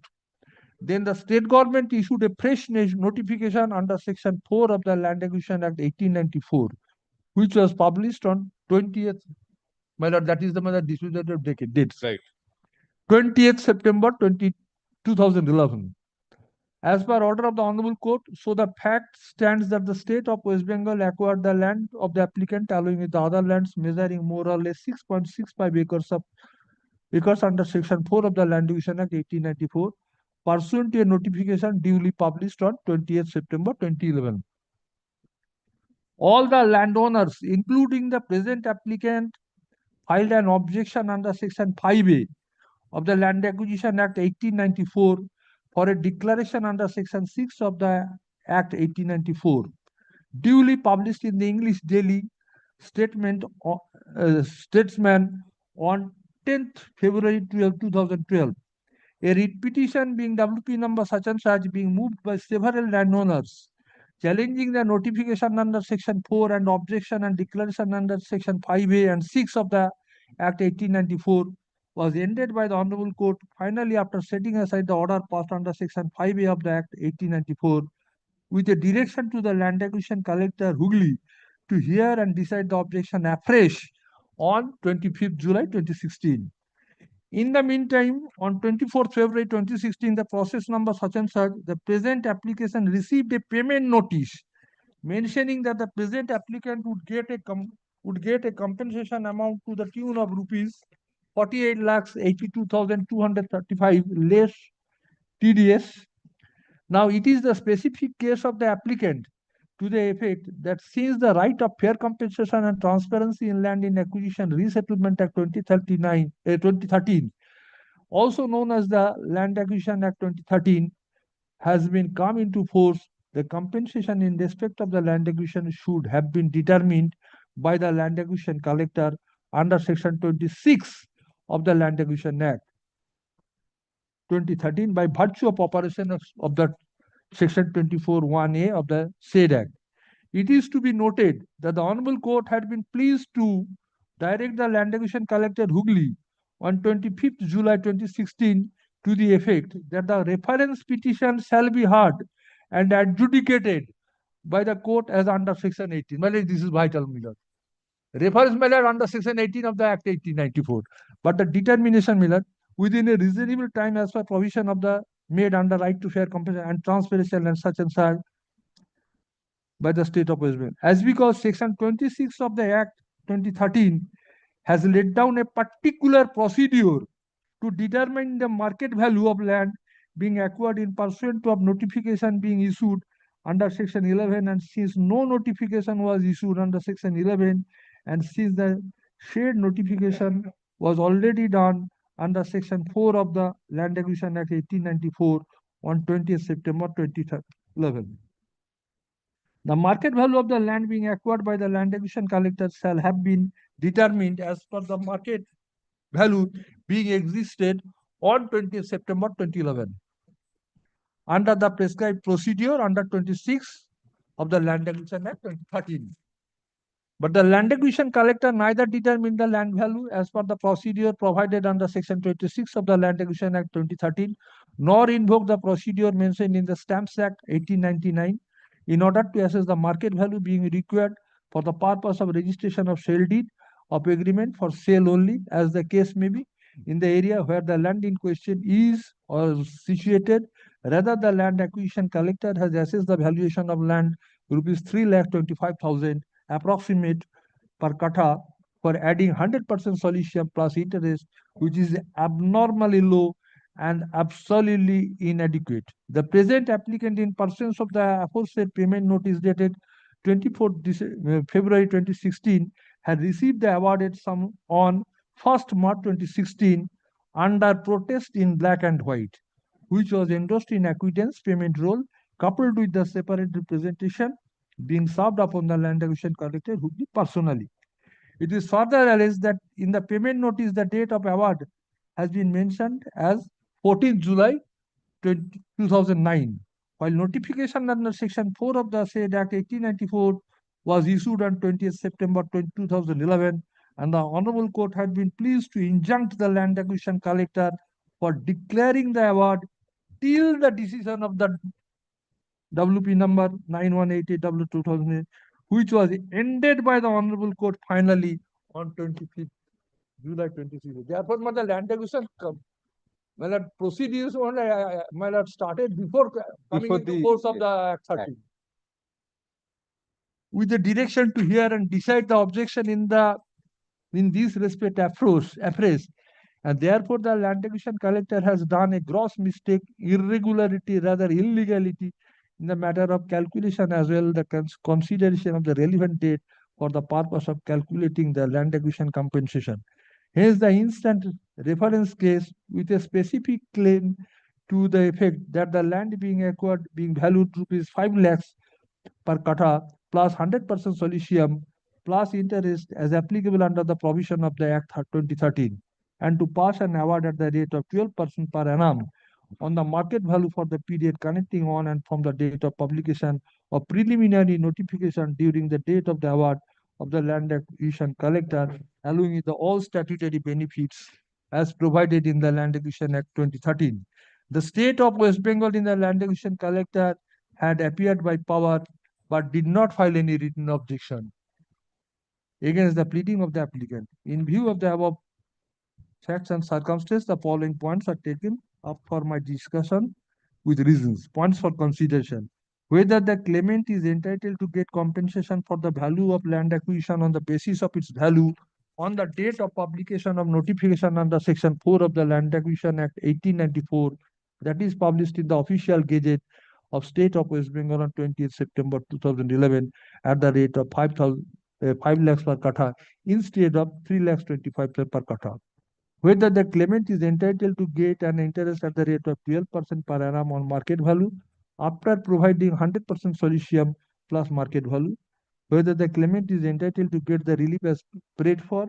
To what are the reliefs is in claimant procedure. Decisions with reasons. Since all the points are interlinked with one another, I have taken all the points together for the brevity of my discussion with reasons. It is the specific case of the claimant that the compensation awarded by the land acquisition collector Hooghly is abnormally low and absolutely inadequate in comparison with the award to be passed by the land acquisition collector Hooghly as per provision of Act 13. In support of the case, the applicant has cited the following witness, both oral and documentary. Witness Shraddhananda Basu, the present applicant, as PW1. Documents Exhibit 1 is the photocopy of the notice regarding payment of compensation. Exhibit 2 is the certified copy of the LR record of right. On the other hand, the respondent, that is the land acquisition collector Hooghly, though not filed any written objection against the plea of the present applicant, but the additional land acquisition officer of the Office of the Land Acquisition Collector Hooghly has been examined himself as OPW1 for the state of West Bengal and also filed a rate report, estimate and award, total 13 pages, which have been marked as Exhibit A series on behalf of the state of West Bengal as well as the Land Acquisition Collector Hooghly.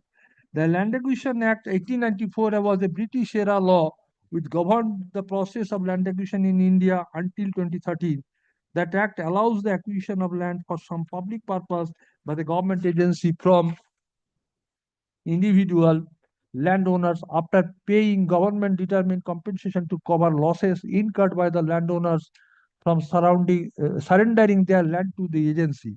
Then a new act, being the right to fair compensation and transparency in land acquisition, rehabilitation and resettlement Act 2013, which is also known as Land Acquisition Act 2013, replaced earlier law in India. This act helps to establish the law on land acquisition as well as rehabilitation and resettlement of those directly affected by land acquisition in India. The scope of this act includes all land acquisition, whether it is done by the central government of India or any other state government of India, except the state of Jammu and Kashmir. According to the definition of the said act, the landowner is the person whose name is recorded as the owner of the land or building or a part thereof in the records in the authority concerned. In this act, it is declared that the section 26 of the act shall be considered for the method by which the market value of the land shall be computed under the proposed law. Schedule 1 outlines the proposed minimum compensation based on a multiplier of market value. Schedule 2, Schedule 6, outline of the resettlement and rehabilitation, entitlement to landowners and livelihood losses, which shall be in addition to minimum compensation as per Schedule 1. In this act, the market value of proposed land to be acquired for being acquired shall be set as the higher of the minimum land value, if any, specified in the Indian Stamps Act 1899 for the registration of sale deeds in the area where the land is situated. The average of the sale price for similar type of land being acquired ascertained from the highest 50% of the sale deeds registered during the preceding 3 years in the nearest village or nearest vicinity of the land being acquired. The consented amount in case the land is acquired for private companies or public-private partnership projects, the market value would be multiplied by factor of at least 1 or 2 times the market value for the land acquired in rural areas and at least 1 time market value for the land acquired in urban areas. The Act stipulates that the minimum compensation to be a multiplier of the total of ascertained market value to assets attached to the property plus a solicium equal to 100% of the market value of the property, including values of assets. In addition to above compensation, the Act proposes a wide range of rehabilitation and resettlement entitlements to land owners and livelihood losses from the land acquirer. Market value is often used interchangeably with a open market value, fair value, or fair market value, although these terms have distinct definition in different standards and may differ in some circumstances. In order to acquisition of land in government, either central government of India or any state government shall publish a preliminary notification through official gazette and in 2 daily newspapers in circulating in the locality in respect of the land to be needed for public purpose and also for companies for the purpose other than the public purpose under section 11 of the Land Acquisition 1894. In our case, since as per solemn order of the Honorable High Court, this notification had been notified through official gazette under section 4 of the Land Acquisition Act 1894 on 20th September 2011. This will be treated as notification as provided under section 11 of the Act 13.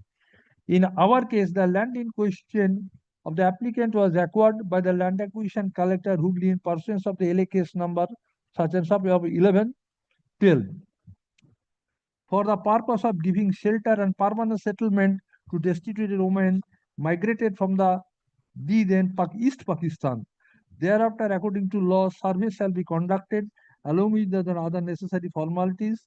Then payment of damage shall be made, and in the meantime, any objection, if filed by any person relating to the land to be acquired, shall be heard and disposed of according to the settled provision of law, and after taking all the formalities under section 6 and 7 and 8 of the Act 1894 being done, the collector shall then cause public notice for the persons interested to interact as per provision of under section 9 of the Act 1894.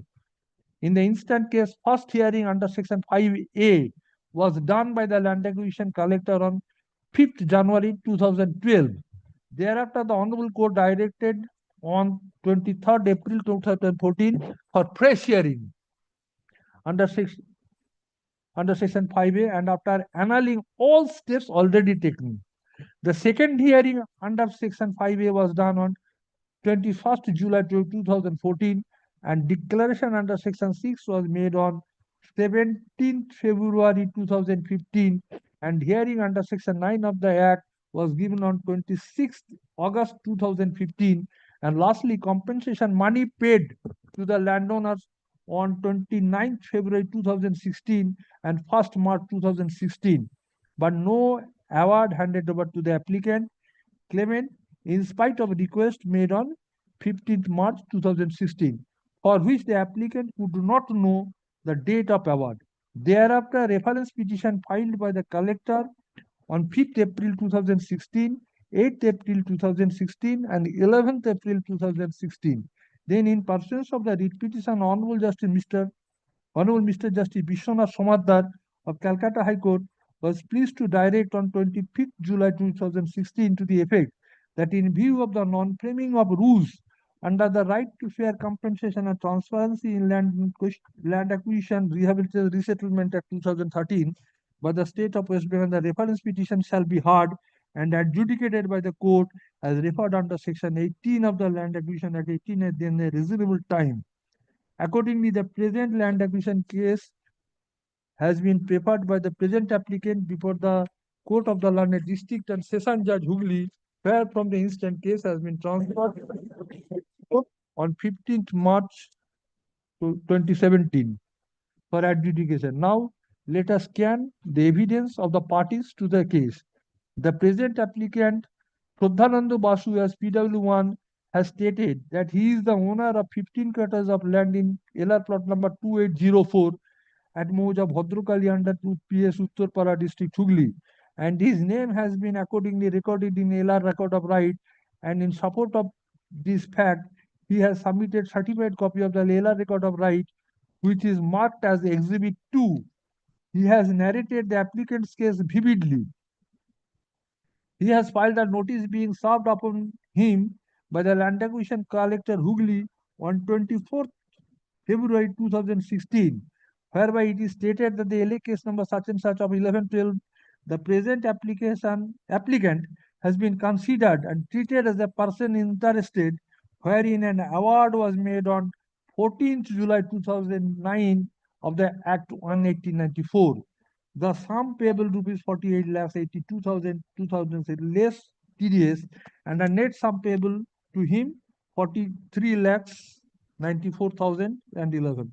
And it was also stated in the payment notice being Exhibit 1 that if the present applicant is willing to accept payment, he should appear before the Land Acquisition Collector Hooghly personally or by a duly authorized agent on 1st March 2016 at 12 noon at the office of the Special Land Acquisition Hooghly, and no interest will be paid in this case of failure to appear.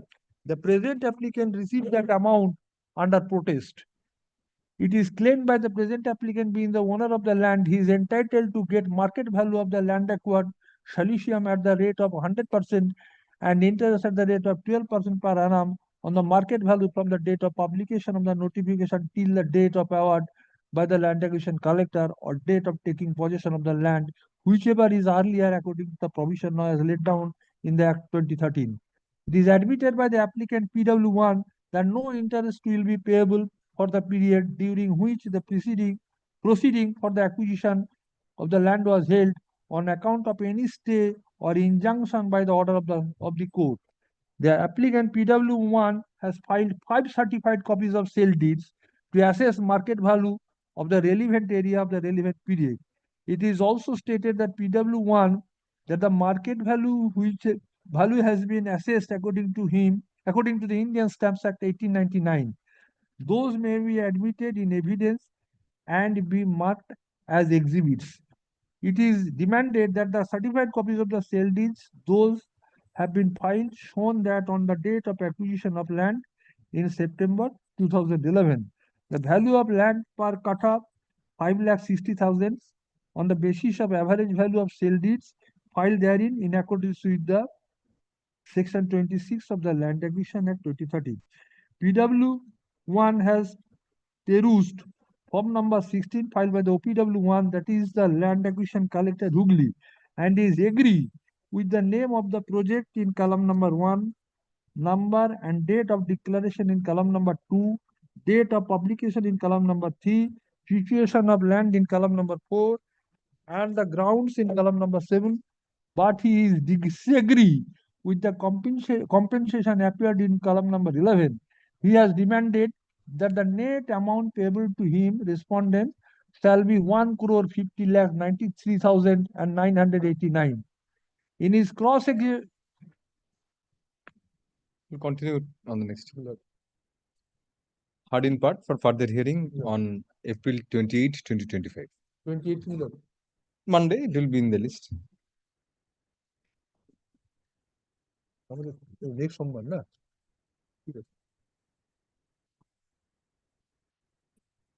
এইটার মধ্যে ঢুকবে। Let me make it, where's the book? Thank you.